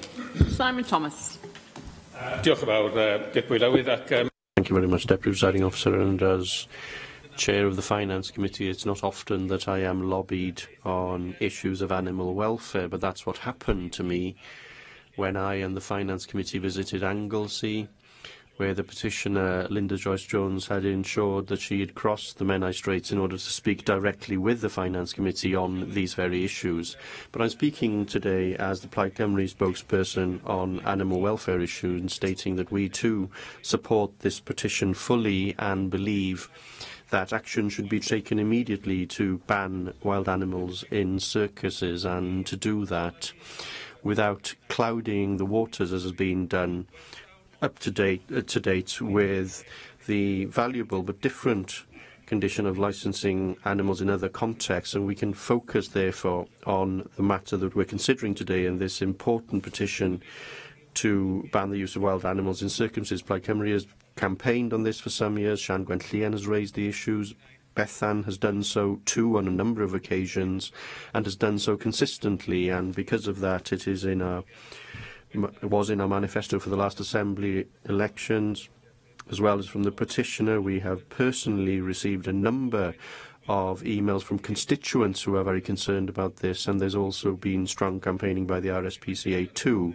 I will take advantage of the opportunity not just to rehearse what's already been said, but also to say that there is a broader question of zoos, which we need to consider given recent events in Borth, in Ceredigion, and the licensing happening by local authorities, not just for circuses but also for zoos. And the fact is that the legislation we're talking about here is very old, it's ancient if truth be told, and is not fit for purpose.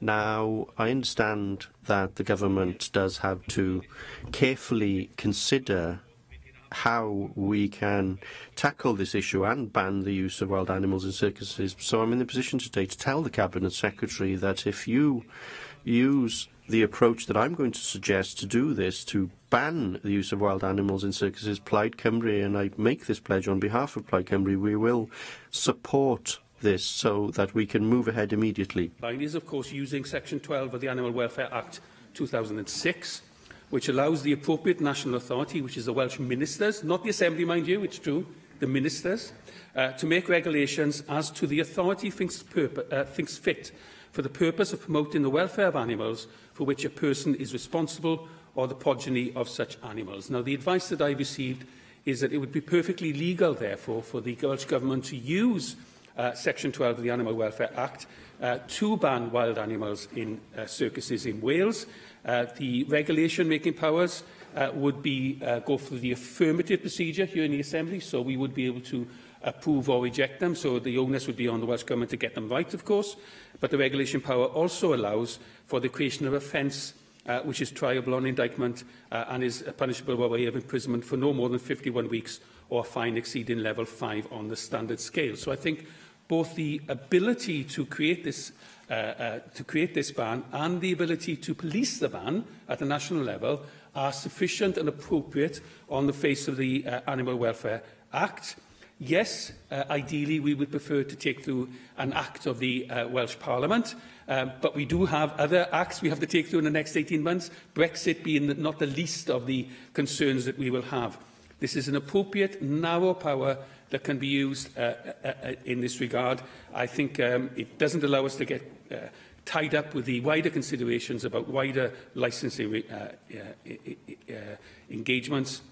So I would very much like to say to this Cabinet Secretary that if you are minded to use Section 12, bring forward those regulations, and I promise you, Plaid Cymru will do everything in our power to allow those regulations to pass in this Assembly, so we end up, as a Parliament, banning wild animals in circuses. Thank you. Vicky Howells. Diolch, Deputy Llewer.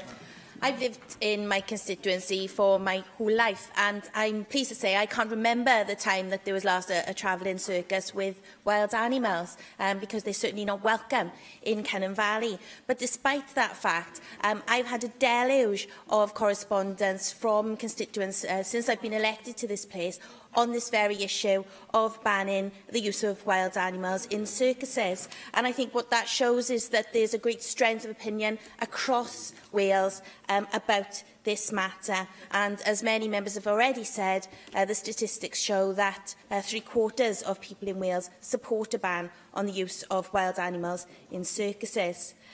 The briefing that we've all seen from the RSPCA sets out the scientific evidence that demonstrates that life in a circus will, in all likelihood, have harmful effects on animal welfare. It cites the causing of stress and behavioural issues. And the temporary nature of circus housing obviously cannot adequately meet the needs of wild animals.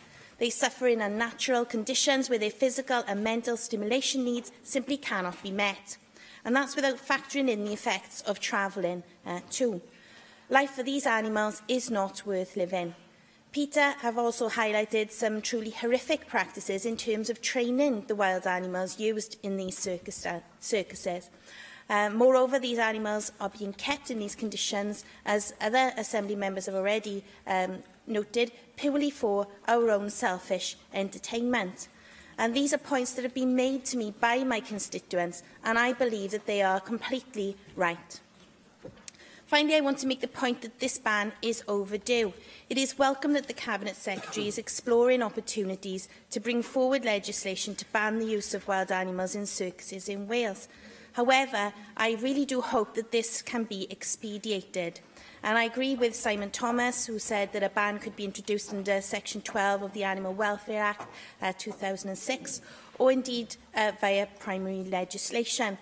If we look at Scotland and the Republic of Ireland, they've already introduced these bans, and even the UK government is apparently supporting such cause, and that's from a party who went into the last general election supporting relaxing the rules on fox hunting. We used to have a really good reputation in Wales for leading on animal welfare policies, and I do hope that the Welsh Government will seize this opportunity to get us back in the forefront of this policy area. As a close, I just want to mention Ysgol Gyfan Rhyd y Waun in my constituency, who are taking part in a regional heat for the RSPCA Cymru Animal Welfare Great Debate, along with Aberdare Community School. And Ysgol Gyfan Rhyd y Waun will be debating this very topic. I wish both schools good luck, but I want to implore the Welsh Government to take prompt action so wild animals in circuses becomes just a cruel quirk of our distant past, like bear baiting and cockfighting, and not something that our Assembly and our schools have to keep on discussing. Caroline Jones. I'd like to thank the Petitions Committee for their work on this petition, everyone who signed it, and to RSPCA Cymru for leading on the petition. I fully support the petition, as does nearly 3/4 of the Welsh public. The use of wild animals for human pleasure is barbaric and needs to be outlawed as soon as possible. Thankfully, just 2 circuses in the UK have wild animal licences, Circus Mondeo and Peter Jolly's Circus. Between them, they have 19 animals, 6 reindeer, 4 zebra, 3 camels, 3 raccoons, a fox, a macaw and a zebu. In England, wild animals must be licensed, but there is no law to stop circuses using certain types of animals. In Wales, there is no licensing requirement. And there is nothing stopping Wales becoming a dumping ground for animal circuses that had been legislated out of other European countries. At the beginning of the year, Ireland became the 20th EU state to ban the use of wild animals in such a way. It is past time we implemented a similar ban.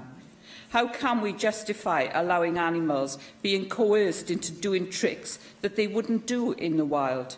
How can we justify allowing these majestic creatures to be abused from birth and forced to travel in cramped, unsuitable conditions? And how can we justify allowing animals who should be free to live a life in captivity and to be cast aside or, worse still, killed once they can no longer entertain the masses? The UK Government have been promising a ban for many years and now plan to introduce a ban in the next 5 years.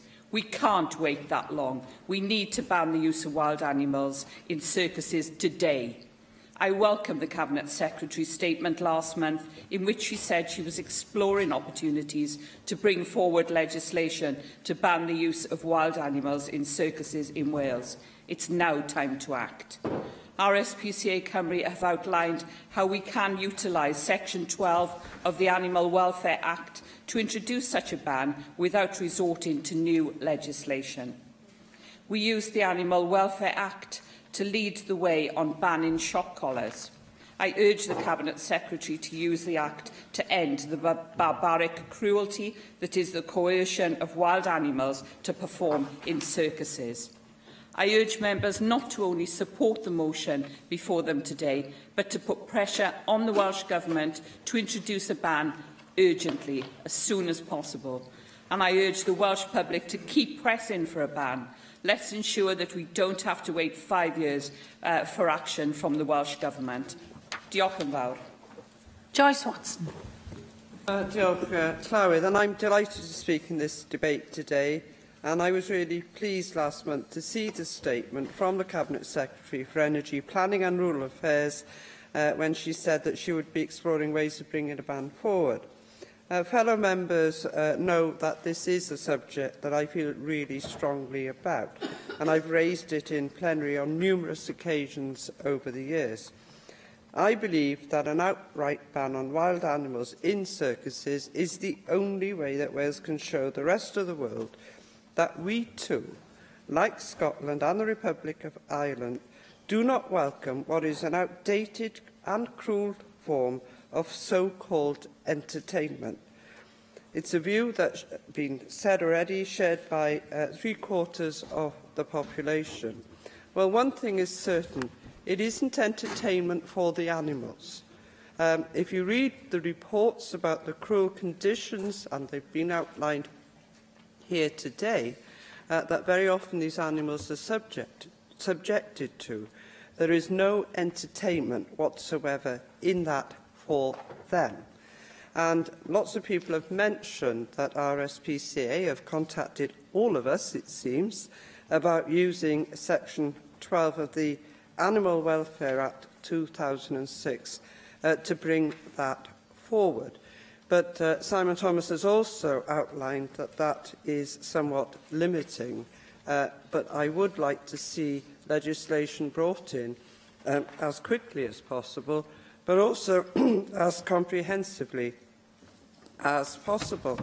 And I am also concerned about animals like reindeer are being used as an attraction for passers-by in city centres, outside church nativity displays, being used to draw people, particularly children, towards their exhibits. I think that is also cruel.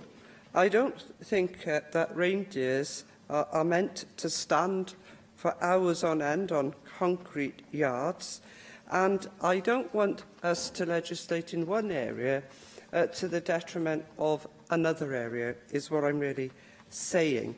And I think, that we need to look at everything that we can do and do it as comprehensively and as quickly as we can. And to coin a phrase, or to misuse another phrase, if we keep to reindeers, reindeers are not just for Christmas. They're supposed to actually have a life. I call on the Cabinet Secretary for Energy, Planning and Rural Affairs, Lesley Griffiths. Thank you very much, and I'm very grateful to the Petitions Committee and, of course, to the petitioners for bringing the petition forward first, and then, obviously, the debate today. Although there are no circuses based in Wales, they, of course, do visit, and I think today's motion absolutely highlights the very strong public feeling surrounding the use of wild animals in circuses. So Welsh Government is very happy to support the motion today. I want to put on record my commitment to exploring all opportunities to bring forward legislation to ban the use of wild animals in circuses in Wales. I just want to reassure Bethan Said that I certainly won't get lost. I don't think anybody should underestimate my personal commitment to doing this. So there are two things. It's one is looking at the legislative programme to see where we could bring that legislation forward. As Simon Thomas, I think, very pertinently pointed out, it would be good to have a Welsh Parliament Act, but we do have, obviously, a very crowded legislative programme. But I am continuing to explore those opportunities. And also Section 12, which several members have raised. And when I first came into Portfolio, I did look at the Section 12 and took evidence on this. DEFRA also did the same, and they've been advised that imposing a ban on welfare grounds through regulations could be challenged in the High Court, but I think it is something that we are continuing to look at. One of the strategic outcomes within the Wales Animal Health and Welfare Framework Implementation Plan is animals in Wales have a good quality of life. Several members referred to my intention to developing a licensing scheme for mobile animal exhibits in Wales. And, I can reassure Janet Finch-Saunders, of course I understand it's a separate issue, and it's really interesting to see that other parts of the UK are now following our approach. And I announced that in my written statement in December 2017. That was following a public consultation on the matter. And whilst I was seeking views on that subject, I took the opportunity to ask the public's view on the use of wild animals in circuses. At the same time, it was about the same time, the winter of December 2016, I met with UK government ministers. I think it's Lord Gardner. I've met with him a couple of times, and Paul Davis asked whether I had been working with ministers. So I was working with ministers, and my officials were working alongside DEFRA officials, because the UK government previously announced that it was their intention to ban the use of wild animals in circuses. So I was very happy to have Wales included in that programme, because I thought it would be quicker.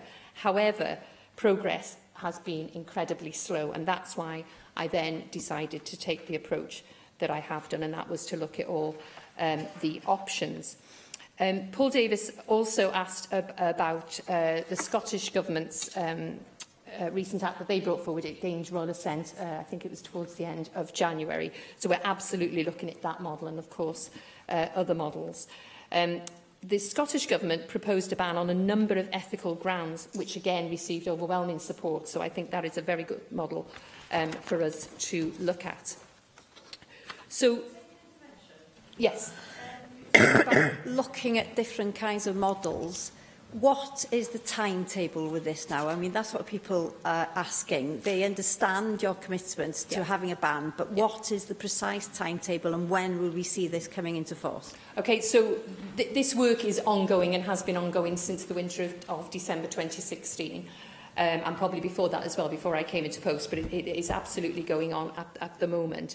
The timetable is, obviously, we will be looking towards year 3 of the legislative programme, so that's my aim now. But the Section 12 is also, and I was very grateful to Simon Thomas for the commitment of Plaid Cymru to support of, if that's the way we can do it. So the timescale is current, and I would hope to be able to bring forward a statement probably by the summer as to whether we would be in legislative programme year number 3, earlier if we can look at whether we can use Section 12. I want to go back to the mobile animal exhibits, because we know there are not that many wild animals in circuses. I think it's about 19, but we don't know the number of mobile animal exhibits that we have in Wales. We all know of schools that are visited by them. So I thought it was very important that we developed the licensing of the mobile animal exhibits. And as I say, we have other parts of the UK now looking at our approach. I think the approaches taken by all the different parts of the UK need to be compatible also. So again, officials are working very closely with officials in Scotland and Northern Ireland and DEFRA to ensure that the development of our licensing scheme is not done in isolation. Can I just carry on? I'm aware of the time, sorry. We're also engaged in the development of other cross-cutting policies to reinforce animal welfare. And I think it's really important to hear other people's views about circuses, and I'll now take an intervention. I'm very grateful. What I wanted to try and ascertain from her, because she set out the options, a standalone bill or Section 12, and she's also set out the other things that she's looking at. And I mentioned another one, which is zoos as well, which is also come. Sorry, I meant zoos. Obviously, a bill would allow the wider animal welfare considerations to be addressed, whereas Section 12 and animal, it has to be specifically targeted at a particular animal welfare issue. Is she at least able to give us where her thinking is on that at the moment? Because what the concern, I think, around the Chamber would be is that we don't let something that we can do now be put off because we have a wider agenda that needs to be delivered over a longer period of time.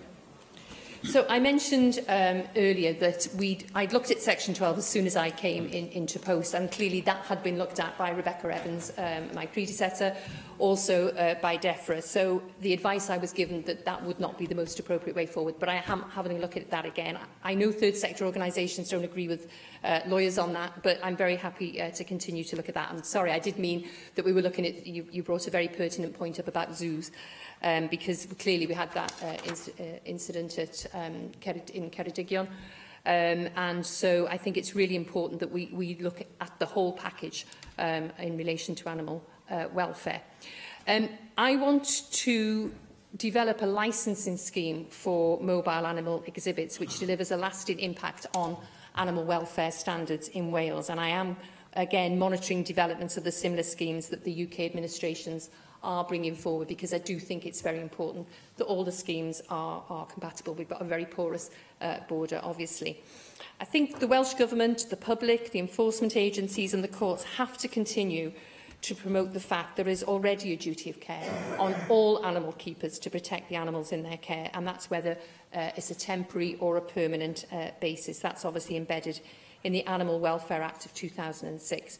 But I think there's also a responsibility for us as a Welsh Government to ensure the moral values that Wales adheres to are modelled in strong messages and actions. And the responsible animal ownership mantra has never been expressed so strongly than I think it has done today. So I just want to reiterate once again my commitment to exploring opportunities to bring forward legislation to ban the use of wild animals in circuses in Wales at the earliest possibility. I call on David Rowlands to reply to the debate. I'd like to thank all the members for their contributions to the debate and again to the petitioner for bringing this petition forward. It's obvious by the numbers who wanted to speak during this debate that there is huge cross-party support for the ban of wild animals in circuses. Paul Davis spoke about it being mixed up with mobile animal exhibits, and he was supported in that by Simon Thomas.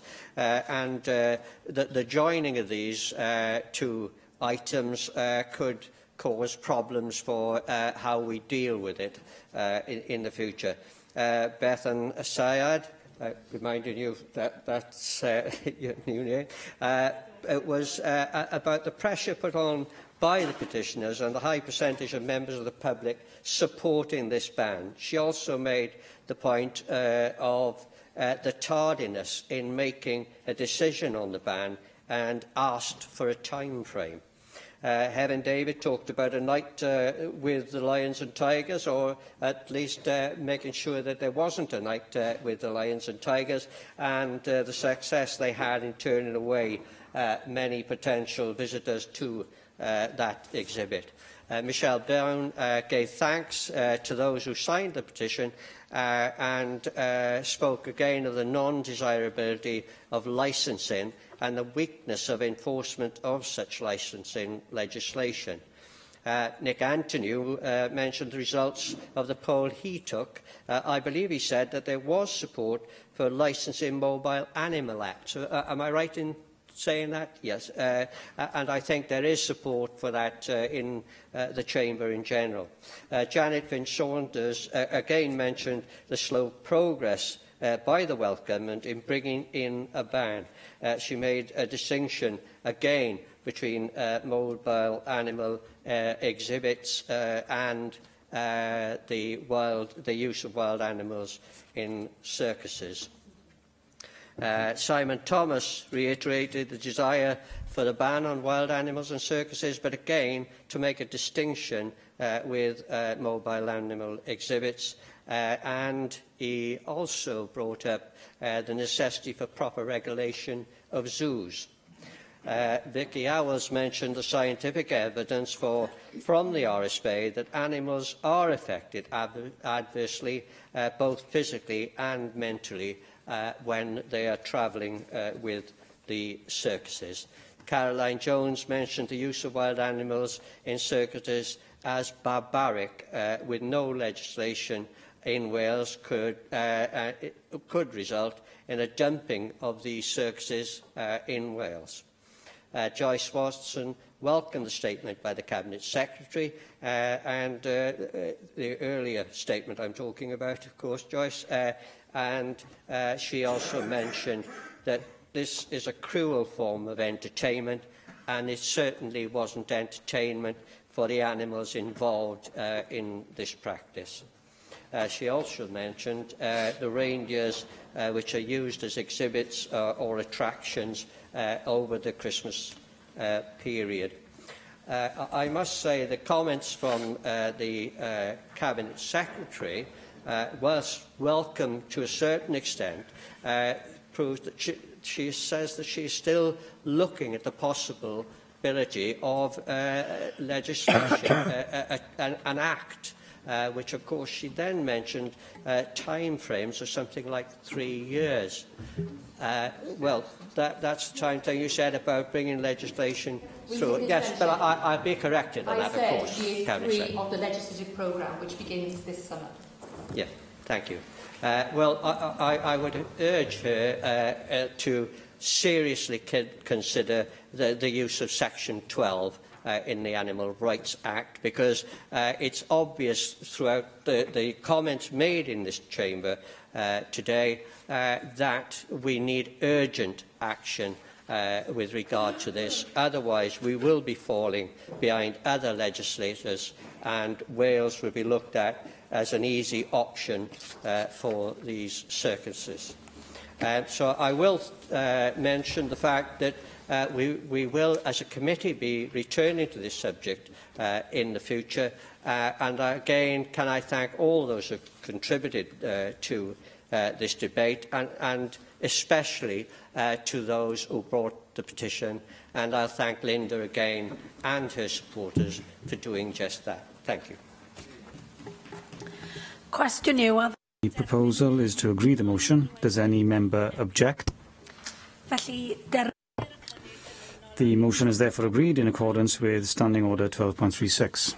And we now reach the debate on the Constitutional and Legislative Affairs Committee report on the scrutiny of regulations made under the European Union Withdrawal Bill.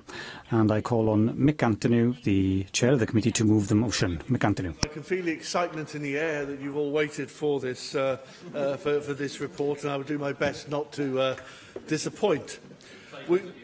We laid our report on the scrutiny of regulations made under the European Union Withdrawal Bill on the 16th of February and made 7 recommendations. Before I talk about our findings, I wanted briefly to explain the context within which this work was undertaken and also set out what we were seeking to achieve. For clarity, I'd like to rehearse the purpose of the Withdrawal Bill, which is to end the supremacy of EU law in UK law and to convert EU law as it stands at the moment of exit into domestic law. It also creates temporary powers to make subordinate legislation in the form of regulations that will enable corrections to be made, ensuring that law operates appropriately once the UK has left the EU. This will enable the domestic legal system to continue to function correctly outside the EU. In order to do this, members will know that the bill replaces the framework of the European Communities Act 1972 with a new framework called Retained EU Law, which provides a basis from which the UK Parliament and the devolved legislators can make their own laws. I've told you so far I wouldn't disappoint. The bill splits retained EU law into 3 types. EU-derived domestic legislation under Clause 2 of the bill, direct EU legislation under Clause 3 of the bill, rights, powers, liabilities, etc. that arise under the European Communities Act 1972 under Clause 4 of the bill. As currently drafted, the bill gives the Welsh Ministers powers to amend one type of retained EU law, that is, EU-derived domestic legislation. Now, while the bill was amended at report stage in the House of Commons to allow the Welsh Ministers also to amend direct EU legislation in devolved areas, that power is only exercisable where it has been agreed that a common framework in a particular devolved area is not needed. With regard to making regulations in devolved areas, the bill includes a complex mix of powers that may be exercised either concurrently or jointly by Welsh ministers and the UK ministers. The main aim of our work was to look at the scope and nature of regulation-making powers to be exercised in relation to Wales by the UK Government and the Welsh ministers, including the procedures to be attached to the scrutiny of those regulations. Our report focuses mainly on amendments we believe should be made to the bill, and in so doing they address the questions that were raised by the Secretary of State for Wales in a letter to the Llywydd in January of this year, which is available on our website. Our report was informed by a stakeholder conference held last September, a general consultation and a panel of experts with experience of the making of subordinate legislation. We are grateful to all those who contributed. We also considered the reports of other parliamentary committees in the House of Commons and the House of Lords who examined the making of subordinate legislation on the bill. As it is currently drafted, the EU Withdrawal Bill has been strongly criticised for the way in which powers to make regulations are to be exercised, with many parliamentary committees from UK legislatures expressing concern at an excessive transfer of power from legislature to government. In particular, this is to be achieved through the use of extensive Henry VIII powers, with the affirmative procedure to be applied in more limited circumstances than would normally be expected. In some of our initial statements on the implications of legislating to leave the EU, we set out some important constitutional principles that we believe should apply to the role of the National Assembly. This includes the National Assembly passing primary legislation in devolved areas, delegating powers to the Welsh ministers to make subordinate legislation as the National Assembly considers appropriate, and the procedure to be applied to scrutiny of that subordinate legislation. Now, we recognise that the UK's withdrawal from the EU represents a unique as well as a complex legislative challenge that must be achieved within a short time frame. And in these circumstances, and for practical reasons, we accept that the bill will need to delegate powers to the Welsh ministers to make subordinate legislation, and that accordingly it will need to set the procedure attached to those powers. We emphasise that this approach should not be regarded as conceding these important principles or our general concerns about the bill's approach to devolution, particularly as regards Clause 11. Rather, this is a pragmatic response to the scale and the challenge of the unique task ahead to ensure a functioning statute book. I'd now like to divide the speech into two parts. First, I will consider recommendations 1, 2, 4 and 7, which deal with matters we consider require amendment of the UK Government's bill and are the subject of point 2 of the motion. And then secondly, I will consider the other recommendations and their implications for standing orders which will need to be addressed at a later date. With regard to recommendations 1, 2, 4 and 7, during its passage through the House of Commons, the bill was amended to apply a sifting mechanism to all regulations to be made under clauses 7, 8 and 9 using the negative procedure, which relate to dealing with deficiencies arising from withdrawal, complying with international obligations and implementing the withdrawal agreement. Within 10 days of laying, a sifting committee must decide whether the regulations should instead be subject to the affirmative procedure, although any such recommendation is not binding.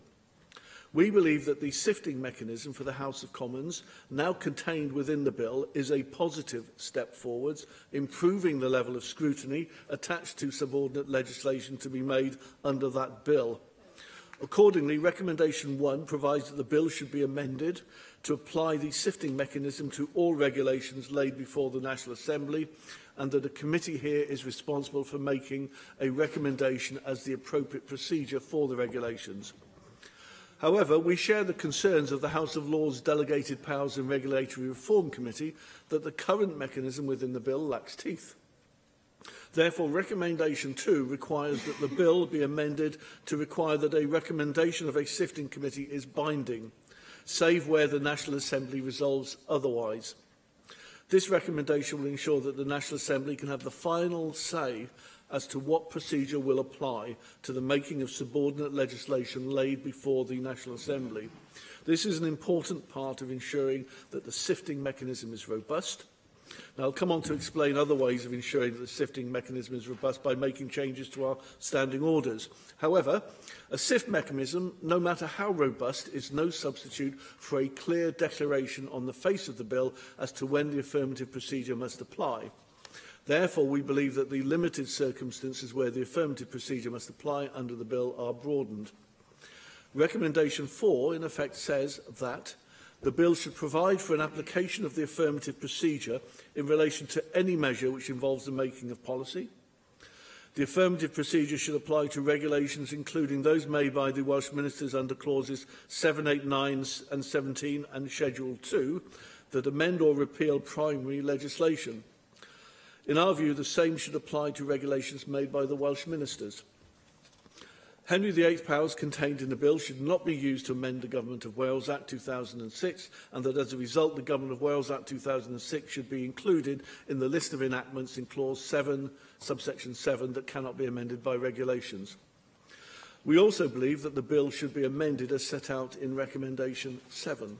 Namely that the made affirmative procedure for urgent cases should also apply to regulations made by the Welsh ministers, whether acting alone or acting with UK ministers in composite regulations or acting with UK ministers in joint regulations, in order for there to be consistent treatment of ministers of all governments. However, we echo the concerns raised by the Hansard Society in respect of the scrutiny procedure that applies in certain urgent cases.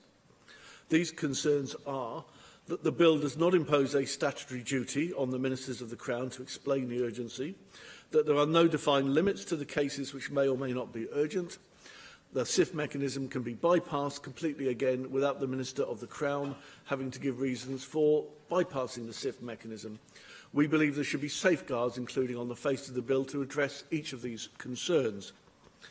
Now, with regard to recommendations 3, 5 and 6, these concern matters that are related to standing orders and cover matters to be decided at a later date.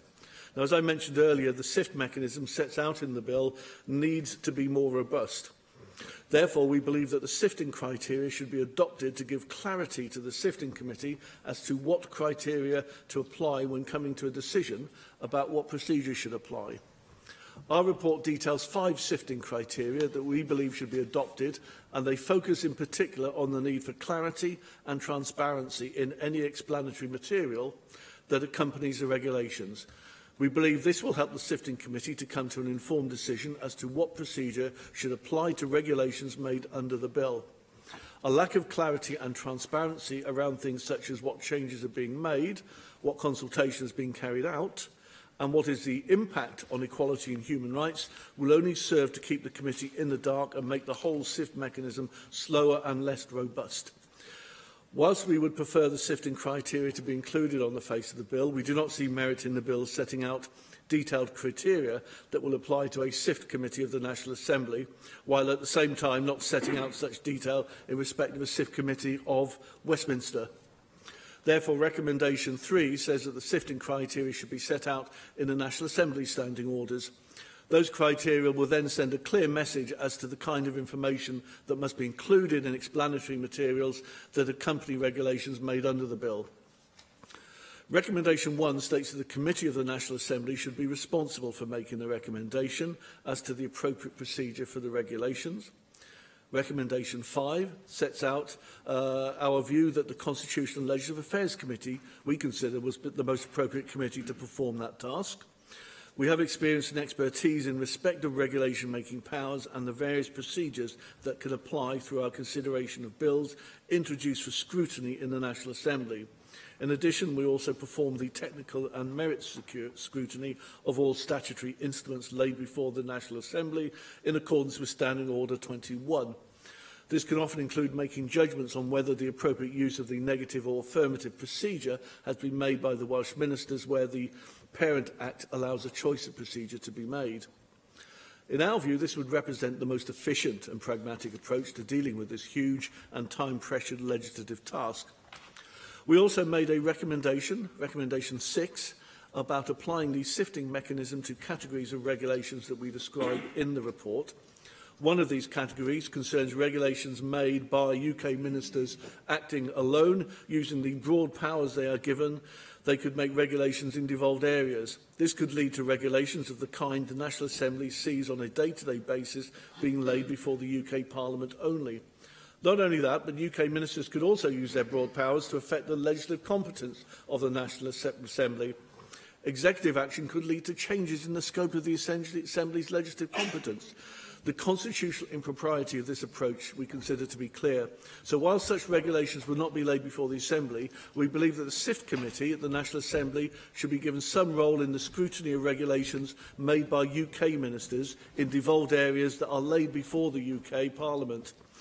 At the very least, that SIFT Committee should be made aware of any such regulations at the same time as the House of Commons Sifting Committee is made aware of them. The National Assembly Committee can then make representations to or advise the House of Commons Committee where appropriate. Our report also highlights that other operational matters will need to be considered, particularly in terms of how a SIFT committee of the National Assembly will need to work with the SIFT committee of the House of Commons, where regulations are made by the Welsh and UK ministers acting concurrently. Our report was published before the Welsh Government's own continuity bill was introduced in the Assembly. We are taking evidence from the Cabinet Secretary on the bill next Monday. One of the issues we will seek to explore with him is whether the Welsh Government intends to have access to regulation-making powers available to the Welsh ministers in both bills and the merits of such an approach. Thank you. Thank you. David Melding. Thank you, Deputy Presiding Officer. Can I thank the Chair of the Constitutional Legislative Affairs Committee, Mick Anthony, for outlining things so clearly. Can I just say to members that there are times when the seemingly obscure is actually of vital importance, and this is one of them. And I just want to underline one or two things that Mick has said, because there is obviously no need to add to the description of the situation that we now find ourselves in. The EU withdrawal bill is a remarkable bill, and it changes obviously completely our relation to Europe, but also the devolution settlement. And how we manage all that is of vital importance, and it is really important that we have a sifting mechanism, and that's obviously the central recommendation here, and it will mirror the likely practice now in Westminster to govern the administration then of ministerial powers there. But we need to do the same over devolved issues. And I think, as members of CLAC realise, it's probably CLAC that will have to do that work. So we are making this recommendation to you, but we're also saying that we are prepared to do the work. It's very important that the decision of a sifting committee should be binding. Most of the time, the recommendations that the ministers make are going to be accepted. We're talking about a vast number of items that are going to come through in secondary powers. So, 500-600, I think, has been mentioned. So the number of statutory instruments is going to be very, very large. So accepting the wide-ranging regulation powers that ministers must have, the appropriate check and balance here is a SIFT mechanism. If we don't have a SIFT mechanism, there's a real danger, however inadvertently, of a significant shift of power from the legislature to ministers. And I don't think even, I'm sure the Welsh Government don't want that. So this suggestion is a very practical way forward. On some points, I think any use of Henry VIII powers should require, at the very least, an affirmative procedure. That's a very important principle. But in general, it's difficult to see how our duty to scrutinise can really work effectively unless we have this check and balance and have a SIFT mechanism. Thank you. Thank you. Di Lloyd. Diolch, Director Lewis. And I can see the Chamber is energised by this debate, but it is actually, as the Chair of CLAC outlined, fundamentally very important. We are discussing the EU withdrawal bill.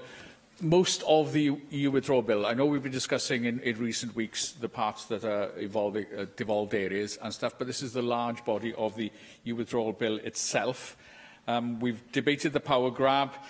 We've debated legislative competence motions and obviously the continuity bill, which has appeared since this excellent report was produced. And can I commend both the leadership of the Chair and also the hard work of our clerks, researchers and our legal support have been tremendous over the last few weeks, certainly when we've been producing report after report. You recall last week we had a CLAC debate on intergovernmental relations, which was predicated on the need for all of the legislators in these islands to regard one another with equal respect and equal parity. And what we got in front of us today is the latest attempt by this National Assembly to make sure that our voice is heard equally with other similar committees in other legislatures. Yes, we're working together with the similar committees in the House of Lords, Westminster and the Scottish equivalent, but it is, at the end of the day, about parity of legislators and respect all round, not just getting some powers, somebody else decides what we dealt with, and we just have to get on with it. This is a meaningful attempt to do something about it and to try and influence the way things are happening, because there's a power grab possible here, as David Melding was outlining, the power grab being 2 ministers from the legislature here now, not losing powers from this place, although that is in the background, obviously, still an inherent threat, which is why we have all these other mechanisms happening. And I would reiterate what we decided last week to support a reformed Joint Ministerial Council and also a Speakers' Conference as regards the way forward. And I can see the Council General nodding enthusiastically, which I welcome. Now, in terms of the SIFT mechanism, which is the central contribution here, we have to have a way of dealing with around 600 plus extra pieces of legislation just coming our way. And really, we have to have some control over that, and that control is the SIFT mechanism, which in those recommendations, which I heartily recommend to everybody following our chair's lead. But also, it's not just going to be a rubber stamping exercise. A committee here, and we suggest in recommendation 5 that it is actually the Constitutional and Legislative Affairs Committee, does that sifting, which is also an active process to make sure, as David Melding outlined, that regulation-making powers must not be used to shift the balance of power excessively towards governments and away from legislators, as we outlined and he outlined. Because there's a danger in trying to be quick and expedient, because we've got so much to deal with, that we just give it all to the relevant ministers without any involvement of the National Assembly for Wales. That is not right. That's why we need a sifting committee. And the same thing about regulation-making powers. The old Henry VIII powers that we debate most weeks in Constitutional and Legislative Affairs Committee, I have to say. To David Melding, Henry VIII, I think, represents one of his golden ages. 1920s is another one. The 1540s is another one. But there is a very inherent danger with Henry VIII powers, because basically we need to be able to scrutinise the performance of those as well, rather than we just have ministers of the Crown imposing their views on this legislature without us as a legislature being able to do anything about it. So any imposition of Henry VIII powers must be clearly defined and at least be subject to the affirmative procedure as outlined here. That is a long-standing view of CLAC, by the way. It's not just here directed towards this particular situation. So it's an expansive report. It's a coherent way of dealing with the large numbers of legislation that is going to come our way. This is a coherent way of dealing with it, and I wholeheartedly recommend the report, and I wholeheartedly also expect, and hopefully will see, realised the whole unanimous support of this chamber. Diolch yn fawr. David Rees. Can I first of all thank the Chair of the Constitutional and Legal Affairs Committee for a very detailed presentation of the report and the arguments as to why we need to support that. We are talking about the European Union withdrawal bill, clearly, something which may not happen, depending on what happens in the weeks ahead of us. But it is important we get this right, because whichever bill we end up with, we need to ensure we have the proper scrutiny process for that particular bill. Now, the External Affairs and Legislation Committee did look at the EU withdrawal bill in quite some detail as well, and we had some shared sessions with the Constitutional and Legal Affairs Committee on this. But we put forward amendments to the EU withdrawal bill to members of Parliament, and they were all accepted and all taken forward by members of Parliament. In the committee stage, unfortunately, none of them were accepted by the government. But we highlighted at that stage 6 objectives, one of them being to ensure powers available to Welsh ministers under the bill are strictly limited and far more tightly drawn than those currently set in the bill, because we recognise the important need to have the ministers accountable to this legislator and not to have the wide, broad-ranging powers that the bill was proposing.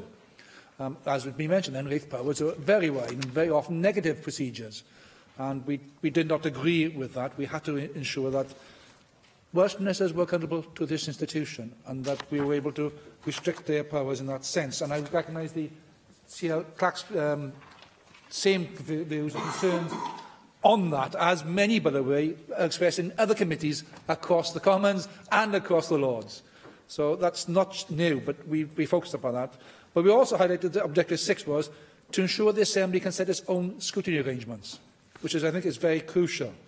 And acknowledged by the powers provided to the Assembly by the Governor of Wales Act 2006, it's the Assembly alone, as a democratically accountable institution for Wales, to set its own procedures. And that's an important factor we should remember. The bill, as it is drafted, actually would undermine that constitutional aspect by seeking to set, on behalf of us, as the Assembly, the procedures that will apply to scrutiny of secondary legislation. Now, I appreciate the sifting mechanism that's put in place. That actually doesn't take that away from us, the bill. That's still there. So we need to address that, and we highlighted this. Now, the withdrawal bill does seek to impose procedure on us as an Assembly without any consultation, and in the absence of acknowledging our view expressed in our report on the White Paper, the Government was going ahead with that. Now, Professor John Bell, in written evidence to the committee, said the provisions on scrutiny are inadequate. The bill does not recognise the magnitude of the task and therefore the need to have differently designed procedures to ensure adequate scrutiny. The bill assumes current procedures will be used, but that is simply not possible. Very serious attention needs to be given to how scrutiny will operate. And I appreciate very much the work done by Clark to look at those aspects of scrutiny, because we were deeply concerned about how would we, as an institution, be able to scrutinise secondary legislation which was going through Parliament in particular, which affected devolved competencies, but we would have no ability to comment upon. And the Institute of Welsh Affairs gave us some written evidence. Corresponding powers are conferred on devolved institutions by Clause 10 and Schedule 2, meaning that Welsh Government ministers could also take Henry VIII powers under this bill, should they wish. It would, of course, be unsatisfactory to see the power replicated in Wales with action to rebalance the scrutiny mechanisms available. Defects in parliamentary scrutiny ought not to be replicated entirely. So, this bill needs to be amended. This report needs to be supported to ensure that we are making a message quite clear that the devolved institutions should have the right to set their own scrutiny procedures, and we should also follow the example of the sifting mechanism and allow a committee to take on the task when there is a negative procedure to assess that particular item of secondary legislation. So I fully ask members to support the bill. Support the motion. Thank you. Mandy Jones. Thank you. First, I would like to thank the Chair of the Committee, the Assembly Member for Pontypridd, for his work on this report. I'd also like to thank all the team that supports the committee for all their efforts in this regard. And finally, my fellow committee members, whom I know have put a lot of time and effort and thought into this report. My contribution today is going to be relatively short, as I have to agree with a lot of what my fellow committee members have already contributed to this report and to this debate. The part of the report I would like to highlight, because I do feel it is of great importance, is the sifting mechanism for the House of Commons, now contained within this bill. It is a positive step towards improving the level of scrutiny attached to subordinate legislation to be made under the bill. I hope all members would agree, from the evidence gathered in this report, it is clear the same sifting mechanism should apply here at the National Assembly. This report recommends that the Constitutional and Legislative Affairs Committee should be the sifting committee for the Assembly. It is something we as a committee have discussed in great depth and find it would be the most pragmatic approach to dealing with the anticipated volume of subordinate legislation to come before this institution. Thank you. Can I now call the Leader of the House, Julie James? Thank you, Deputy Presiding Officer. I want to start also by thanking the committee for examining the scrutiny of regulations to be made under the powers contained in the UK Government's European Union Withdrawal Bill. The Welsh Government has not yet had an opportunity to formally respond to the report, which was only published a couple of weeks ago. However, we completely understand why the committee has been so keen to debate this report and its recommendations in the Senedd, as the European Union Withdrawal Bill continues to make progress through the House of Lords. The Government will be supporting the motion today, but with one qualification which I will come to. We've consistently been clear about our concerns about the breadth and scope of the delegated powers contained within the European Union Withdrawal Bill. The proposed amendments we published jointly with the Scottish Government included provisions that would remove the various restrictions placed on the Welsh Minister's regulation-making powers in that bill. Our amendments would have brought the powers of Welsh Ministers into line with those of the UK Ministers, as a large number of people have pointed out during the debate earlier. We were also clear that we would support proposals to narrow their scope and improve the scrutiny requirements attached to them. So we entirely agree with all of the remarks made about the transfer of powers, and that point has been well made by everybody who's contributed today. We therefore welcome the amendments to the European Union Withdrawal Bill, which provide for a sifting committee, and we agree with the committee's first recommendation for the sifting mechanism to cover all regulations made under the bill and for them to be laid before the Assembly. We are reserving our position on the committee's second recommendation, which states that all the sifting committee's recommendations should be binding. I have listened very carefully to the arguments, and we haven't yet formally responded. So I'm not saying we're not saying that, but we are currently reserving our position while we consider thoroughly what all of the consequences of that might be. Because we believe that in the vast majority of cases, Welsh Ministers will accept the recommendation of the sifting committee that a set of regulations should be subject to the affirmative procedure rather than the negative procedure, for example, whatever the outcome of that SIF might be. However, we think there may be situations where, for reasons of urgency, for example, Welsh Ministers will need to act more quickly than the affirmative procedure provides for, and it's essential the Government retains the flexibility to do so, notwithstanding the recommendations of the sifting committee. I also believe there's a case for maintaining consistent arrangements between the National Assembly and the UK Parliament, particularly for joint and composite instruments where both the Assembly's and Parliament's sifting committees would be making recommendations on the appropriate procedure. In some circumstances, it's possible that UK ministers might, for legitimate reasons, disregard the recommendation of their sifting committee, but Welsh ministers might not be able to do so if we accepted that recommendation. So we want to reflect on that further as we respond formally to the report. I want to reiterate that we welcome scrutiny. The law derived from the European Union Bill includes more rigorous procedures for the scrutiny of delegated powers than the EU Withdrawal Bill does.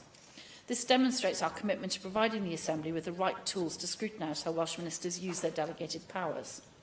But we must strike the right balance between the Assembly's scrutiny role and the need for the Executive to be able to respond quickly and flexibly to what is likely to be a fast-moving and fast-changing legislative landscape as we approach Brexit. Making the sifting mechanism recommendations binding will not strike this balance, in our view. Of course.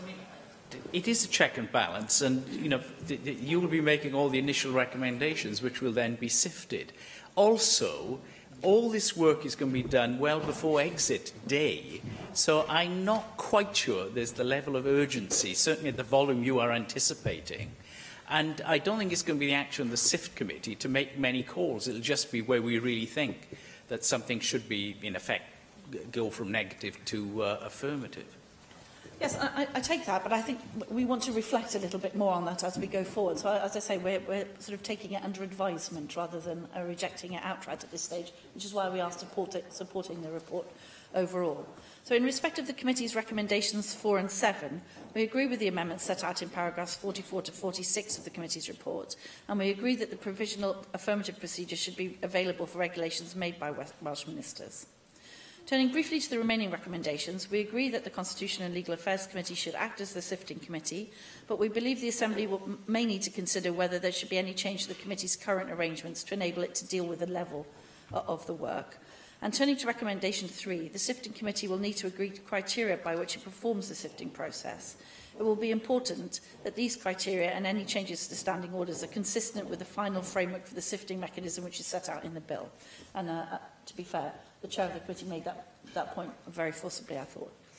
We are not yet persuaded that criteria should be included in standing orders. We believe we should return to this matter once the final sifting mechanism is agreed. So again, this is one of those complex weaves where we try to make several pieces of legislation and our standing orders and procedures all line up together. Finally, we are minded to agree with recommendation 6, which sets out the categories of regulation to which the sifting mechanism should apply. We do, however, note the potential logistical challenges in respect of joint and composite regulations, where both the Assembly and the UK Parliamentary Sifting Committees will be engaged. So overall, we very much welcome the report. We're very grateful for the work that the committee's put in, and we will be supporting the motion overall. But as I said earlier in my response, we'll reserve our position on recommendation 2. Thank you. Can I now call on Mick Anthony to reply to the debate? Well, firstly, thank you to all those who've contributed and spent time going through the detail of this report, and welcome again my fellow committee members on this who've worked very hard in very narrow time frames, and also the staff who've also done that as well. And it's fair to say this is probably one of the most boring, geeky reports that will ever come before this chamber. But it is also one of the most vitally important reports dealing with the whole issue of the balance of powers and the rule of law emanating from this chamber. And here we are 500 years on and we're still blaming Henry VIII for an awful lot. It's as well. So I thank Di Rees also for his comments and also for the joint cooperation we've had in a number of areas looking at these common areas, and I think that has actually been very much invaluable. I welcome the comments that have been made by the government, but I do make this particular point, is that one of the reasons why the motion is in this format in terms of endorsement is because of the specific invitation by the UK government to actually consider a number of these points of amendments with regard to scrutiny. So there was a particular window of opportunity that had to be responded to, but also it would not be appropriate for us as a committee to be making recommendations of that type that at least did not have the endorsement of this chamber. And of course, in all these matters, the ultimate principle is this, and I welcome very much the comments made by the government and the fact that they will reflect on these very important issues, because this has to be something that is workable. But when it comes to the exercise of governmental power and the scrutiny of that, the issue of scrutiny is a matter ultimately for this chamber, not for government. It is not for government to set the rules for its own scrutiny.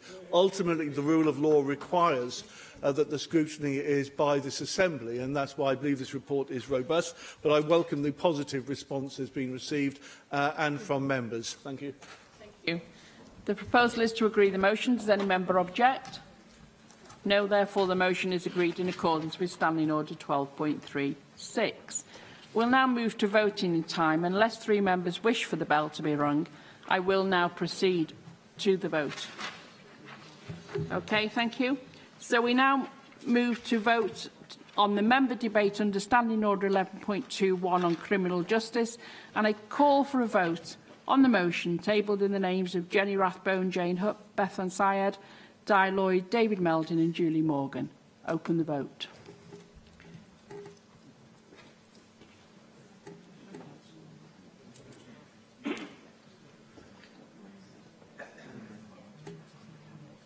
Are you happy with that? Okay. Close the vote. For the motion 32, 4 abstentions, 8 against, therefore the motion is passed. We now move to the short debate.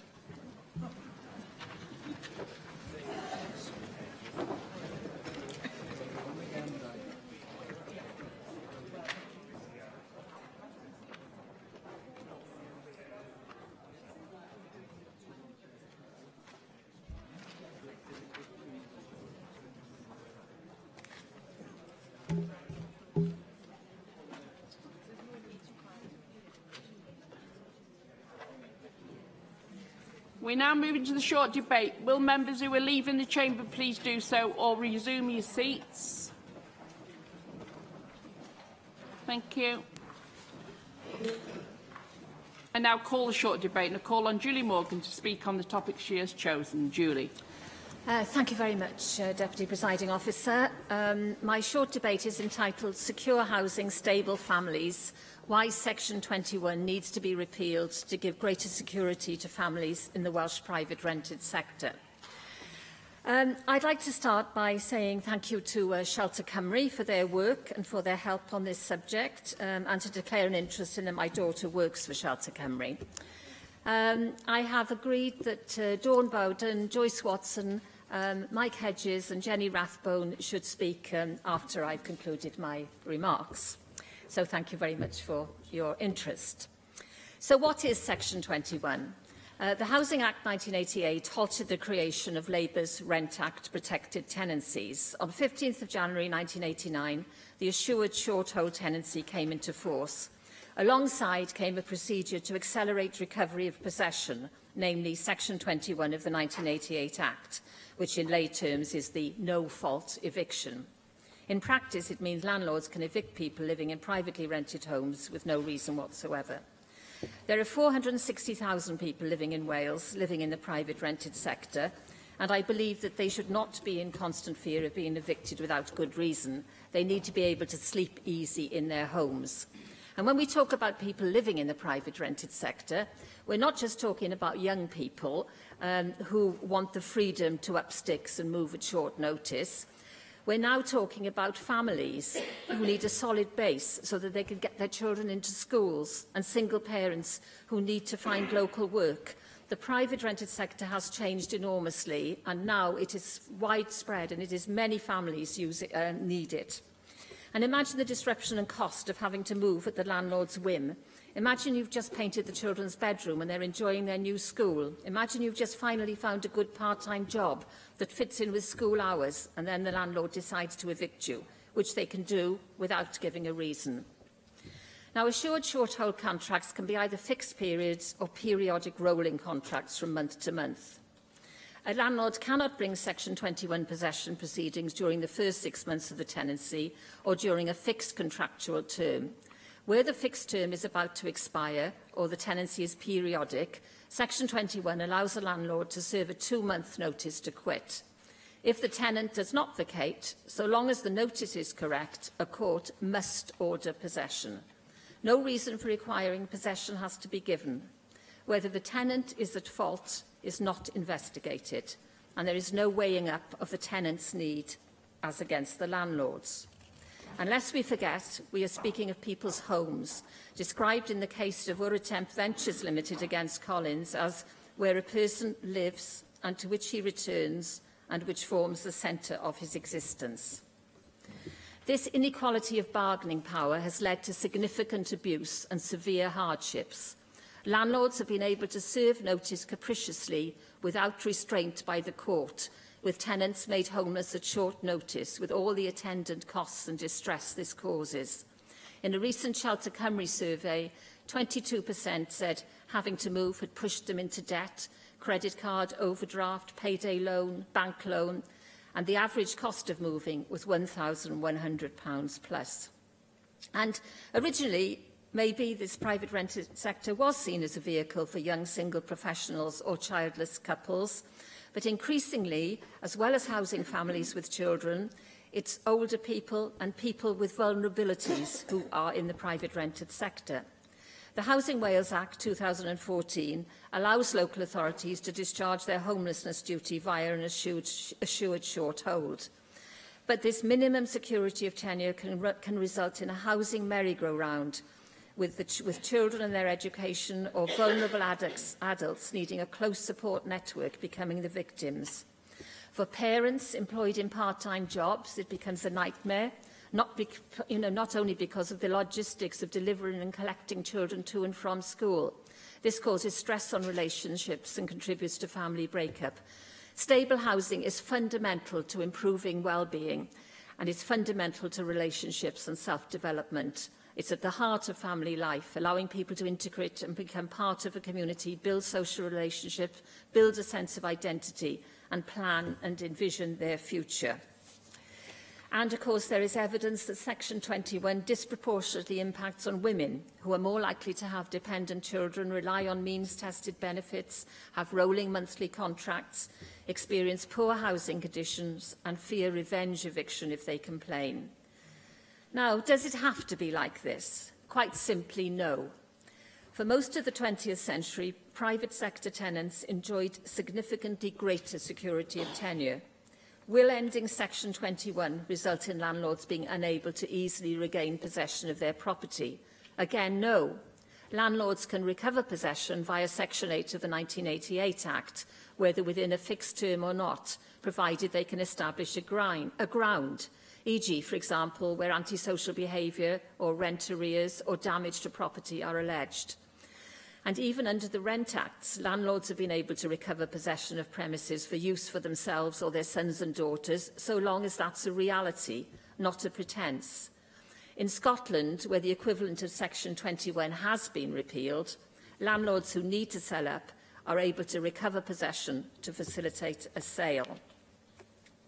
In terms of justice and fairness, is it not infinitely preferable that the landlord must establish a ground, that the tenant has a chance to defend him herself against allegations, and that the court brings to bear its independent judgment?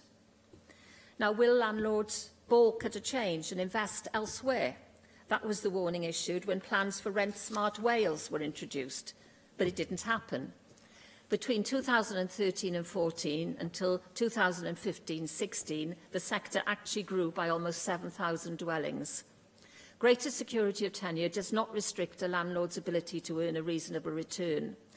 Moreover, as the Residential Landlords Association observed, landlords themselves do not want to see tenancy end, as empty properties mean lost rent and increased costs for themselves. In Shelter Cymru's recent survey, 64% of tenants said that with a 5-year tenancy, they would be more likely to make home improvements themselves. Greater security for tenants would promote a more professional approach. In Wales, the Renting Home Wales Act 2016 will shortly replace assured short holds with a standard contract. Instead of Section 21, we shall have Section 173.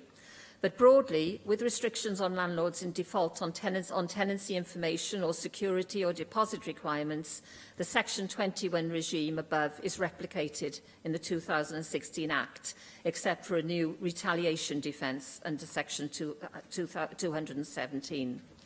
This gives the court a discretion to refuse an order where the tenant can show that the landlord served the notice to quit to avoid repairing or fitness for human habitation obligations, but this is a narrow defence to be raised when proceedings are underway with a burden of proof on the tenant.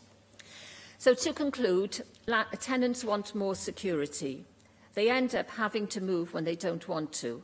Moving home is costly. Lack of security of tenure is undermining family life, children's education and networks of support. Absence of security of tenure means tenants don't get a fair hearing in court. There is no evidence that a change will lead to the private rented sector drying up. In the last 12 months, tenants' demands have become increasingly louder. Scotland have made the change, and in England, Labour has recognised that the minimum 6-month security of tenure afforded by Section 21 is wholly inadequate and pledged in the last general election to raise this to 3 years. And I don't see the issue resting there. I do believe that this Assembly will have to address this inequality, and I very much hope that Wales will go ahead, get rid of Section 21, because we do have actually the power to do this. And if tenants are left in this state of insecurity, and we have the power, surely we have the duty to move ahead and take this action. So thank you very much, Deputy Presiding Officer, for hearing my case, and I now hand over to my colleagues. Well, you didn't tell me who you've given a minute to, so I think it would help if you did at the beginning, but oh, sorry, I missed that one. Yes. I must have been too. I was Dawn Bowden, Joyce Watson, Mike Hedges and Jenny Rathbone. Okay, fine. Thank you very much. I missed that. I do apologise. Dawn Bowden. Thank you, Deputy Presiding Officer. And can I thank Julie for giving me a minute of her time in this debate on a really very important issue. Now, Assembly colleagues will be aware that for some time I've been raising the profile of the so-called sex for rent problem that can face some of the most vulnerable people who are seeking to find a home. Indeed, the recent broadcast by the reporters on the programme Iron Beads showed the sickening reality of this particular problem. And I was left wondering how many people have faced a no-fault eviction because of this. In reality, if landlords don't have to prove a reason for the eviction, then we may never know. And we also hear of Section 21 evictions being used when a tenant has done nothing more than to seek repairs to a property. Because given the high demand for accommodation in our communities, landlords know that another willing tenant who is prepared to put up with poor conditions can easily be found. In both of the circumstances that I've outlined, Section 21 can be used by an unscrupulous landlord to rid themselves of tenants who won't comply with unlawful demands or merely seek to exercise their rights. So in addition to all the reasons outlined by Julie in her submission, these are just 2 more reasons why I support this motion. Improving the stability of tenure would be another piece of a jigsaw that I'm keen for us to put together, because housing and homes must be an ever higher priority in our work. Thank you. Joyce Watson. I thank Julie for bringing this debate. And far from actually asking landlords to meet certain requirements, reducing the availability of homes, it will only actually, in my opinion, get rid of bad landlords. Because good landlords will want to honour their commitment to their tenants. They will want to look after their investment. And I know an awful lot of good landlords. I equally know tenants who haven't been grateful for that and destroyed those homes. So what we're really talking about here is a balance. And I also know an awful lot of bad landlords and very, very poor housing. So I think, by repealing this, by giving some balance back into the system that is clearly not there at the moment, is the right way forward. And what we will see, I am fairly confident, is really good landlords coming forward, with people having the right to a secure home and a secure tenancy that is well maintained, and that when they ask for a job to be done, they won't be thrown out on the street to the cost to them, their family and also society, because at the end of the day, those families do have to be housed.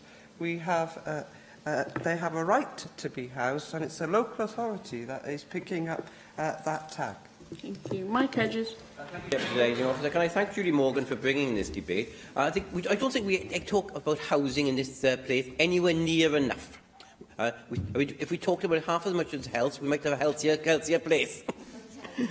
We've had a growth of private rented accommodation and a shortage of accommodation. The pressure is on private renters.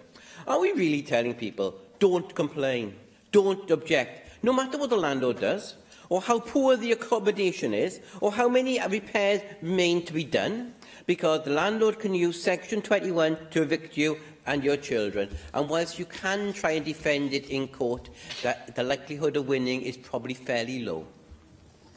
Thank you very much. Jenny Rathbone. Section 21 gives bad landlords a charter for continuing to poorly maintain their properties, because I've had several cases of tenants being evicted simply because they've asked for the roof, the leaking roof to be repaired, or the faulty lock to be repaired. And this is no way of treating people who otherwise behave completely appropriately. But it also, if they think they might be moved on at the landlord's whim, it doesn't give any incentive for the tenant to bed into the property and the community and actually put the paint on the children's bedroom or whatever. So I think that Section 21 should be removed for the reasons that Julie has suggested. Thank you very much. Can I now call on the Minister for Housing and Regeneration to reply to the debate, Rebecca Evans? Thank you very much, and I'm very grateful to Julie Morgan for choosing no-fault Section 21 notices as the subject for this debate today, and I'm also grateful to Julie for the very helpful meeting that she organised last week to give me and my officials the chance to explore the issues in more depth with Julie, with Dawn Bowden and with Shelter. And I've been really pleased to have some further discussions on this particular issue with Crisis earlier on today. Whilst I'm committed to working with landlords to build a vibrant private rented sector, this cannot be at the expense of tenants. How some landlords use Section 21 notices is quite rightly of concern to many people, as we've heard during this debate, and it is to me. As we've heard, having to find a new home, covering the cost of moving, finding the deposit for a new tenancy before the current one is repaid, and suffering the potential stress and emotional upset of a move are all very real concerns. And that's before you take into account issues such as finding a new school for the children, moving away from families and social support networks. Section 21 notices mean a family can face massive upheaval in a very short time, and all without the landlord needing to justify the issue of the notice in the first place. So I do think that the time is right for a wider discussion on the use of no-fault notices. And there are many aspects to be considered, and today's debate has certainly served to highlight some of them. I believe that with imagination and partnership, we can have a private rented sector that works for both landlords and tenants. I think it's helpful if we look back as to how we got to where we are today. The ability for a landlord to issue a minimum 2-month no-fault notice to end a tenancy was introduced under the Housing Act 1988. The 1988 Act saw the start of a prolonged growth in the private rented sector, which was further boosted by the availability of buy-to-let mortgages. As well as growth in the private rented sector since the 1988 Act, the overall quality of properties has improved. Some have attributed this to the removal of rent controls and the introduction of Section 21, which gave landlords greater certainty over regaining possession. The growth in the private rented sector followed decades of decline. While the previous system of Rent Act tenancies provided far greater security of tenure, the lack of landlord investment due to associated rent controls resulted in very poor housing. We have to make sure that in making changes to no-fault notice arrangements, we avoid any unintended consequences. That's why I've asked my officials to open up discussions with the private rented sector on this issue, and I'm pleased to say that following the meeting that we've had with Julie, those discussions have already started. So yes, there are still bad landlords, and not all tenants are perfect either, but we are taking positive steps. Rent Smart Wales, introduced under the Housing Wales Act 2014, requires that a landlord pass a fit and proper person test prior to becoming licensed and to undertake mandatory training. This training has been very well received, with 96% of people trained saying that they felt the training would make them a better landlord. The Renting Homes Wales Act 2016 will make further improvements. It will help avoid disputes by ensuring clarity on rights and responsibilities. And it will also introduce significant new protections for tenants. For example, landlords will have to ensure that homes are fit for human habitation. Certain common law rights, which are not currently immediately apparent to all tenants, have been made statutory and will be included in all occupation contracts. This includes the right to occupy the dwelling without interference from the landlord. While the Renting Homes Act provides for a no-fault notice that is similar to Section 21, there are important differences. For example, under Renting Homes, a no-fault notice is valid only for 4 months, and this will stop the current practice whereby some landlords issue a Section 21 notice at the start of a tenancy so that after 2 months they're able to make a possession claim at any point in the future. Renting Homes also provides protection against retaliatory eviction, where a landlord responds to a request for a repair by issuing a no-fault possession notice. Under the 2016 Act, the court may refuse the possession claim if it is satisfied that the landlord was seeking to avoid the repair. Therefore, the implementation of the Renting Homes Act will provide additional protections. However, I do recognise that it still allows a landlord to obtain possession on giving 2 months' notice, and so the concerns that we have heard during this debate today will still be very relevant.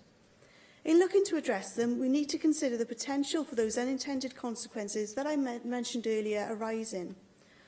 For example, where Section 21 notices can often lead to homelessness, it is important to note that roughly half of all homeless households are currently being rehoused in the private sector. Careful consideration would therefore need to be given to the potential impact of abolishing no-fault notices on the willingness of landlords to accommodate homeless households and the subsequent potential negative impact on the availability of accommodation. And this is why those discussions with the landlords are so important.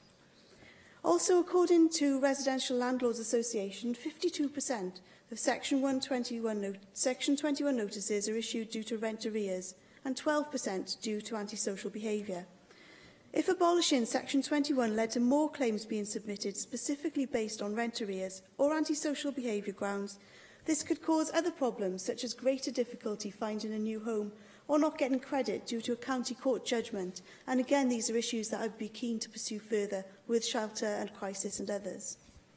Beyond the potential impact on our ability to address homelessness, we also need to be alert to the other wider potential impacts on the private rented sector, including any willingness to invest and potential cross-border issues.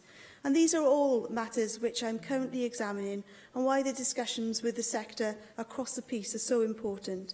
And I'm also watching the developments in Scotland, where they recently abolished no-fault notices, very closely. At our meeting last week, Julie, Dawn, Shelter and I agreed to do some further work together to explore the issues and to widen the evidence base in order to establish what will be the best way forward. In the meantime, we can do and are doing much to mitigate the effects of Section 21. The Early Doors service being piloted in Bridgend is a good example. The service enables landlords to contact a support provider if tenants fall into arrears and provides intensive support to tenants to help prevent eviction. So today's debate helpfully further raises the profile of the issues relating to no-fault evictions, and it's a very useful contribution to provoke what I hope is a wider discussion on what can be achieved through mitigation and potentially through legislative change to ensure that our private rented sector is vibrant, of high quality and fair to everyone involved.